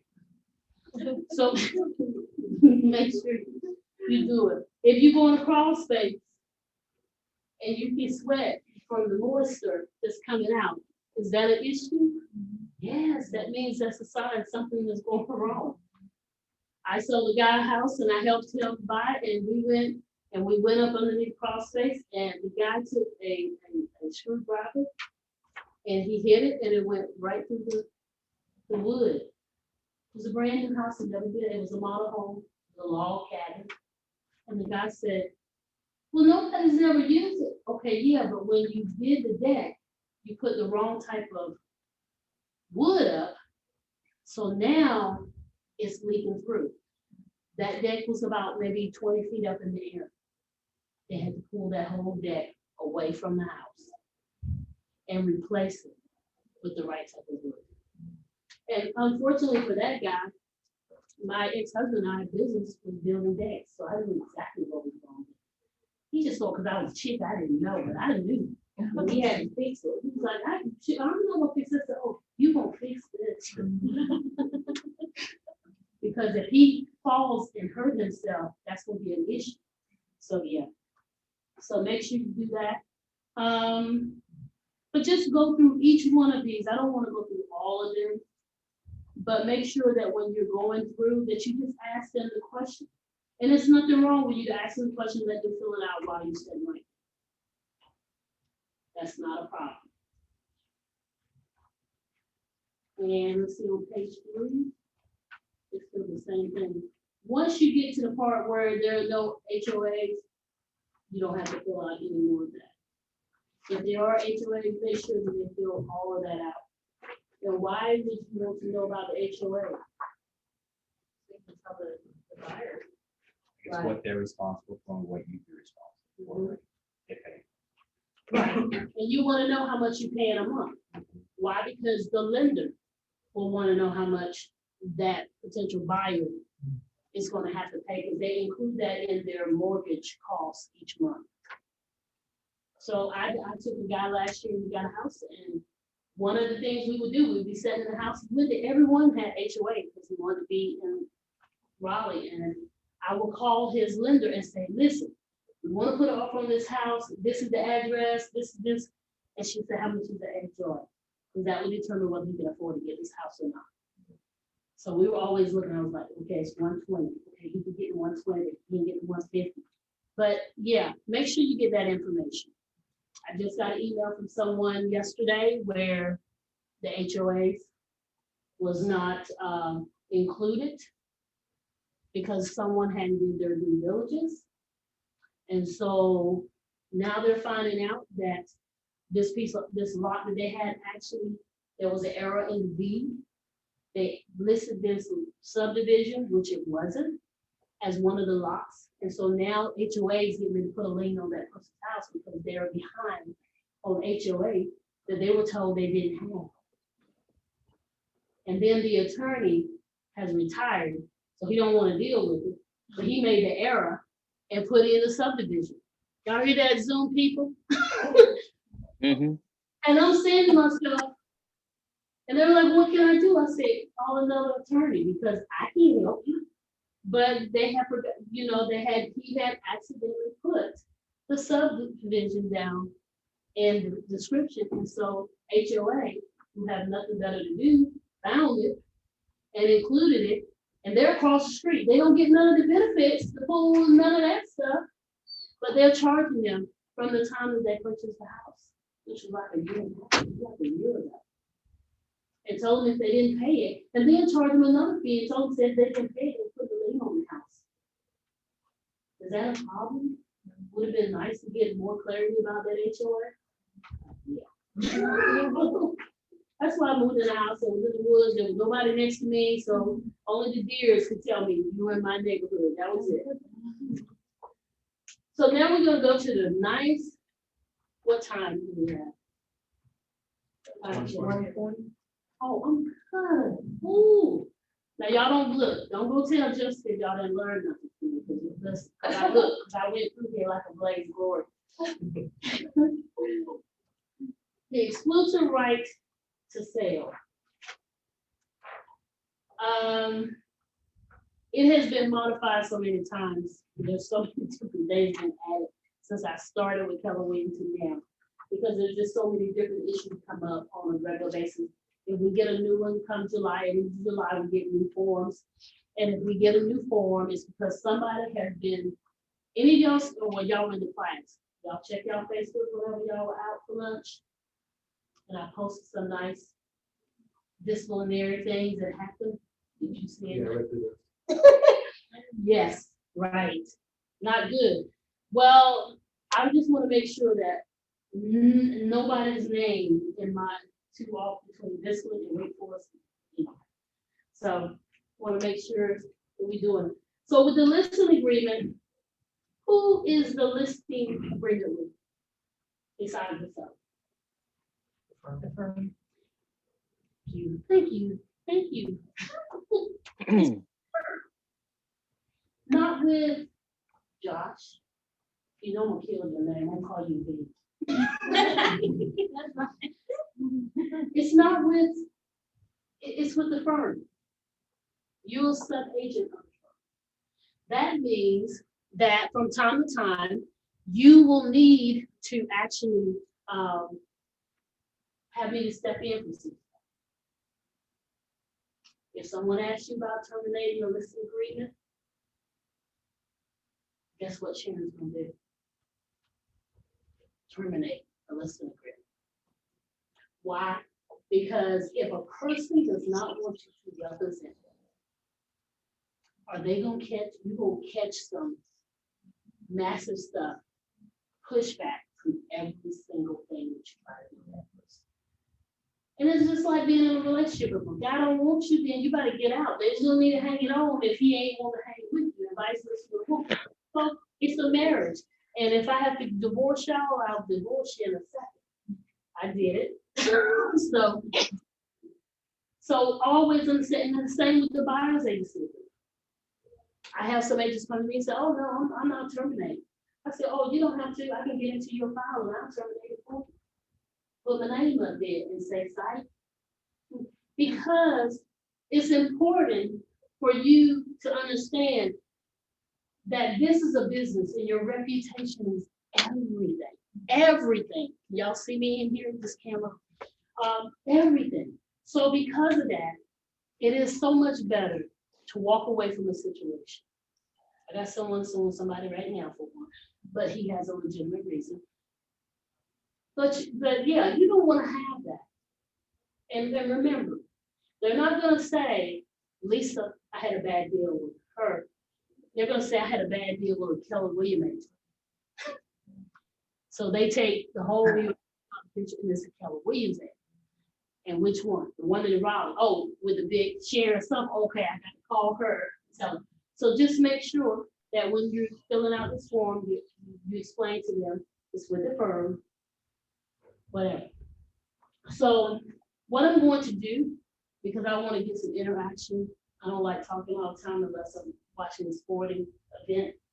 So I'm gonna ask y'all questions about it. Y'all just explain each paragraph. If you know, if you don't, then we'll go from there.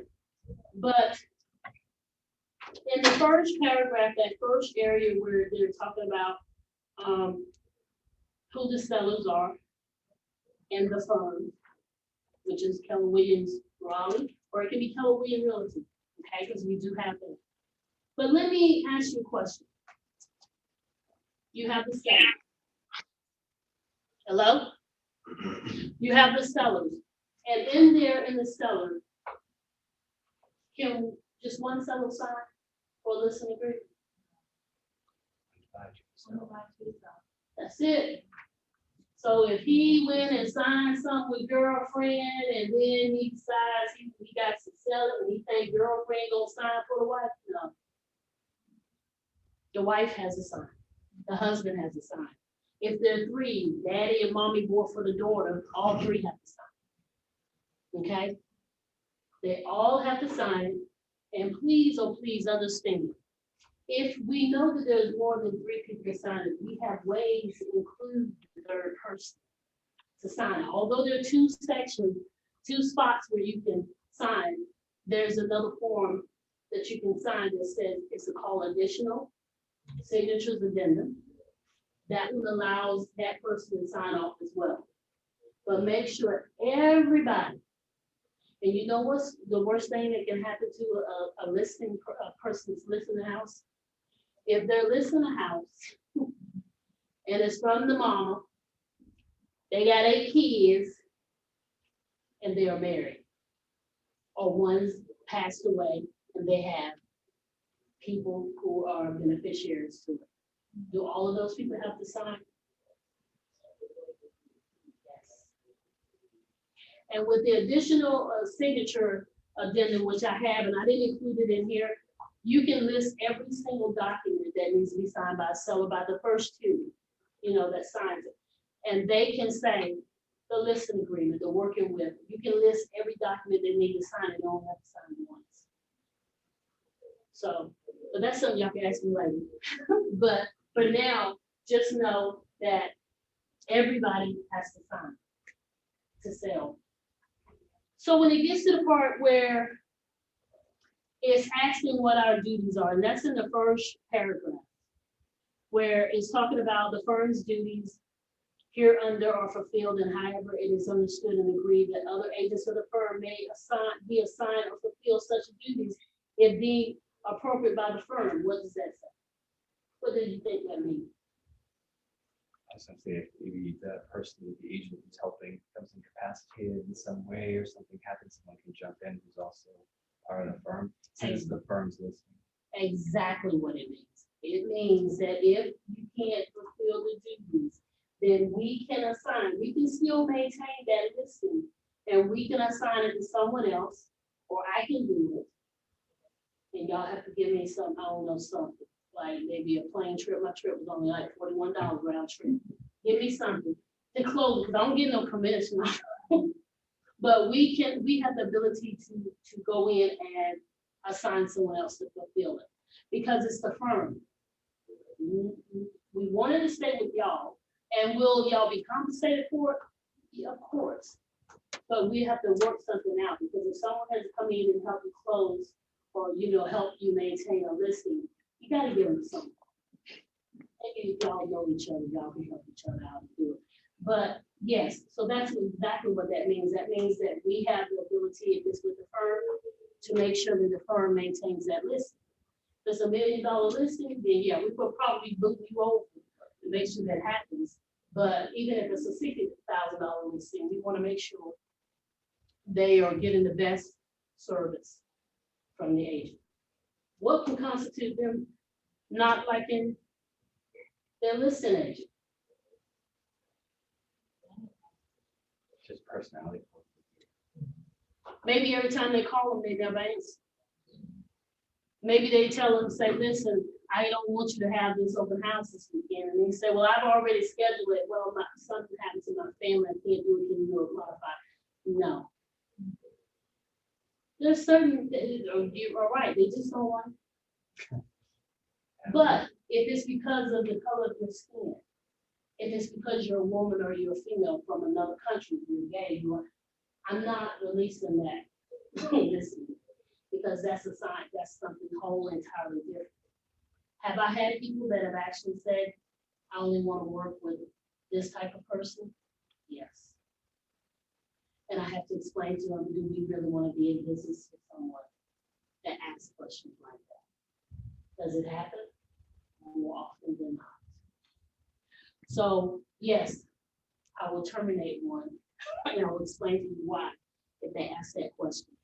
The next topic in the note: if the property was most recently owned by a person who is now deceased, the tax listing or last recorded deed to the property may not accurately identify the party who should be named as a seller. In such a case, the deceased owner's will or applicable North Carolina law, if the deceased owner died without a will, would determine the correct parties to sign this agreement. Advice from a North Carolina attorney shall be obtained concerning the the proper parties prior to completing this agreement. So if someone died, what would you put if they died and they didn't have a will? As a seller, what would you put now? The estate.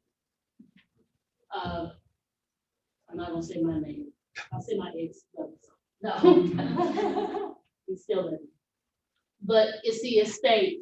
A lot of people ask that question because until they went through probate and everything, it's the estate of that person. Okay. Once they went through it all and the wife takes ownership of it, there are two ways they can fix it. One is they can just allow it to be the estate of, and the wife is, of course, is the person that's there.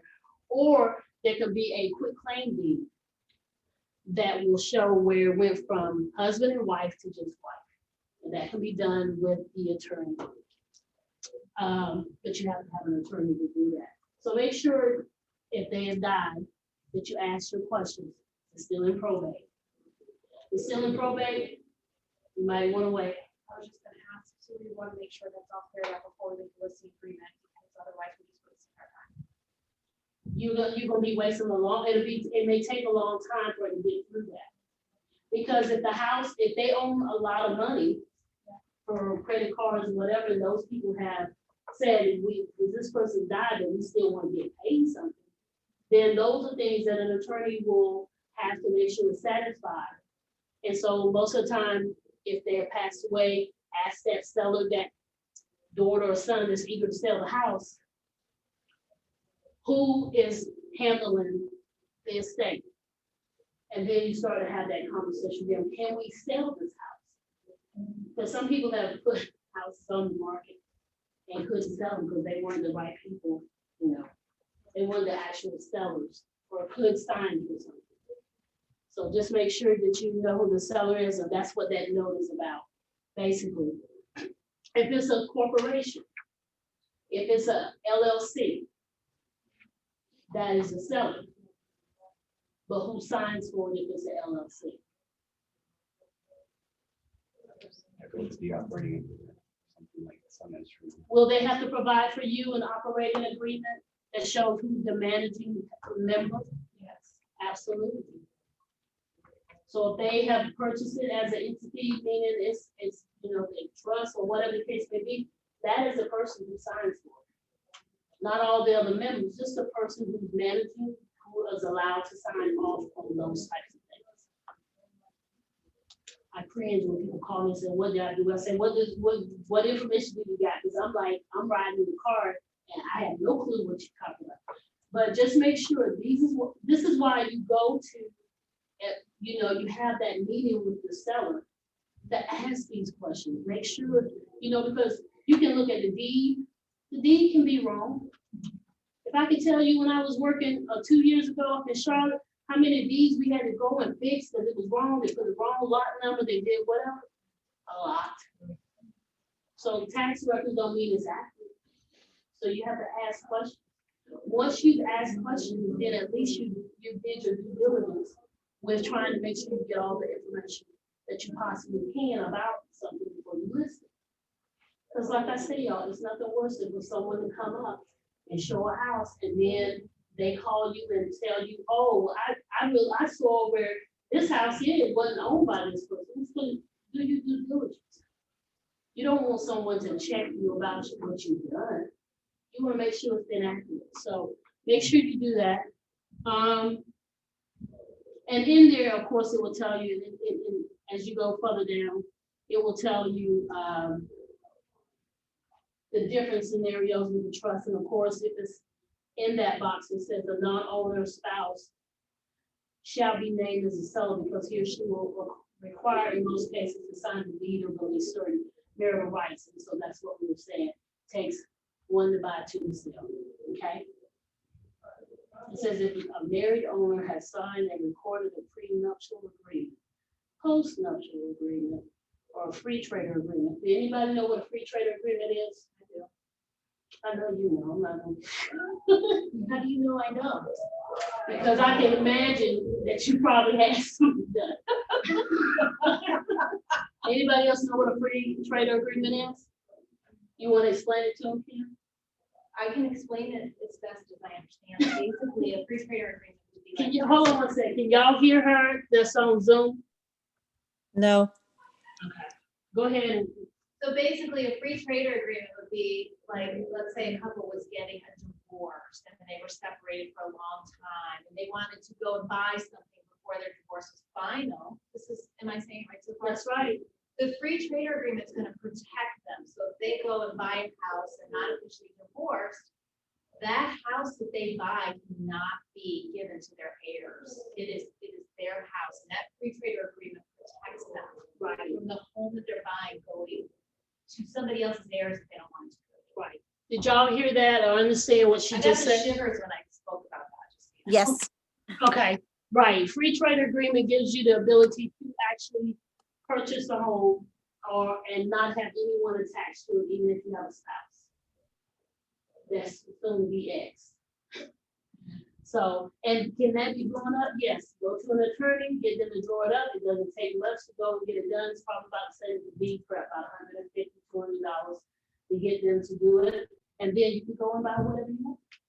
And no one has to do it. So make sure that's in there. You can find what you want. That's right. Seller represents that. Do y'all need for me to read line by line? No. Okay. Are y'all good on the Zoom? Not reading line by line? Yeah, that's fine. Yeah. Cool. Okay, so the terms of the agreement. When does this listening agreement start? After it's approved by Art. Is that a good answer or no?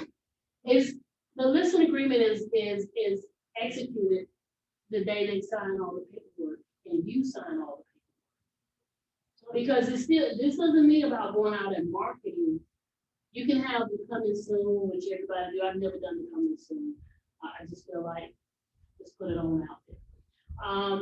But it's executed. Once it's executed, does the 72 hours that Jeremy send out to everybody and say you need to have into DocuSign, into KW command in 72 hours? That's when that starts. I've never seen many agents don't know what 72 hours, how many days that. It's not, 2 or 3 weeks. It's actually 72 hours. It's a couple of like 5 days. Okay. So when you're doing the term agreement, and it says the effective date is the date that this agreement has been signed by both the seller and the firm. So I don't have to sign it. But y'all being sub-agents, when you sign it, it becomes the firm. Okay? So The second option is the property is currently listed for sale exclusively with another real estate firm. The seller represents that the current listing expires on this day, and then of course it can start.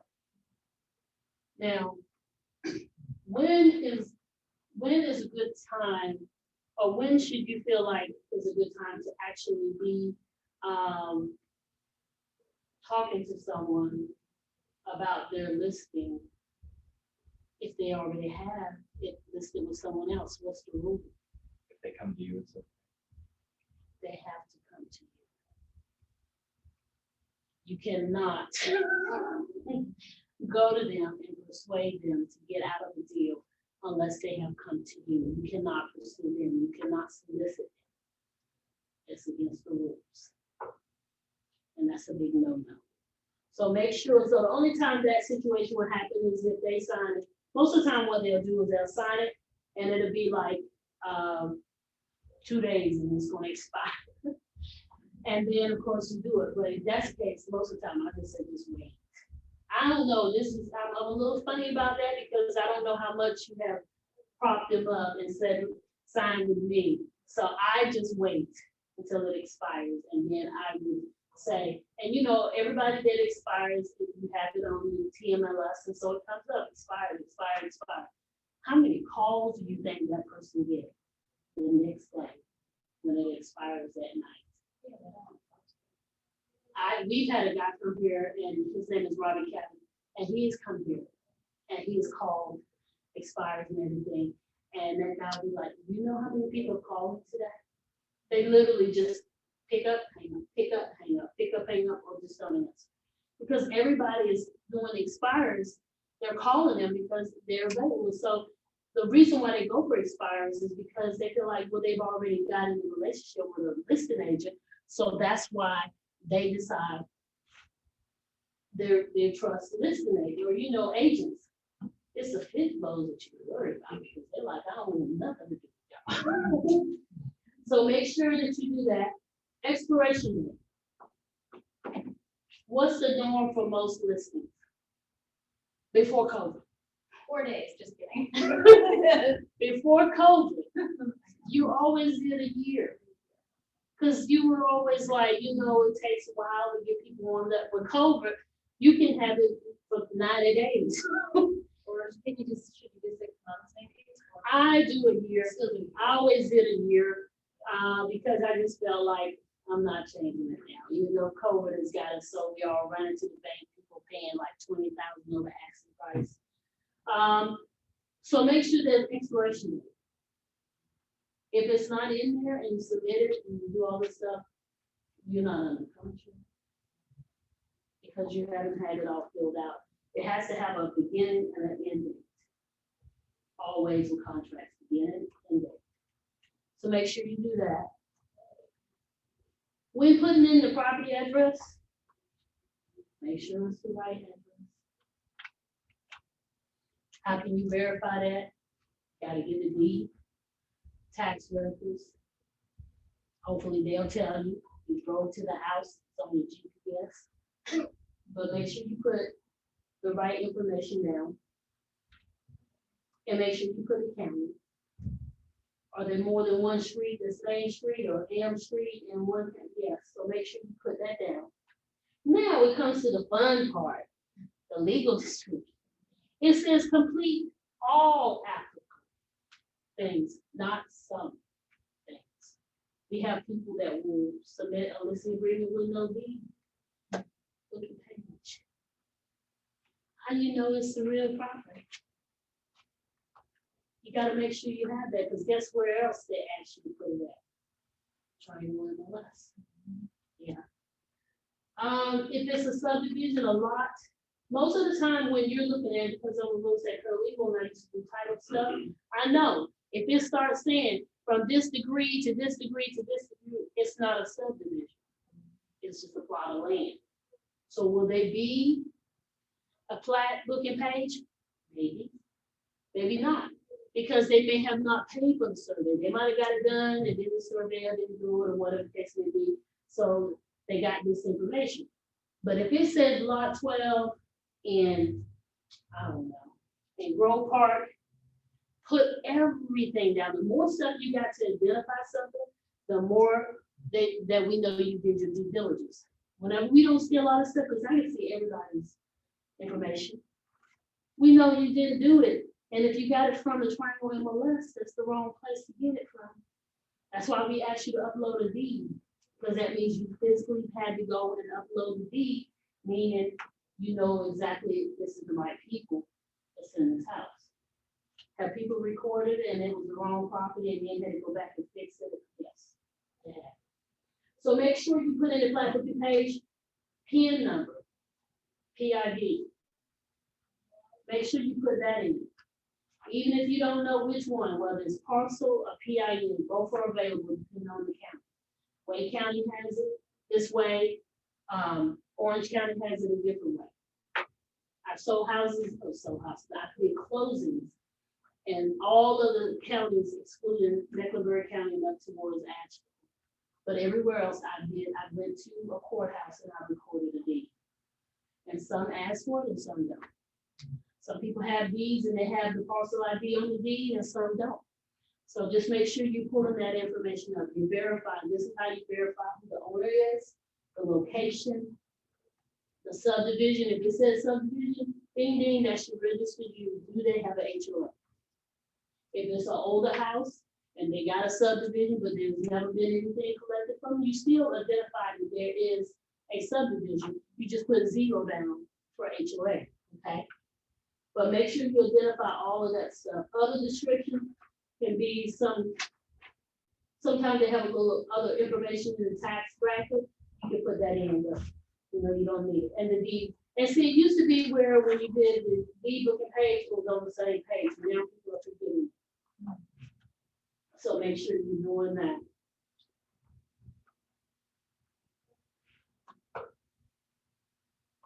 The next section is a fixture and exclusion. I'm not going over all these different things here. But when you are putting in, which is what we get ready to get in, items that are listed not owned or whatever the case may be. All of these things that are listed here, the specified items. Smart version, traditional smart version.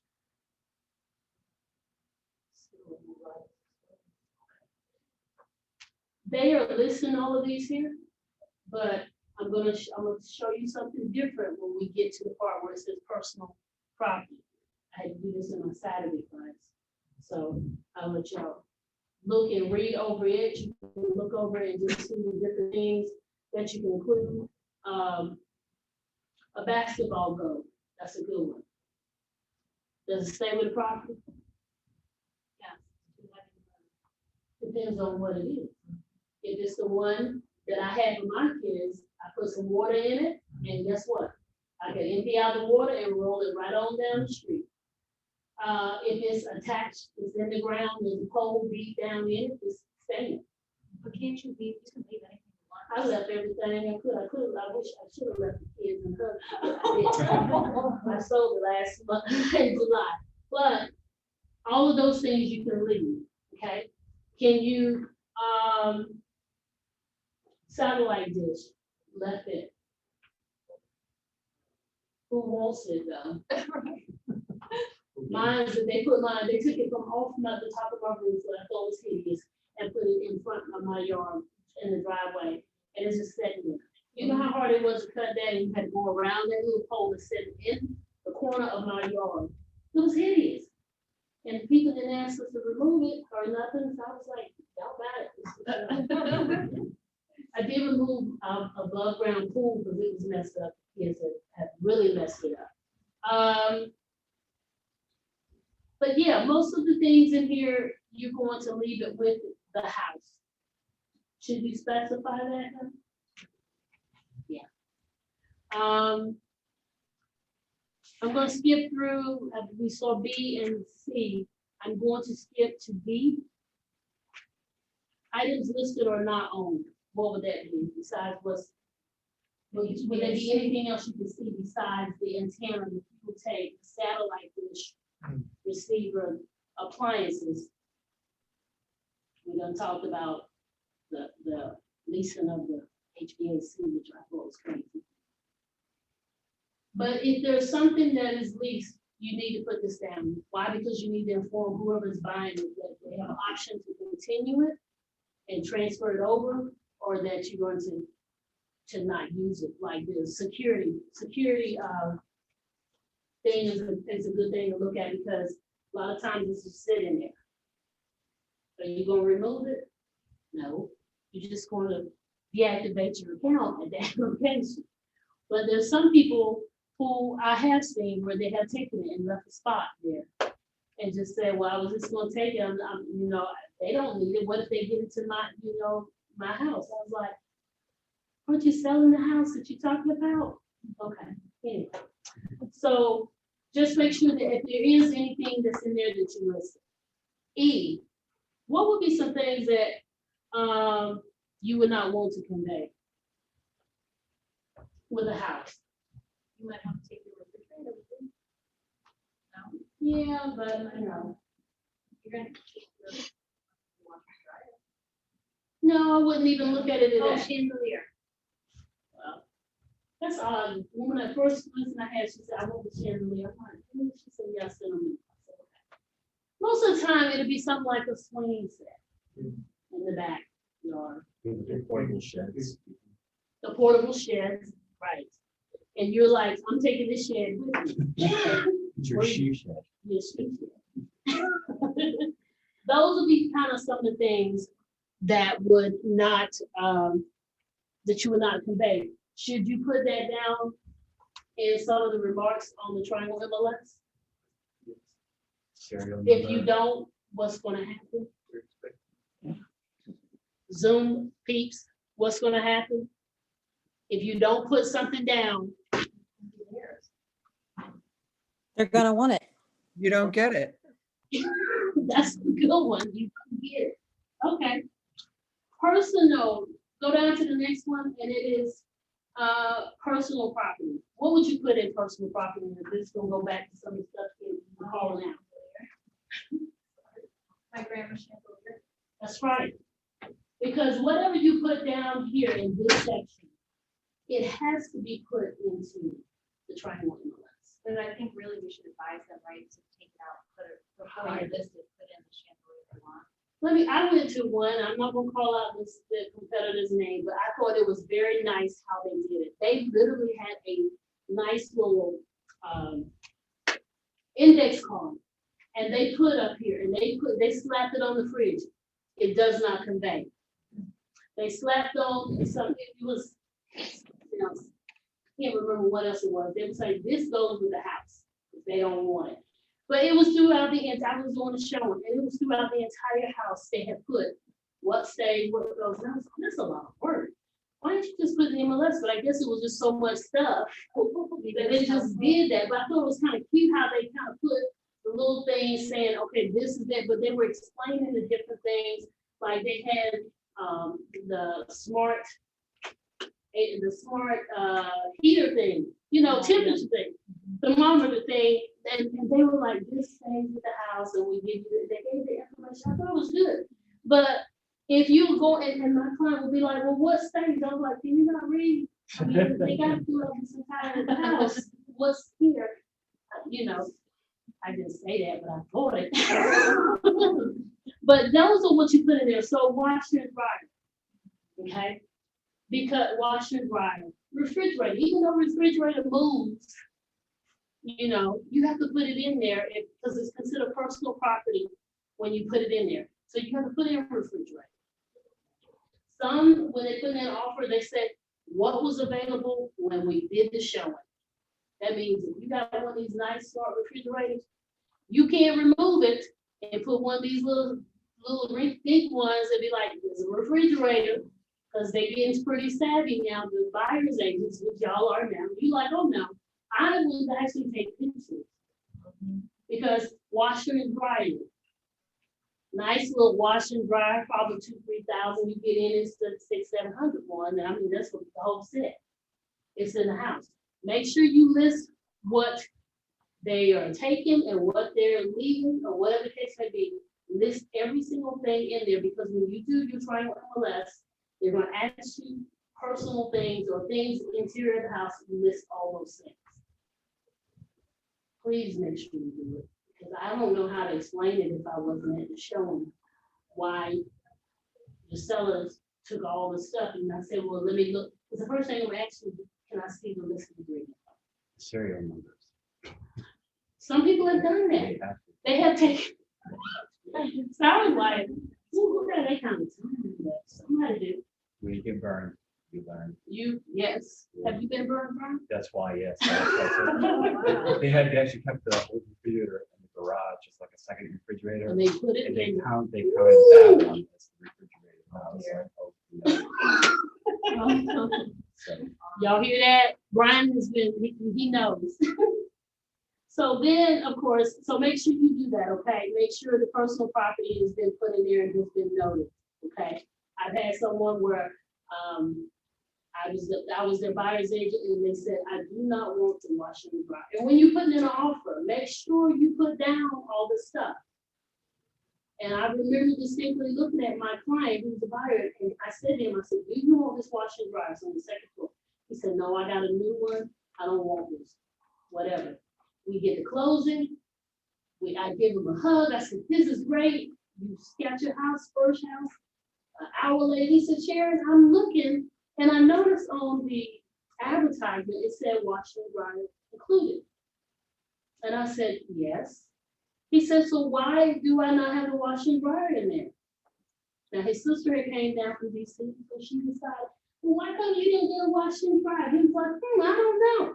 Well, Sharon is smart enough to know that once he told me he didn't want the wash and dryer, that I sent him an email to confirm to him, you do not want the wash and dry. He said, no.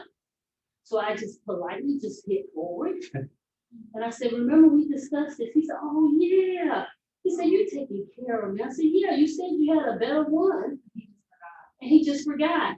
And he had to tell his sister, see, you done made me look bad because my realtor made sure that I had this taken care of. she's on her game. She was trying to be.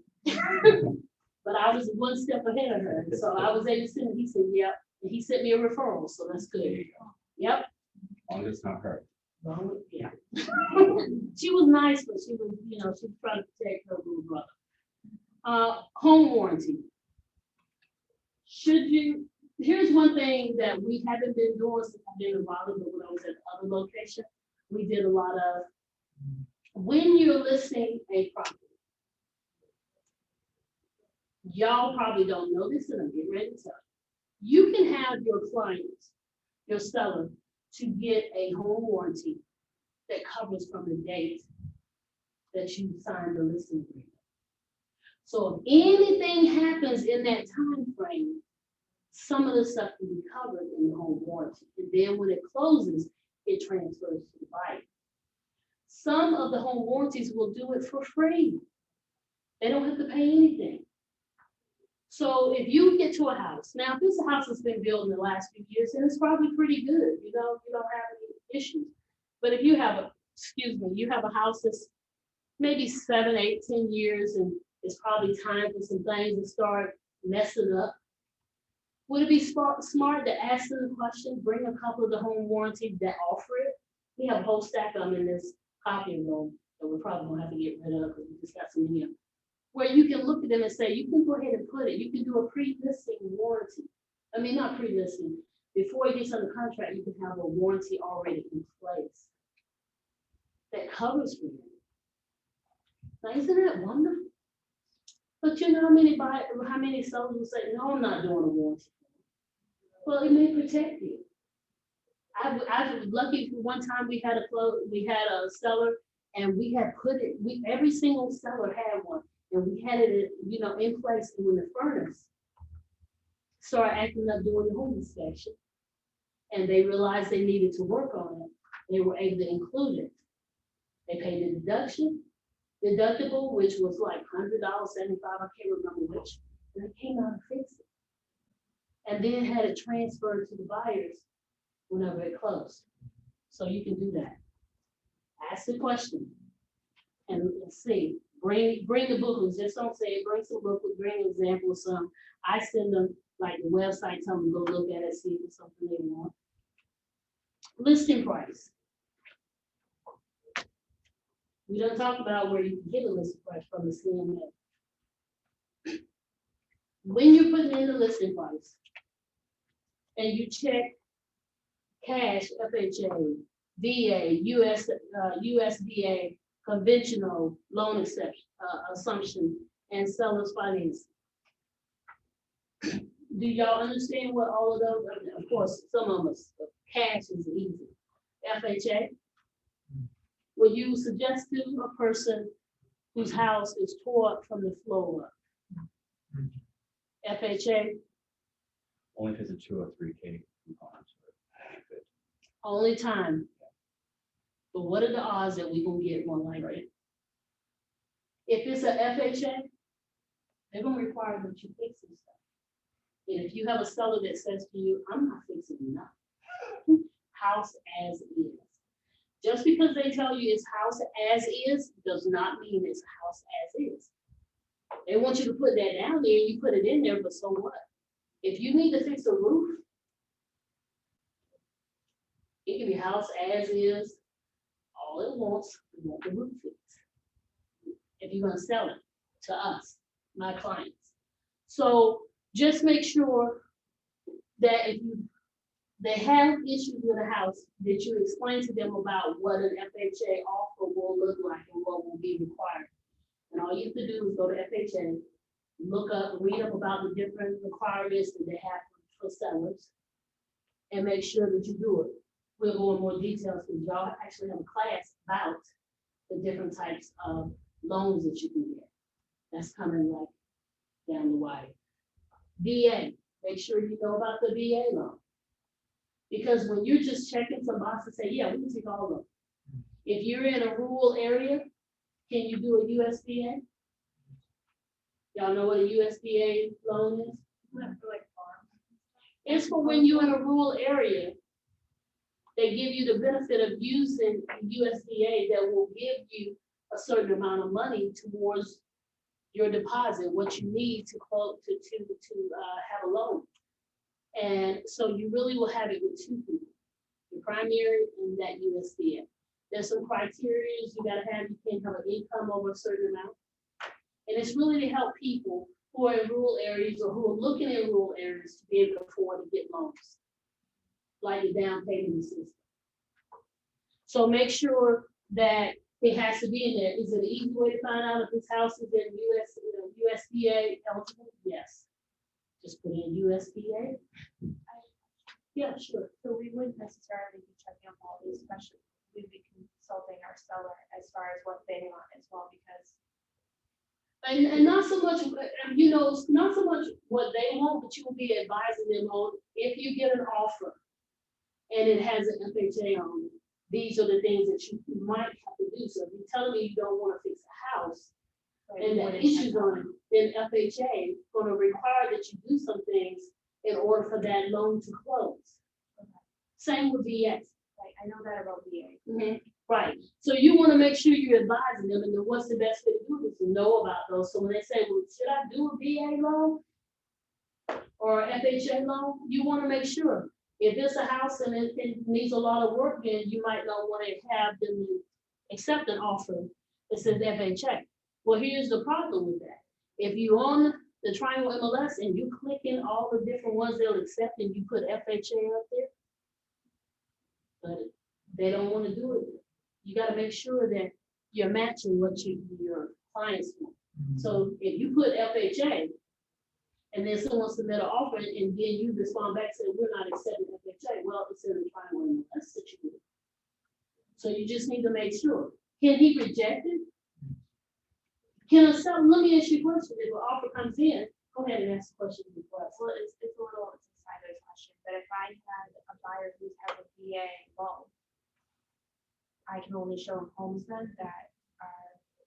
No, that's not what I'm saying. What I'm saying is the requirements, if you have a seller who is telling you that they don't want to fix parts of the house, then there's some loans that require that if they have a home inspection, and there are things that need to be fixed, that they need to be fixed, and they won't close on the house until it's been fixed.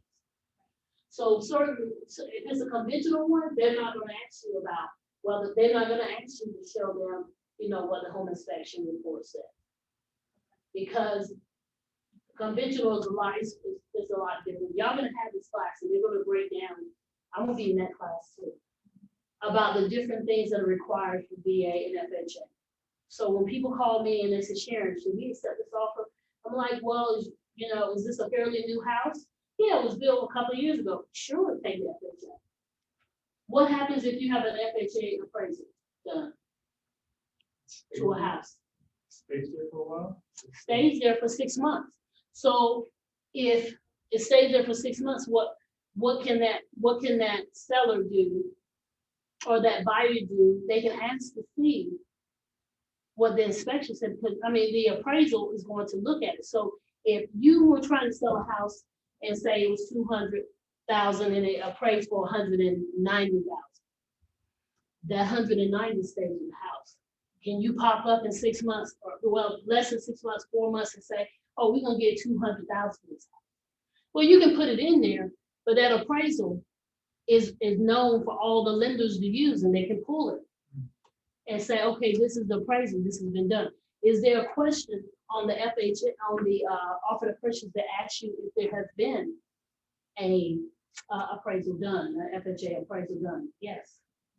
If you answer yes, then the buyers know there's one out there that they can see. And you have to wait for it. So make sure that you explain that to them, understand. And if you don't, just read about it and just say, well, let me get a better understanding of some of these types of loans. The firm, number 7, the firm compensation. Y'all give me a time check. Oh, 2:26. Good, y'all got 30 more minutes in this thing. But I went through here. The firm compensation. We do not have a fixed rate, but what do we like?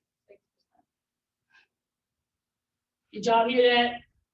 So I don't want to get too close. Y'all may see some infractions on the thing. Do y'all, my Zoom people, how many? What's the standard? Not the standard. Let me change that. What would we like to get? 6%. 6%. Okay. Can we accept less than that? With your approval. Who is that? I need to send you something. Who is that? I can't see. Tanya. It's Tanya. Listen, because someone have told me that I had this up here the whole time. Look, they probably have not. I'm glad they're following me.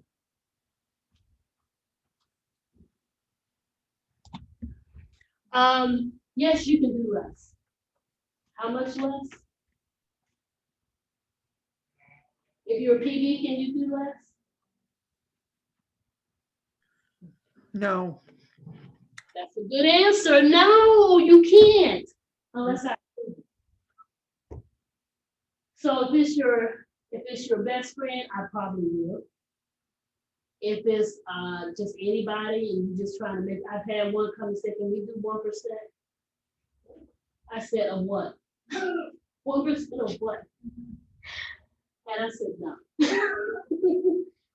So make sure that it's had 6%. Now, if, say for instance, you're helping someone out, it's a case-by-case basis. I don't want anybody to make the assumption that I'm just gonna be, you gotta have this right here, because we're flexible, because we wanna make sure we're taking care of our clients.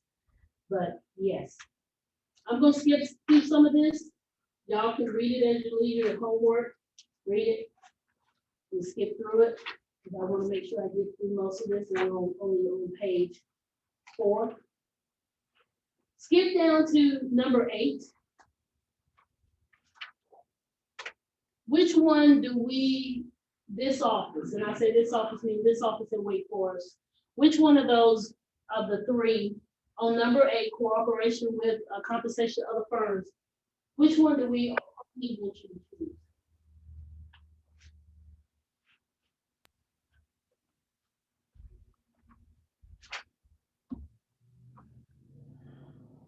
We can only be compensated by you. So is it the first one, the second one, or the third one? That little checkbox.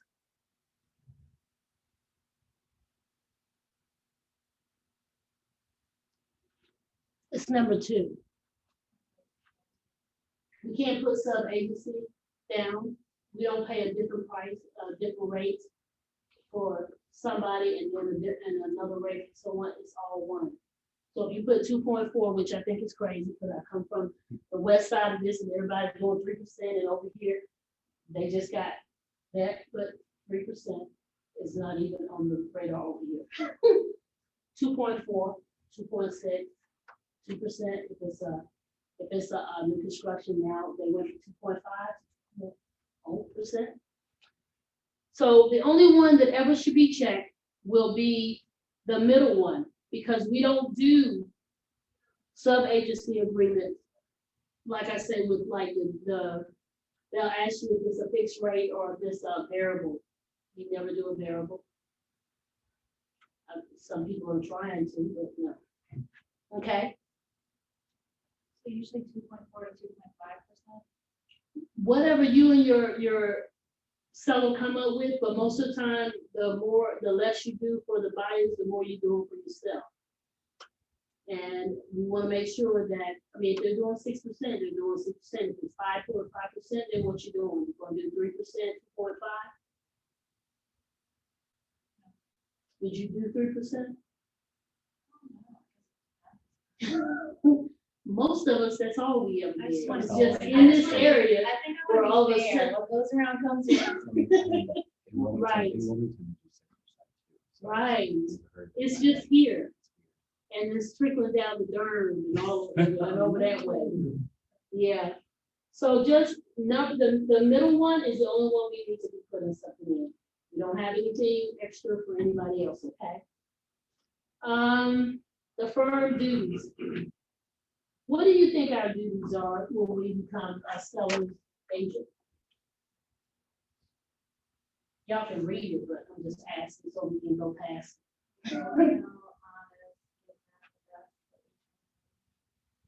It says they want you to have experience and advice in the market. That's A. Experience, advice, knowledge, marketing, and sale of the property. So basically what they're saying, they want you to know as much about my property as possible to give me a very honest answer of what my house can sell for. And it not be about your commission, but it be about the good of me selling my house if it's a service. Some people get greedy and they say, oh, I want to, the more I get from here, the more commission I can get. No, we don't want that. We want someone that's gonna be honest and do the right thing. That's the Keller way. Disclosures of material terms of offer. When explaining this to your seller, explain to them that you're prohibited from disclosing what? What would be one thing you'd be prohibited from disclosing to a buyer's agent about your seller? Maybe they're getting divorced, something personal like that. Everything you learn, well. Material fact about property. Hmm? Material fact about property. A roof is leaking or something like that. Yes. Okay, now, yeah, well, Omar, but what I was coming more to is, say for instance, if this person is sick. Right. Or, another one, someone asked me a question about, and they said, well, and I think y'all might have asked me off the seat. If someone died in the house, can you share that information? Not a material fact. Right. That's not a material fact. Right. No, they're a ghost in a different story. Let them figure that out on their own. But yes, so our duty is to make sure we're not sharing information. I just had someone that just talked to me and told me that the listing agent told them how much the offer was on the house. You think they got that information? They got that permission from the seller? No. But he was so busy trying to see how much more money he could get. Sharon, can I ask you a question? Yes. So if, for instance, we had on our team someone that the potential client wouldn't sign the buyer agency agreement, but if we don't check sub-agent and sign MLS, does that theoretically mean that they may not get paid if they did try to help with the transaction without a buyer agency? Tell me that again, we'll say that Okay, again. so you see how we have these options here, one's for sub-agent and one's for buyer agents. Mhm. I'm used to checking off both because in the old MLS, they had two places where you put that. Because Right. there is an occasion where the buyer will not sign a buyer representation agreement, which actually happened with our team. Mhm. And she was concerned whether she could get paid or not, because it's not, like you said, we want to pay for one box. Right, and So those, is that the package? well, what would happen in that particular case, if they are not aware of it, we have those 3 different documents now that say compensation. You will kick in the gear with that. There's one that says compensation, agreement on compensation, and it has a listing firm, the listing agreement, what you would agree to pay that buyer's agent. Okay, so we were having that issue, so they changed it. So we got 3 different forms. So when people call me and say, which one? I said, go through all of them, just put compensation, go through and read them to me. But make sure, so yeah, in that particular case, yeah, that's how she would fix that. Professional service, we all know that that's what we should be given. In the part here, this is new for us, the one, right, let's see, we're in 9, the firm's duties, and we get to the part where it's right below the E, where it's saying about, providing agreement to illicit service, and then of course, it's in big bold letters. The agent's firm shall conduct all brokerage activities in regard to this agreement without respect to the race, color, religion, sex, national origin, handicap, familial status, or any party or prospective party. Why do you think they had to put that in? It's been a huge problem. So much so that they are starting to document it, and they felt the need to put it in here because the document, they don't put stuff in here unless they get a lot of complaints, because it just doesn't make sense to do that.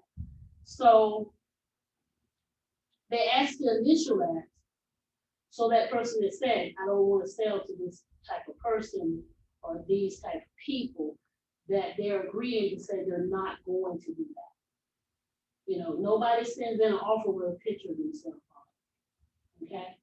So they wouldn't know unless you said something or you knew them. Okay? So I'm gonna go through some of this because I want to get through this, and I want to make sure if y'all have any questions, y'all can ask me about it. But some of this stuff is pretty self-explanatory, so I don't want to make anybody seem like I've seen bunch of classes where people have read every single line, and at some point I said, hold up, party. I know how to read. Okay. So anyway, I don't want to make sure the marketing. They're making sure that you submit the things the way that you say. As far as marketing, you put it in the MLS. You're trying to promote it to get it sold. You don't even have to do that. You just have to put it in the MLS and it's sold. So that's, you don't have to do a lot of work for that. Commencement of marketing. So this portion is really reflected to the delay marketing thing. So that's when you say to come in soon. So Triangle MLS has changed some things. So you say it's coming soon, you got 30 days for it coming soon. After 30 days, you don't have to change it. The Triangle MLS changes it. It's active. So if they got half of the house painted and half is not painted, it's active. So make sure you be very aware of the time frame of what that's going to happen and how that's going to happen. So that way you can put in what that date is. If you have to change it, can you change it? You can change it, but Triangle MLS is going to put it as active. So make sure the timeline that you have for someone that you're really taking into consideration how they can get the repairs done if they need those repairs done, okay? Skip down to the C section, the marketing authorization. Check all that are applicable. So if there's signs in the yard, put signs in the yard. They're agreeing, yes, you can do these things. Can they tell you no? They don't want a sign in the yard? Yes. Is it going to kill you to not put a sign in the yard if you got anything? No. They're looking, they're riding through. They're like doing drive-bys. Open houses. There's some sellers not want you to do an open house and have people in, especially with COVID. That's really been a big thing. If it's a vacant house, okay, yes. If it's occupied, then you got to watch them. Make sure when they're in the house that they're not looking in the medicine cabinet. I don't know why that's a big to do, but I guess it is. Advertising other than on the internet, that would be Facebook, Instagram. Used to be Craigslist, and now Craigslist is like obsolete. Coming soon, so if you decide to do coming soon, make sure you do it. If you do the coming soon, make sure I have to sign something. I've had 5 agents this week get fined $100 because they forgot to put it in. And when they sent them the notice, they had 2 days to fix it and they did. Okay, make sure you get me to sign off. Coming soon, it's available on our DocuSign under KW, I think it is. And I definitely know that if you go to Triangle MLS, it's available. If not, call your broker out in charge. I will send it to you. Coming soon is the one that. If it's not signed and it's not uploaded, like with the other documents, disclosure and stuff, in 2 days, they go and check it. In 2 days, they send you a notice, and then after 2 days, they are fining you $100. First time is free. Second time, they're charging $100 every single time. Internet advertising, I don't know what there will be other than what we just mentioned. Page 6. Lockbox and key. They're authorizing us to put it in. If they don't authorize it, how else would you show the house? Omar, how else would you show the house? Omar, he should know. That Do means, virtual tours. yep, you can do virtual tours. Only reason why I said Omar, because he didn't put a lockbox on here. I said, are you going to go and open that door every single time? I said, yeah, right down the street. All right. I'm just looking. Look at the warning one. I definitely want us to talk about that one. It may be a crime under federal and state law to listen to, record an oral conversation through the use of electronic, mechanical, and other device without the consent of the party to of that communication. So should you tell your seller that they can have the camera on, but they can't listen? They do it all the time. But you can have the camera on, you just cannot have it so you can listen. Because that's a private conversation you have. You give them the authority to be in your house, to show it. You surely cannot listen to the conversation. You just can't. Explain that to them. Although some still try to do it, leave the laptop up and you're like, why is the laptop up? And you can see yourself in the laptop. Not good. So just let them know that, okay? And F, this is the brand new one that's in here, and it's the office exclusivity. Do y'all know exclusive? Do y'all know what that means? Never check it. Never check it. And the reason why is because you're saying to the seller is saying the only people that can show my house is the people in this office. Wait, really? Where it says Oh, I see. warning, I'm sorry, I got it. warning in red. So that, and right below that, I'm saying right below the warning. We want everybody to see the house. Deal goes sour, you may not want to see the person in the day either. But don't ever check it. There's some offices that'll do that where they want it all in-house or whatever, but I don't know any that do it. But there must be some. It's the whole state of North Carolina. So make sure you don't check that. Earnest money. Make sure that you, this is number 11. Make sure that you are explaining to them about how you handle the earnest money. We don't do what? We don't hold earnest money. Trust me. Why? Because we've been around too many people that's been sued. So we don't do it.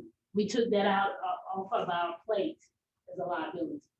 So when we get it, when you're listening with someone, if you're a buyer, make sure it says the attorney. Okay. The seller's representation, number 12, that's about, trying to see. That one's gonna be, we talked about the flood. You should be checking for flood, making sure going to FEMA, NC flood.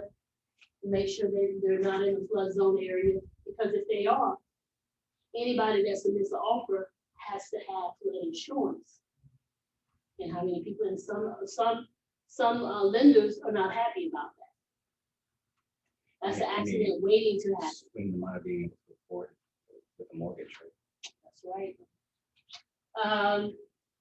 Synthetic stucco, I've never, now, I got family in Arizona, but I've never really had to deal with that. Owners, number C, it's letter C, owners association. Only put this in if they have the HOA. This is where you will put this information in, okay? Here and on the residential property disclosure.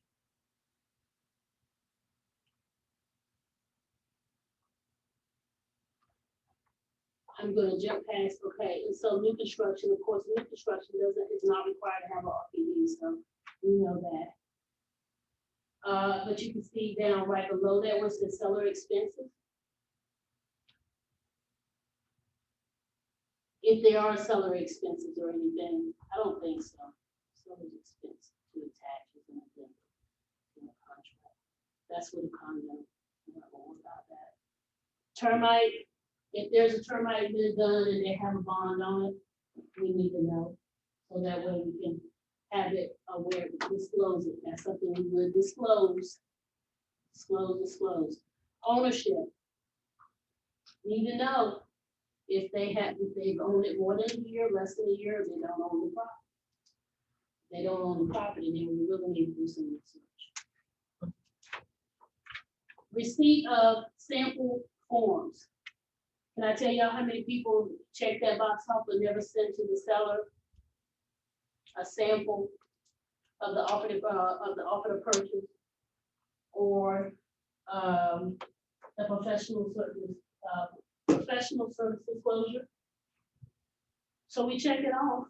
So send them a sample. Do we have samples? Yeah. So that way they know what an offer looks like. So they are prepared when you present them with the offer. And the professional service disclosure, which we were supposed to explain to them anyway, right? About why we need it, the services and all. So definitely, you giving them a sample of it. Their current lien, does this go back to that seller net sheet? That's how you get that information. You have a discussion with them, and you have it on the seller net sheet, and then they give you. Do they have to give you the approximate amount of balance? No. But it would be nice to know who the lender is, lender phone. Why will it come in handy whenever they get under contract and they haven't given that information to you? You can give it to the attorney so they can reach out. They can't reach out without your social security number, but okay. Go down to page 8 and you will see the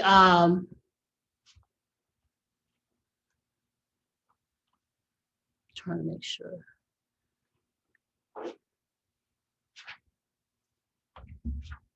Page 8 on that number 7. I'm trying to think, is there anything that I've ever seen put here? Other than UCC, which really has more to do with if you had, I don't think anybody that I know of have any UCC fixtures in their house. You never know, I have building stuff, I have no idea. But definitely, most of the time, but everything that has a blank that you don't answer, what has the in the and what is UCC?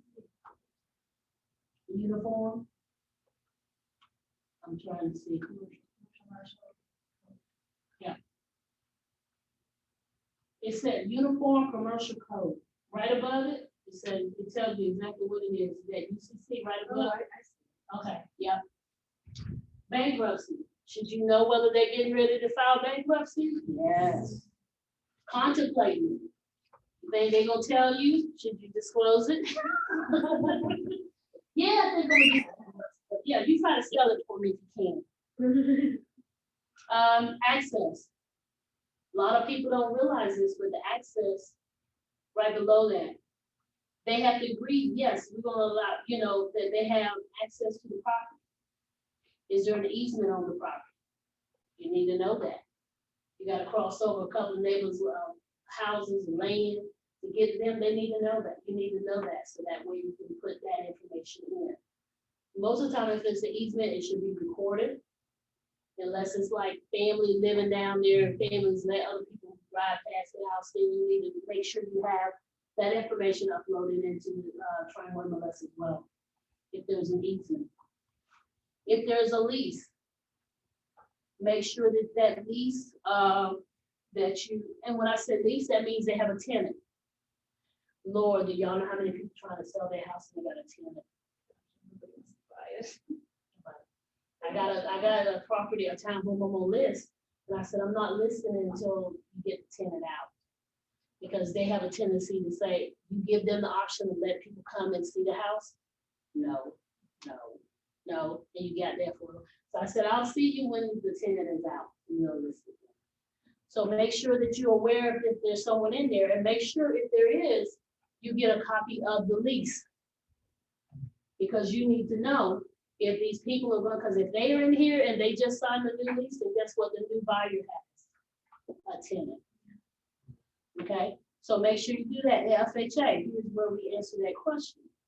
To the best of your seller's knowledge, has an appraisal been done within the last, oh, excuse me, I'm sorry, it's 4 months now. It used to be 6. Within 4 months of the effective date. And seller agrees to promptly provide the firm with a copy of that appraisal.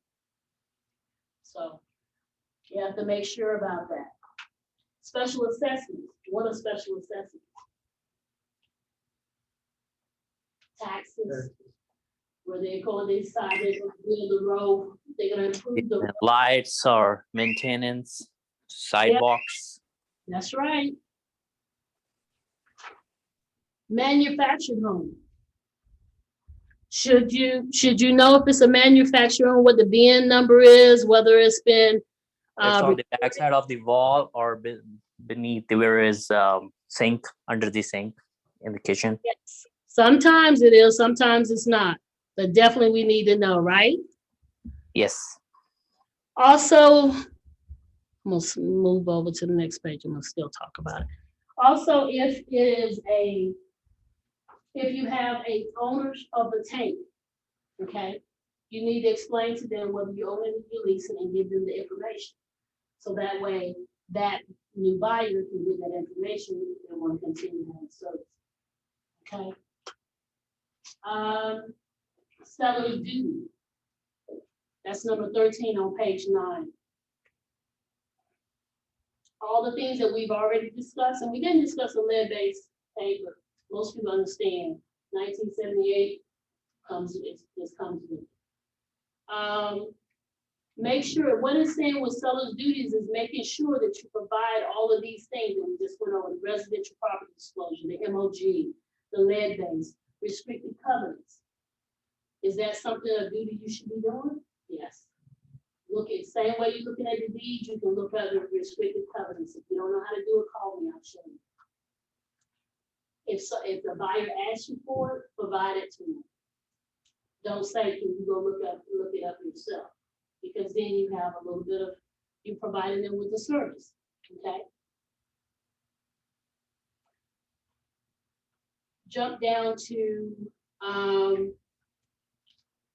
right below E where it says seller, right above the blue box that says note. We are not on short sales for right now, but we probably will be. But seller represents that the seller has the right to convey the property. Make sure they have a right to do it. This is where we go and look for the deed, we look at all that good stuff. You hit NA if there is no issue. Okay.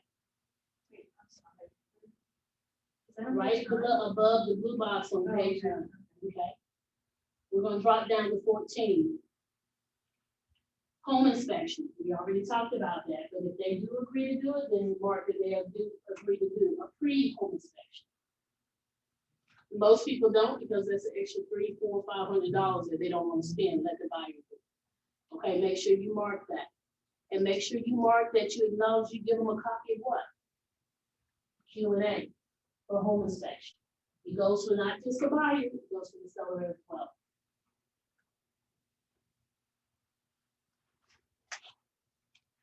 Make sure that they agree to number 15, that you can take pictures of the house. I had one client who demanded that we take a picture and that she be in it. Right in front of the garage. Why? But she wanted to be in it, so we took the picture and posted it. Crazy. She comes with the house. She comes with the house. Number 16, additional terms and conditions. This would be where something comes on where, say for instance, you want to have that whole saying where you say to them, we'll put the house at 175, but we already know it probably won't sell it to 150. But the seller is like, I wanted to be listed at 170.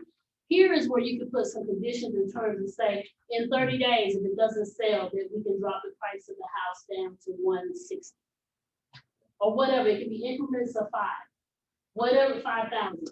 But there's where you would put that little word verbiage stuff that would go in there. But most people in this market, they're going up, they're not going down, okay? And then I think with the exception of just the stuff on page 12, and of course the wire fraud, the one thing that I got 5 minutes to talk about is dual agency. The wire fraud stuff, y'all all know. Wire fraud, just make sure that you're communicating with the people and that you're, if you get an email that says, is your client getting a wire, make sure you call your client and your attorney. I was in the office where a person, an agent, on a Friday was called and said, the attorney called and said, hey, I see your sellers want to have their stuff wired, but you had told me that you were going to email. She said, oh, I guess if they sent you an email and said they wanted wired, then wired. Money come, and the sellers called and said, we never stored our money here at our bank because you said you were going to do something else with it. And she said, oh, the attorney called me and told me that y'all wanted it wired. They said, we didn't send the attorney an email. Someone in India or wherever, I can't even remember, Zimbabwe, somewhere overseas, they go and intercepted her email. The agent, the seller's email, because they were going back and forth with the agent. And $70,000 went to somewhere else. And asked me, did that agent have to pay some of that money back? Yes. Why? Because she didn't do her due diligence. She should have been able to call and confirm with her clients because she's supposed to be doing that. I thought we said this. Are you sure? Because I had told them this, and they would have been able to say, oh, no, we didn't. But she didn't think anything about it. It had closed, and that, oh, they had asked this question. Who else had to pay for it? Attorney. The attorney. And then who was the third person? Keller. And we are the ones, that office, that started the wire fraud issue. Sharon, does E&O help with any of that or no? E&O said no, and let me tell you why. Because it was the agent's duty to confirm with her clients. That's what they want. She's now moved to Denver because she retired. She stuck around for a while. Let's talk about the due diligence, and then I'll be done. The due diligence. On page 10, D, authorization.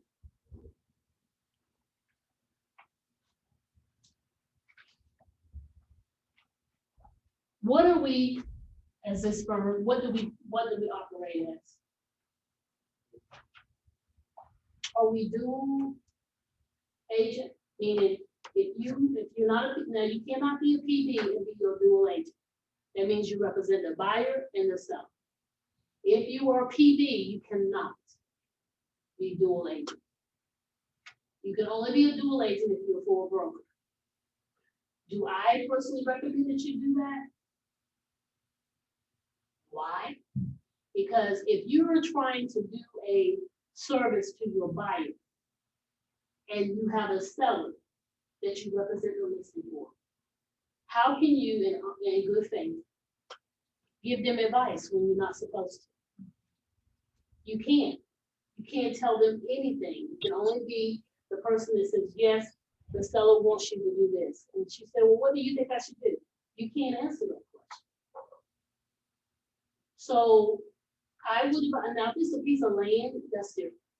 It's, I mean, it's, you know, you just got a piece of land. I can see that happening where you get a piece of land. Someone say, I just want to sell it. You know, I just want to get this land, and they do a perk test, maybe a survey, that's it. But with the house, and there are issues with the house. So the seller's got a leaky roof, but you can't tell the buyer that the roof is leaking and it's gonna come down in a couple of months and you just buy it. So be careful with that. What else does a dual agency mean? It means that you can sell somebody a house, but you can also sell them, like if one of the other agents is selling a house, I can sell, they can buy them from them. That's right. So Because that's we, right, because we can represent both the seller and the buyer, okay? Can you do it if it's in Wake Forest? Straight question. Keller Williams, Wake Forest, the other office. Some people think you can't because they're two brokers in charge, but you can. Why? Because the money comes out of one place. So if you're having a deal done with Morgan Womble that's down there in Wake Forest, then yes. But the one in the middle, when you're getting everybody to sign and you do the pre-tags and all this other stuff, it does every single one of them. Once you do the second one that says they want you to be exclusive, and then you've asked them to do the dual, you don't have a contract because you've asked them yes, no, yes, no. You pick one. Everybody's like, why am I doing? It said initial only one. So you do the first one. When you do the first one, do you have to do the third one that says designated? No. You don't. But when would you have to do it? Two people are designated in the office. So you can have it done where they just do the dual agency, the very first one. But if Josh brings to me, I have my listing, and he comes to me with a buyer and we accept his offer, do I need to go in and change that to designate it so I can still advise? Yeah. Yes. Because if not, both Josh and I have people we can't advise because we're in a dual firm. And the firm owns both agreements. So in order for him to be able to tell his seller, Sharon, they've got some jinky stuff going on with them, no, we're not gonna go with this offer, and advise it. You can get the designated, which means you can do that. If not, you can't. Y'all, if y'all know how many people mess up with the dual agency, it is something that I have to constantly remind people. I even had one agent who was a seasoned agent on the team, and they came to me and said, no, it doesn't mean that. I was like, oh boy, you were broken in charge. So if I start off with a buyer and I'm their dual agent, they've checked dual agent, and then I go and I'm gonna, you're I'm selling, have a listing, right? So in order for me to keep representing them, we have to switch it to designated then? And then Both of us. oh, okay, that's. Now, if I already have my, it must equal. So if I have dual, you have dual. If I have designated, dual and designated, yours have to be designated. So then we do like an addendum for designated? You just go in and ask them to initial that one page, Oh, and then, and yeah, and order to be okay. So we can still give them the proper amount of, okay. Yes. I know it's tedious this year, but once you start doing them, and I say before homework, go home and practice on your own property. Your own property, you go in, you fill out everything in it. And y'all can send it to me. I have no problem looking it over, just to look it over. But yeah. I'm done, y'all. I gotta wine and dine. So and I why want not the just, wine. why not just start off with doing designated agency? Well, because a lot of times I can tell you the percentage of people that do it where it's dual in here is not as much. So people just do it because if there's opportunity for them, some people just want to be dual agents. They want both sides of the coin. I just don't see how I can do it. I'm not saying people can't be ethically and do it. I know me, I like to talk. And I like to protect my client. So I can't do it with both, with two people. So just erring that caution, we could just have them sign the designated. And You can have them do the dual. You always have to do that up at top. You always have to initial one of them and have them sign it one, and then it's done. A rule of caution. All right, y'all. I'm done. I hope y'all learned something. Thank you. Thank you so much, ma'am. You're welcome. Y'all have a wonderful day. I am. All right, you as well. Yeah. Bye. Bye.